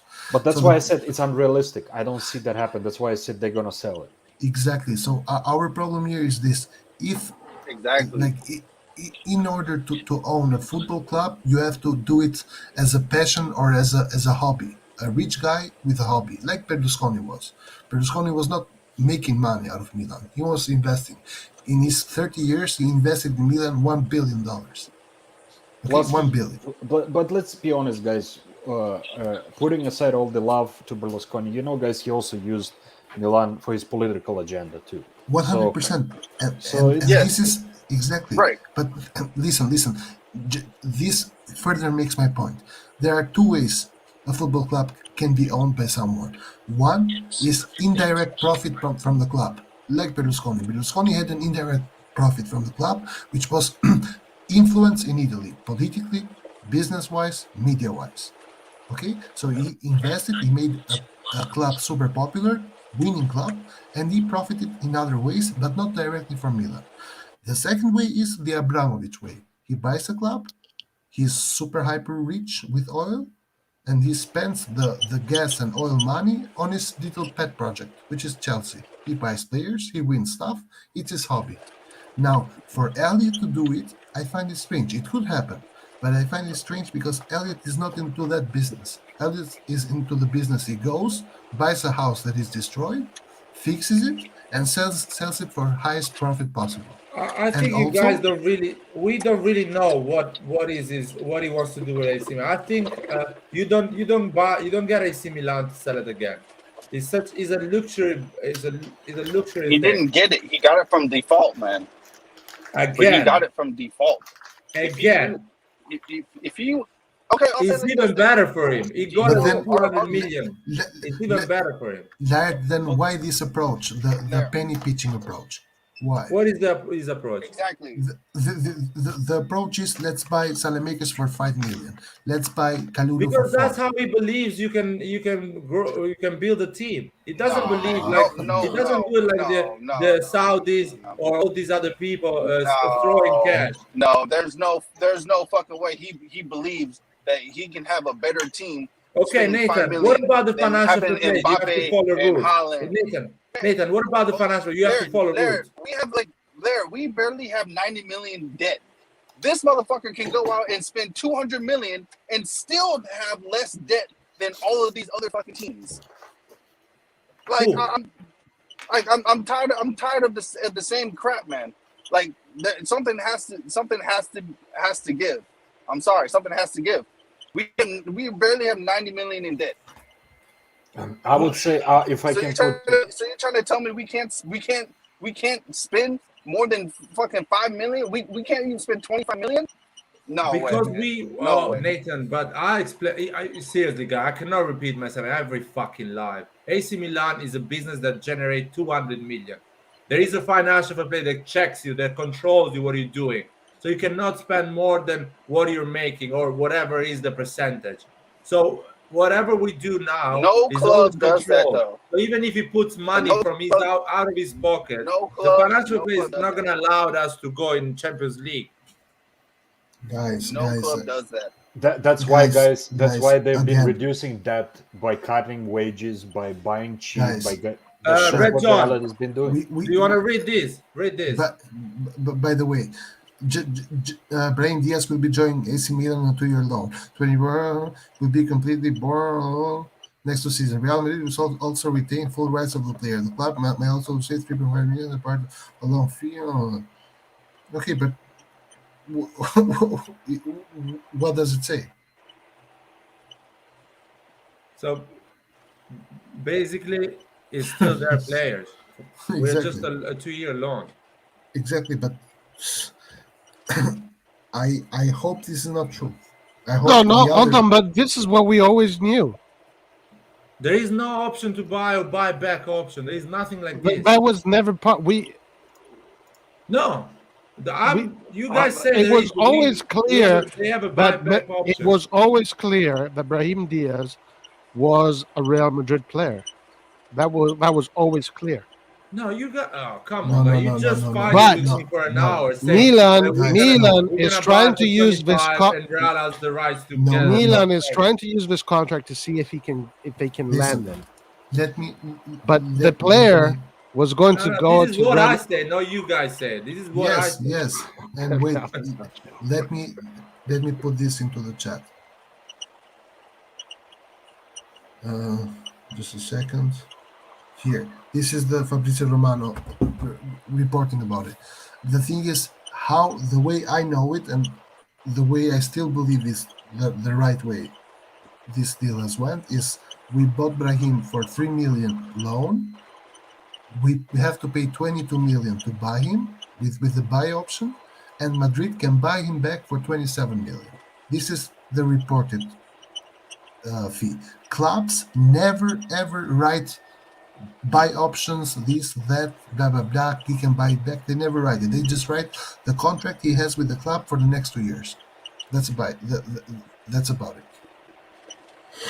But anyways, to go back to the oh shit, I even forgot what I was about to say. So never mind. Shit, I was gonna say something about Elliot. Yes. First of all, Milan has 0 debts. The 90 million is losses. These are the yearly losses that we Right. have. Yeah. I think right. That's what I meant to say. I have a question for Red John. Okay, tell me. Red John, do Can you you- think Berlusconi would have ever signed the club away if Elliot would have not been there? Man, Elliot was not there when Berlusconi signed the deal. Yes, they were. No, they were not.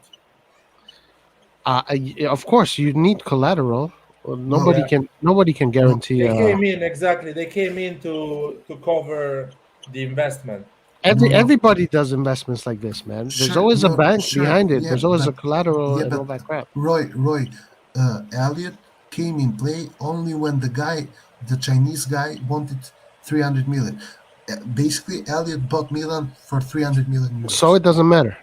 So that's what I'm saying. That is amazing. That is such a clever movement to get the biggest club in the world for 300 million. Yeah, but Larry, that's because they couldn't pay, man. They couldn't pay. They pretty much defaulted back to them. Exactly. But that's fine. It was always. I think the purpose was always for it to end up in Elliot's hands. I don't think so. Point. I don't think so. Roy, Do you really think that the Chinese owners wanted to fail? That's bullshit. No, but if they did, no, the backup why would would have been waterproof. Wait. Roy, that guy is a businessman too. As a businessman, Right. If you But fail if they that did, badly, it affects your image. In no, business, your image is everything, Roy. I am saying You're not gonna Berlusconi purposely thought fuck up about your plan. image. Berlusconi had plan A and plan B. Roy, Plan B was waterproof. Waterproof. This is bullshit. Roy, Sorry, this look is at bullshit. what type of businessman is the Chinese guy. The Doesn't Chinese matter guy if bought he's 80 bad or Milan. good at it. No. Listen to me, and that is on is a fact. Is on paper, because Berlusconi is on trouble for this in Italy. So the Chinese guy bought AC Milan with the project of a new stadium approved by the council, the Milan council. As soon as he paid the money for AC Milan, he realized that the project were never approved from the council. So he never had a stadium actually. He bought 750 million without owning a stadium. And he realized that it was a scam basically because he overpaid for a team that he doesn't have a stadium. So it's even worse for Berlusconi. Fucking hell. So Berlusconi is a fucking asshole. This is true. Berlusconi is You're on saying he trial scammed him. in You're saying he Italy. scammed him. But they're never gonna find out. They're never gonna prove it because Berlusconi is gonna say, it was just a project. It was never approved, and I never say it was approved." And it was everything on name of his daughter, Barbara. The project and everything was in her name, not in the name of Berlusconi. And basically, the Chinese left the ownership of AC Milan because he realized it doesn't own a This does stadium. not look good, man. This is terrible, man. That is doing business in Italy, man. Okay, listen. What I'm saying is Berlusconi's genius was knowing that Elliot was there. Yes. Come on. Yes. Right. Yes. Berlusconi fucking scammed them. Are you kidding? Yeah, like like a true gangster, man. Like a true gangster, man. This is unbelievable.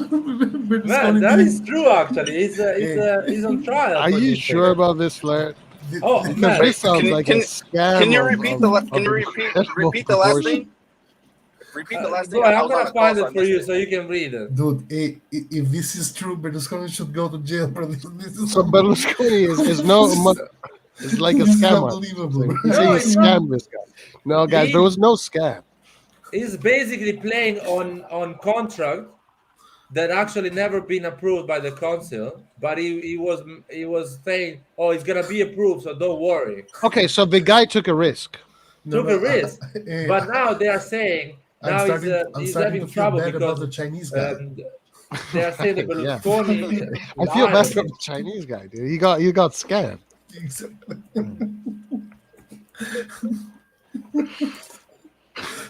Well, the Chinese guy should have known better because he didn't even have money in the beginning. He had to get loans.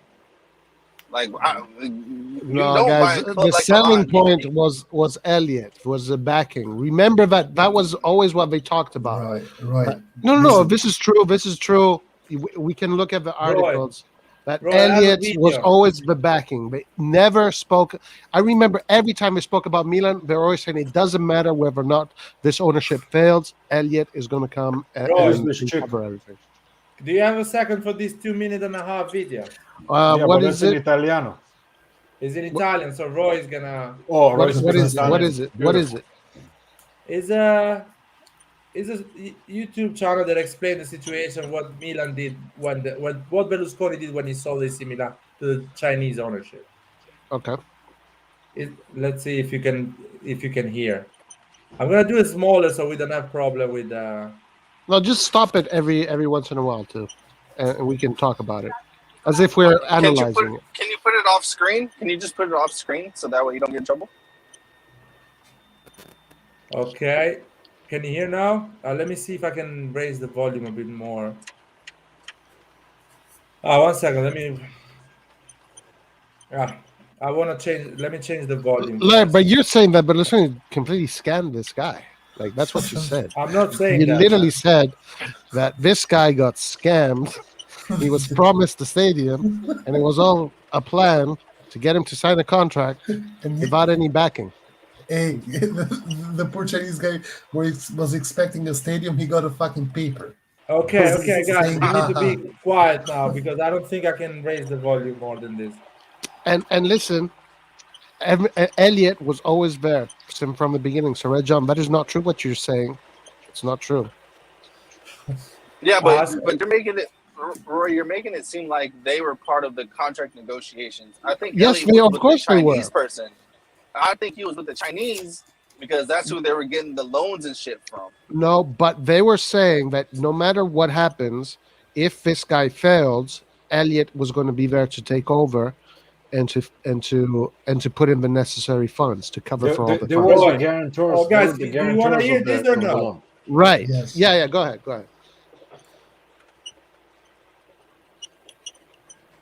Fuck it. 1 second. Just play it normally. Don't worry. Just stop it every once in a while as if we're like analyzing it or something. Why the volume now is not working? Fuck's sake. Yeah, just play it. It's not working, the volume. What the fuck I did now? What is it? What is it called? I'll send you the link, man. Try to put it on the private chat. Yeah. 1 second. Anyway, guys, Rajan, you cannot negate the genius of Berlusconi selling the club to Elliot, pretty much. Right, Elliot is a vulture fund man. No guy in his right mind. You guys still believe in this thing, man? What? Bro, I sent you the link, so try to believe what? The link is on the private chat. Elliot was part of a deal from the beginning. I as far as I know, not. But that's not true. That's so not true, guys. That is misinformation. Dude, if Elliot, there's no way this guy can guarantee the money without collateral backing. It's just impossible. Impossible. Roy, Elliot was there from day one, and I will prove it. Prove it. Roy, listen. If Elliot was there from the beginning, it means Elliot bought Milan for $1.2 billion, and that's impossible because Elliot makes zero profit by selling Milan. Elliot put in, I think 700 million or something like that. That's how much. 700 plus 300 that they gave on loan. So it's impossible that they did it. Why not? Because if Elliot sell Milan right now for this, guys, I'm going to prove it to you that they were there from the beginning. So once I prove it to you, guys, can I say something? The way it worked, the way I understand, is this Chinese guy put like 400 million, and then he took 300 million loan, which was guaranteed by Elliot from Elliot. So yes. When he defaulted on that loan, he had to pay like a year later, and he defaulted. Exactly. And there was in contract, it says if he defaults, automatically club goes to that. Exactly. Bravo, Vasil. Relax. Yes. Bravo, Vasil. Guys, relax. Exactly. Relax. He didn't have to pay him money. He gave him the club. The club is worth more than 300 million. Guys, relax. That's why Elliot has an asset right now. Guys, in Bravo, this story, Vasil. Oh my God, please, dude. In this story, you are missing 300 million. You are missing 300 million. The club. That is, Red John, those 300 million, the Italian government is looking for it. Where is this 300 million? But wait a second. Okay. Guys, but this slide that you're about to show me is a propaganda video. Wait. No, it's not a propaganda video. Can I please finish one sentence? Again, if Elliot If the Chinese guy had 400 million, they took 300 million loan from Elliott. Where did he find the 300 million to spend on players? Because we spent 300 million on players. Where did he find that? What has that got to do with Elliot? That Red John, Because see, you don't know. the 300 Red John, million. I explain you where did they find the money. I explain you. Okay.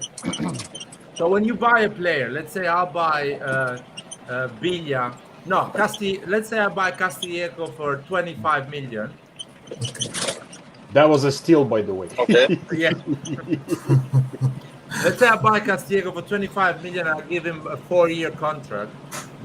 So I'll pay. First of all, I'll pay that money with the debt. With the debt, I'll pay every year. I pay 5 million or 6 million, whatever it counts, and I put on balance the difference on a positive way, on a positive balance, and the cost of 7 million a year. I put it on the cost.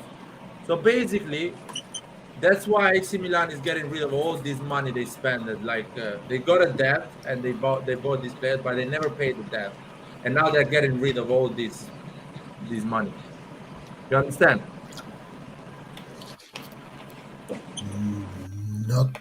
Not really. So I'll make an example. How can I make an example? Because in that case, it happened with 11 players, so it's really hard to explain it. So let's say we buy a player for 30 million and we offer him Tomori. Exactly, Tomori is a perfect example. We buy Tomori for 30 million from Chelsea. So what happened? But we're gonna pay Tomori 5 million a year. You know, which is the amount of years on his contract. So this is the salary, right?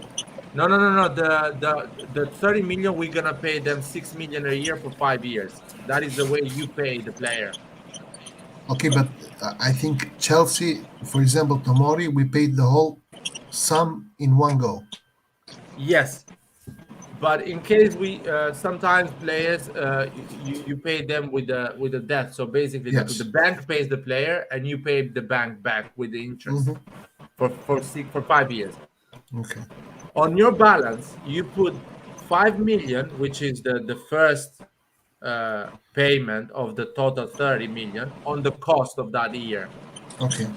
And the other 25 million, you put it on a positive part of your balance. Yes. So technically, you have spent in your cost and movement of cash of that year just 5 million for the acquisition of Tomori. Yes. Cash flow. You mean cash flow? Cash flow, yeah. And the year after, you put another 5 million, and you keep 20 million on a positive balance. At the end of the 5-year contract, if you renew Tomori, the positive goes zero. Okay, I get it. Yeah, exactly. The cost of that year goes zero because you didn't pay Tomori. But on your balance sheet, you have a positive of what is the value of the player in that year. We are talking basically money that doesn't exist.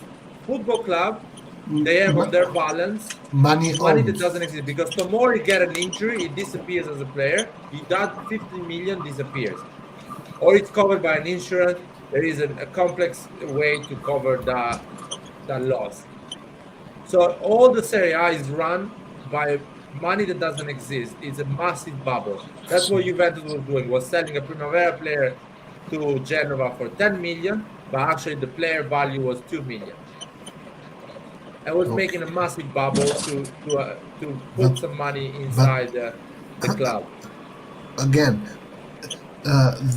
what does money that doesn't exist mean? Money that is owned to banks, right? Basically, exactly these players, the AC Milan bought in that period. They were bought with money that never been owned but the ownership became the Chinese guy, and who took AC Milan had to wait 5 years to get rid of these players slowly to delete that cost, that loss. That's why we are doing losses every year. 90 million losses, 150 million losses. because it was managed in a way that we had a lot of losses every year from players that wasn't useful to us. Okay. So now that we are getting rid of the last two players that actually are lost, Casti and Conti, and the other one that we have is Duarte, which is on loan. Now we actually got rid of all that wood that we had from the previous ownership, and now we can actually, every player we buy, we put on the balance as a positive, and we can renew his contract and keep it as a positive. So he's starting from zero. The Elliott management is starting.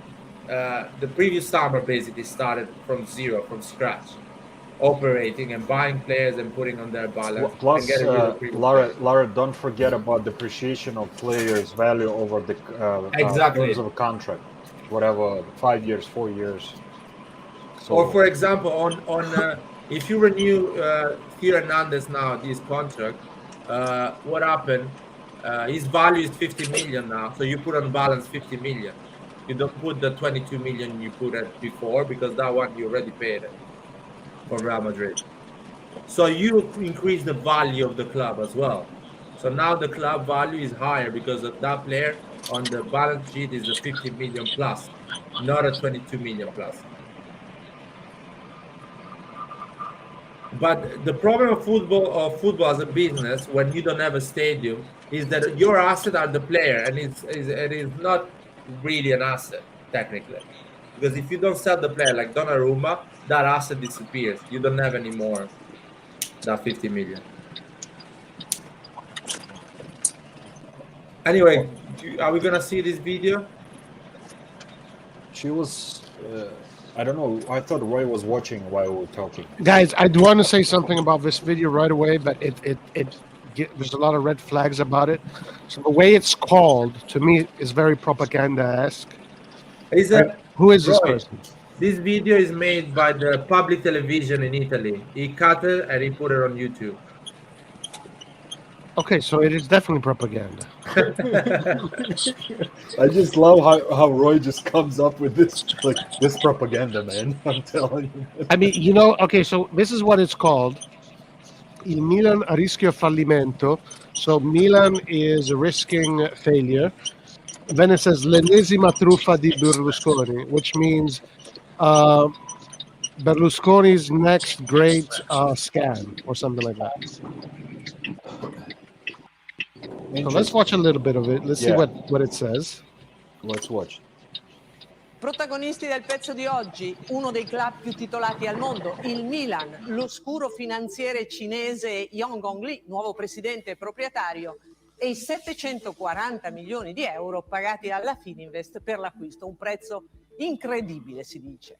I soldi transitano un po' da Cayman e Virgin Islands, 300 milioni li presta il fondo americano, impegno gli viene dato tutto il Milan, le azioni, i diritti presenti. So there you go.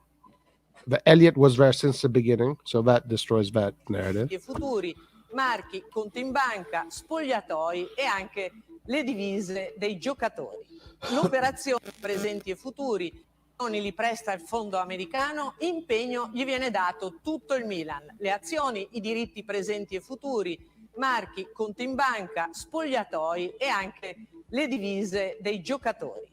L'operazione scatena le fantasie. Saranno mica i fondi neri di Berlusconi che rientrano puliti attraverso una testa di legno? Ma il cinese presenta i suoi asset. That little comment there. Yeah, that was but she was saying that is it that dirty money from Berlusconi, or exactly?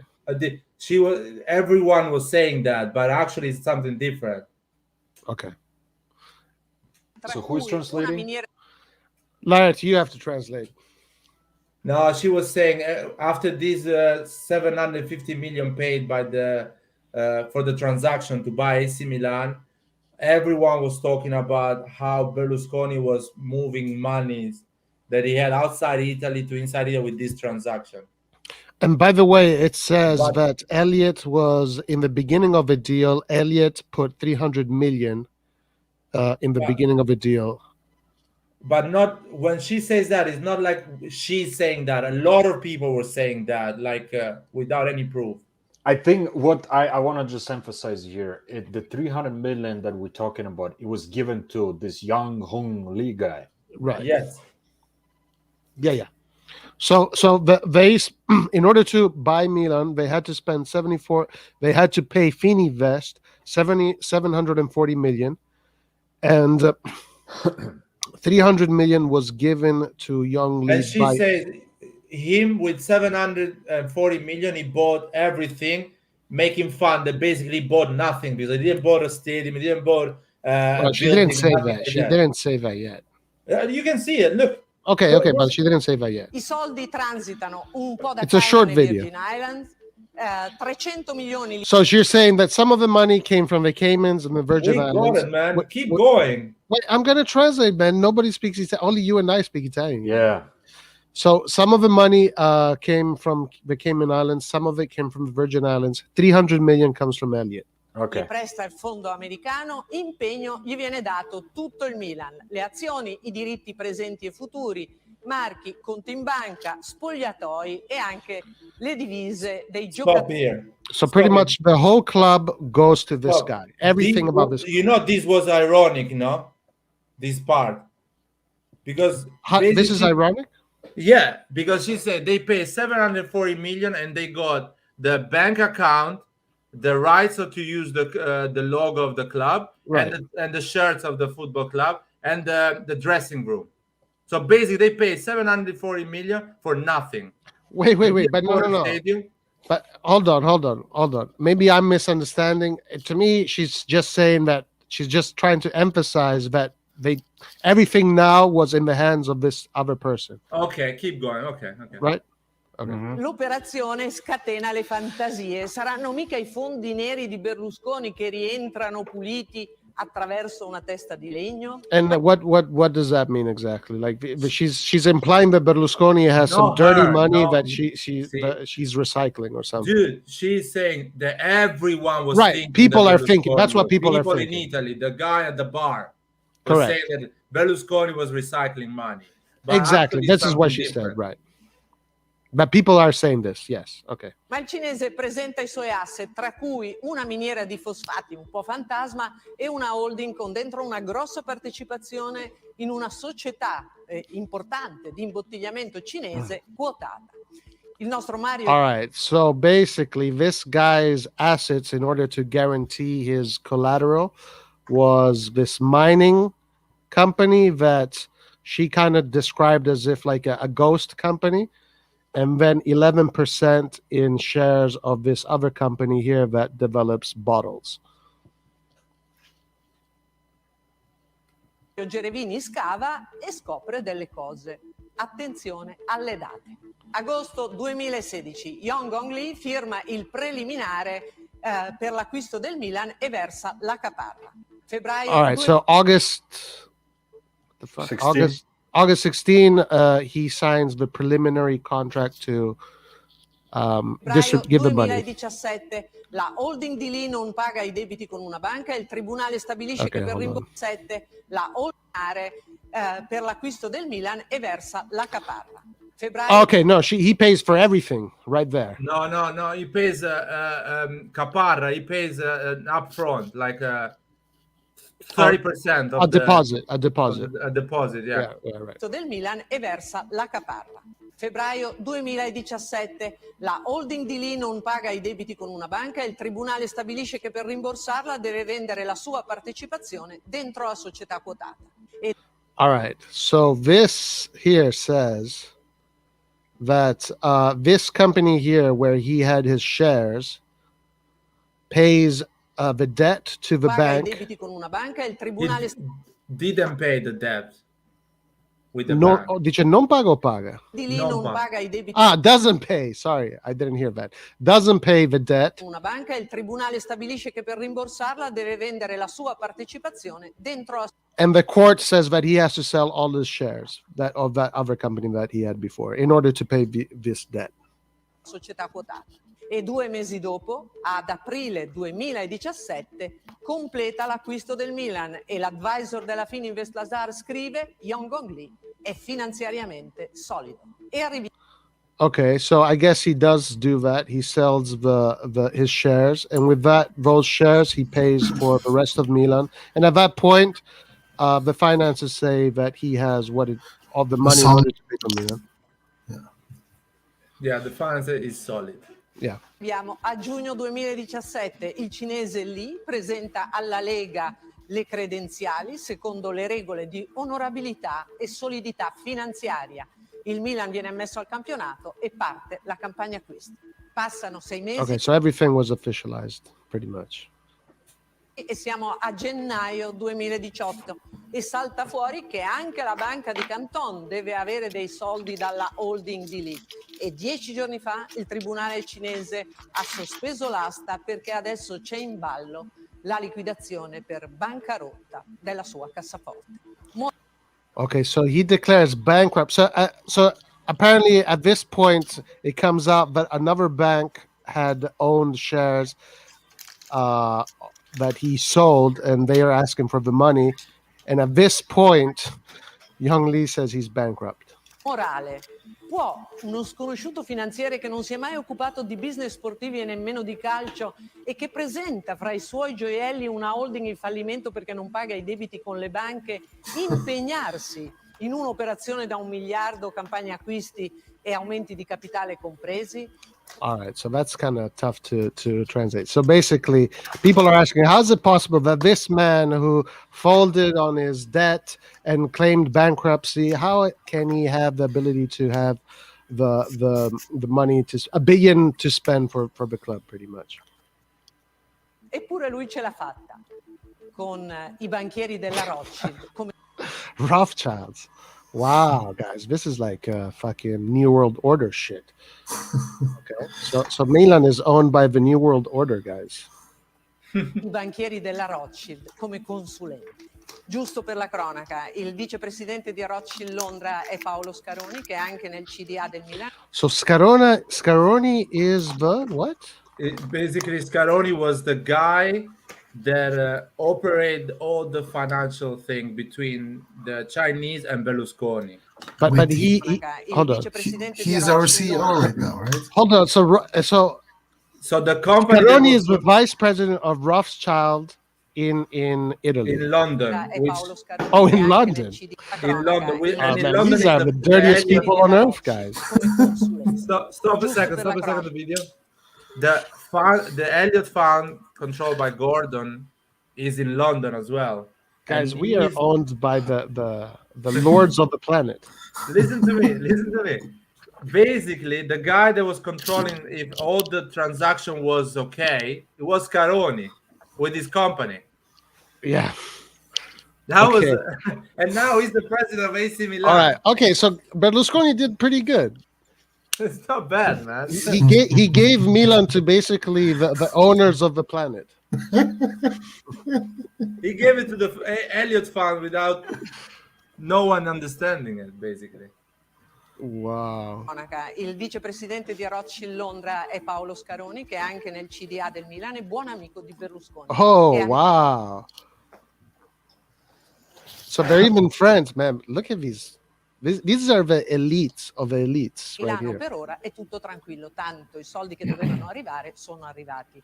Non vorremmo mica continuare a chiederci di chi sono.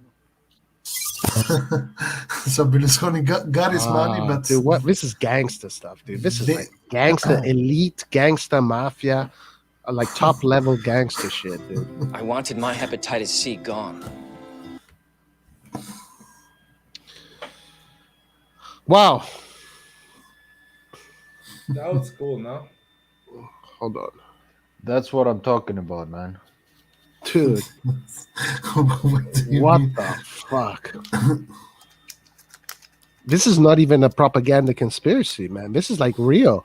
Like the guy, the owner of AC Milan is the vice president of Rothschild. The president of AC Milan is the vice president of Rothschild London. Was. Oh, now he's not anymore?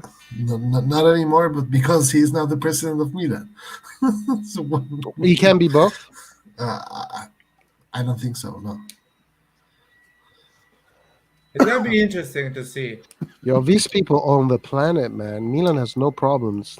Milan is in the hands of the richest people that have ever existed, and they can't fucking sign Kessi's contract.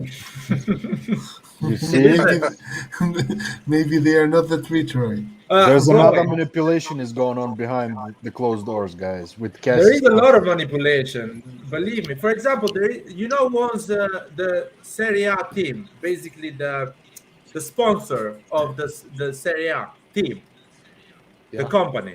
Yeah, Mhm. who? Is the Elliott Fund. Good. This is Now, getting better and better. now we fully control Italian league. We fully Guys, control. this couldn't be French better. league. This turned out to be way better than I thought it was. It's actually so weird. Basically, they own the company that sponsors the Serie A. They But bought then- them like in 2017, I think. Guys, the Milan era is coming, guys. It's Don't they coming. own Lille too? no, France? they have lended money to the previous ownership of Lille. So now the new ownership has to pay them money back. They still have like 130 million to pay back. Good. Maybe we can twist some arms and get a couple more players from Lille. But that's the reason why we have it kind of easier to buy players from Lille. They have couple. Isn't it Kamara playing for No, Lille? no, for Marseille.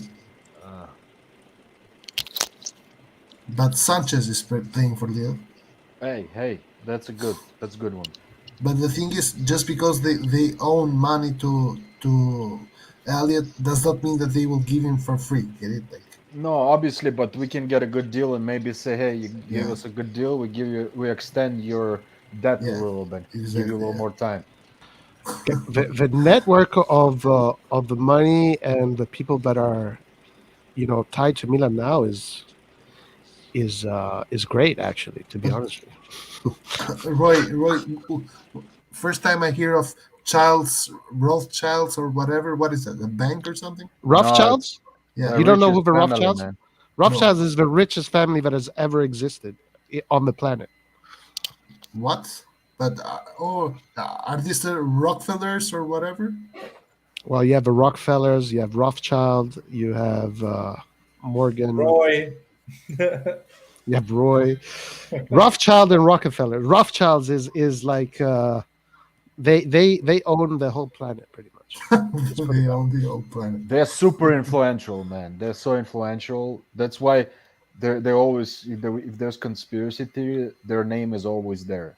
I don't know, man. Every time I've heard of a conspiracy theory, I've heard of Rockefellers or of Soros. I mean, Rothschild is above all of those guys. Really? Rothschild is the next level, the next layer. But So what do you guys think about the predictions for this coming up thing? with the boring stuff. I mean, yeah, we can continue talking about Rothschilds, man. We're gonna win against Roma, guys. Don't worry. I think we're going to win against everybody now, guys. But no, I'm talking about like Serie A prediction, like the games. Do you know what I'm saying, or no? I think they're going to win. I don't think you got what I was asking. I said predictions for the whole next. Oh, the whole next thing. Gotcha. Yeah, that one. One thing I didn't get from the video is exactly when what's his name, Gong Hong Lee. He Gong folded Hong Lee. when he folded the company. They didn't say that. But because the video was made in between, before he folded. Okay. That makes sense. China is such a weird place, man. Like super weird. Well, there the way in order to own something, everything is state controlled, so it's different from let's say other countries.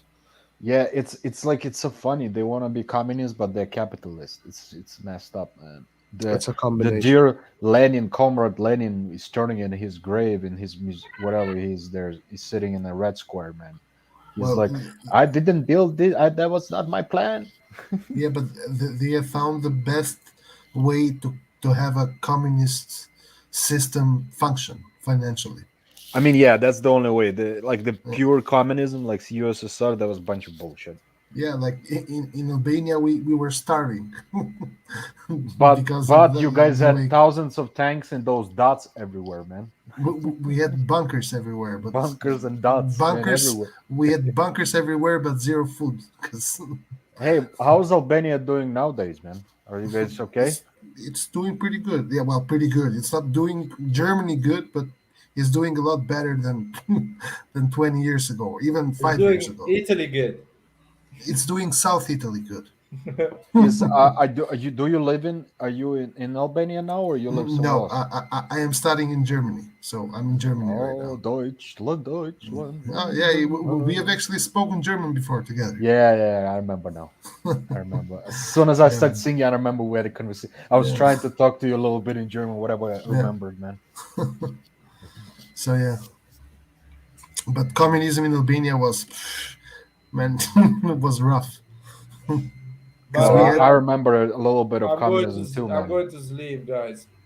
How about predictions, man? All right, let's just finish with predictions and let's Let's close. do predictions then. I told you we're gonna win 2-0 against Roma. No, for the whole tour, man. For this coming. Yeah. Let me go to predictions. We'll do the whole predictions. Let's do this quickly predictions and. Let me go first because I gotta turn off my phone.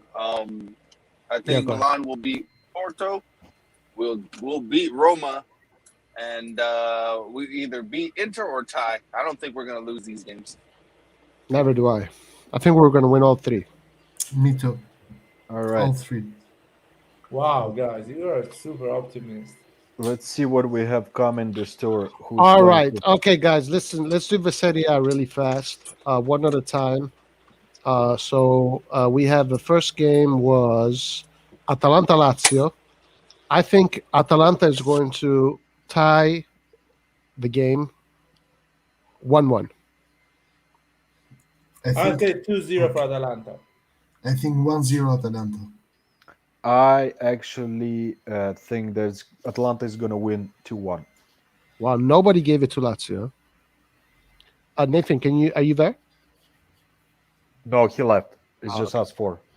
Gotcha.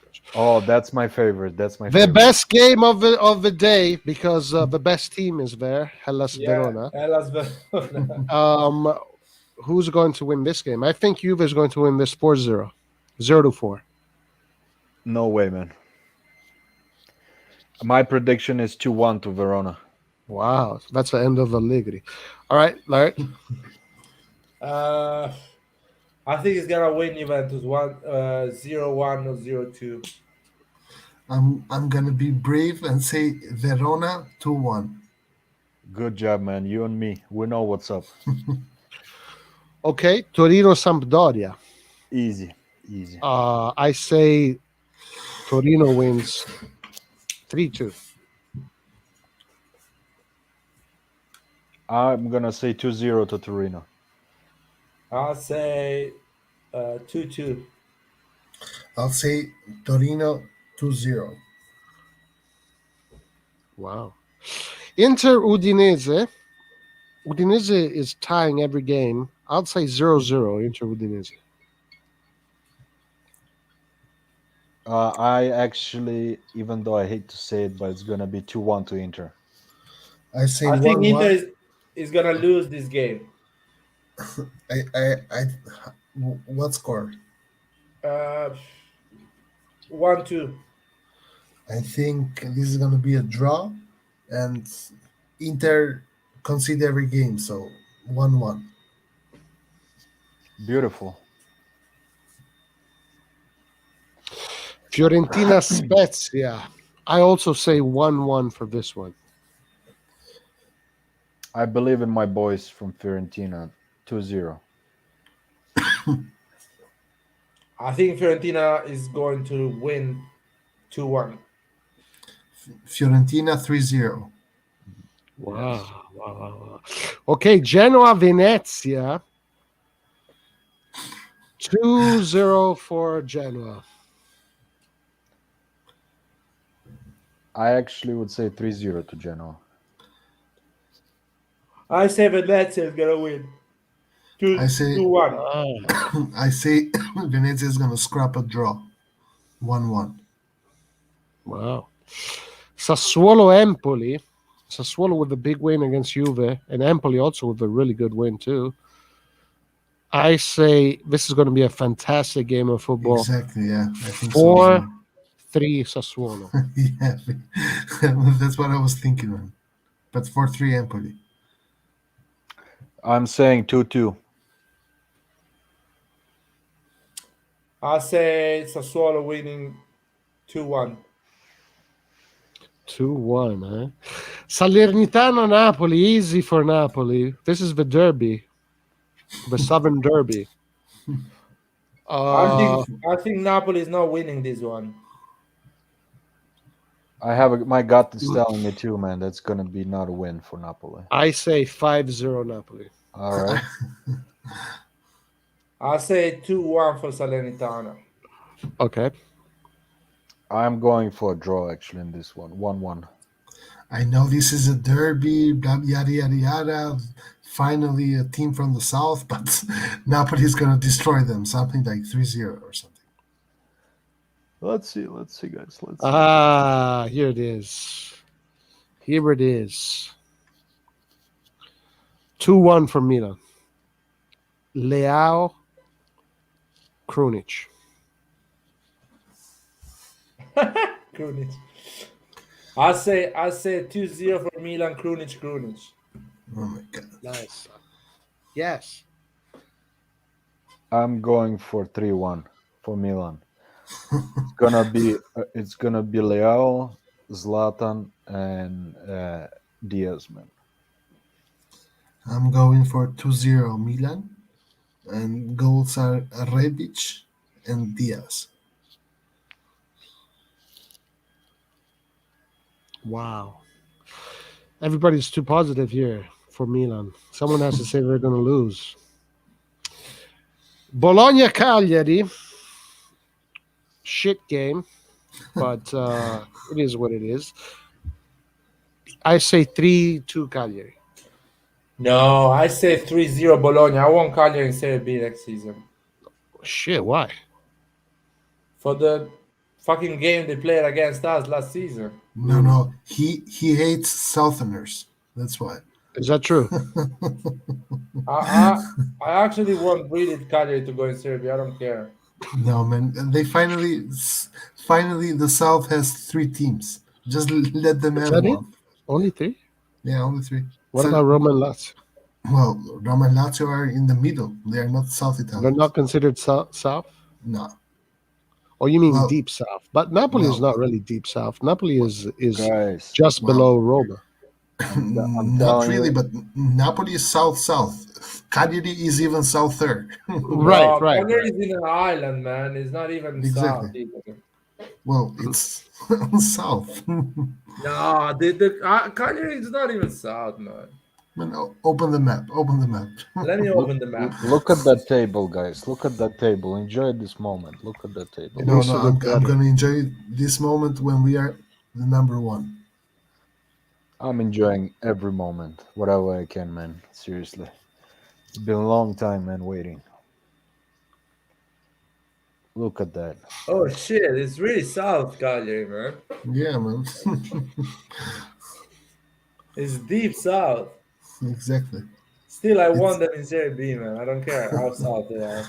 And Salernitana is basically in Naples. Cagliari is even more south than Albania, man. Yeah. Jesus, guys. They're right at the end of the boot. But to be fair, this is a flat map. If you put it around, the probably is a slightly. But because we are on flat Earth, there is no north and there is no south. Exactly. Shut up. What? It's true. Oh my god. Earth is flat, guys.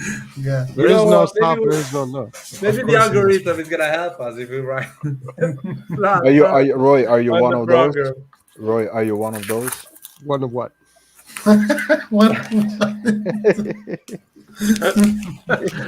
mean, he supposed Juventus and he thinks the earth is flat. Exactly. Flat earthers or whatever they're called, man. Flat earthers, man. What? You don't believe it? No, man. There's the Well, how, army. if the Earth wasn't flat, how could you be standing upright? Exactly. I love it. I love it. Exactly, man. I don't know if you watched, but there's a show on Netflix about this. It's the most hilarious thing ever, bro. What is the name? What's the name? I want to see that. I think see it's called. you guys. Have a good night. Take care, my man. All right, I later. think it's called Behind the Curvature or something like that. Behind the Okay. Curve or something. It's beautiful, man. I'm gonna check it out, man, for sure. It's fucking beautiful, bro. All right, guys, we're gonna close here. So, Guys. Stream when is the next stream, man? probably Sunday. Not Saturday. When is the game? Saturday or Sunday? The game is Sunday. Oh, okay. Sunday? Then we do Sunday then. Okay. I think After so, the yeah. game? After the game? Yeah, I think Perfect, man. All right.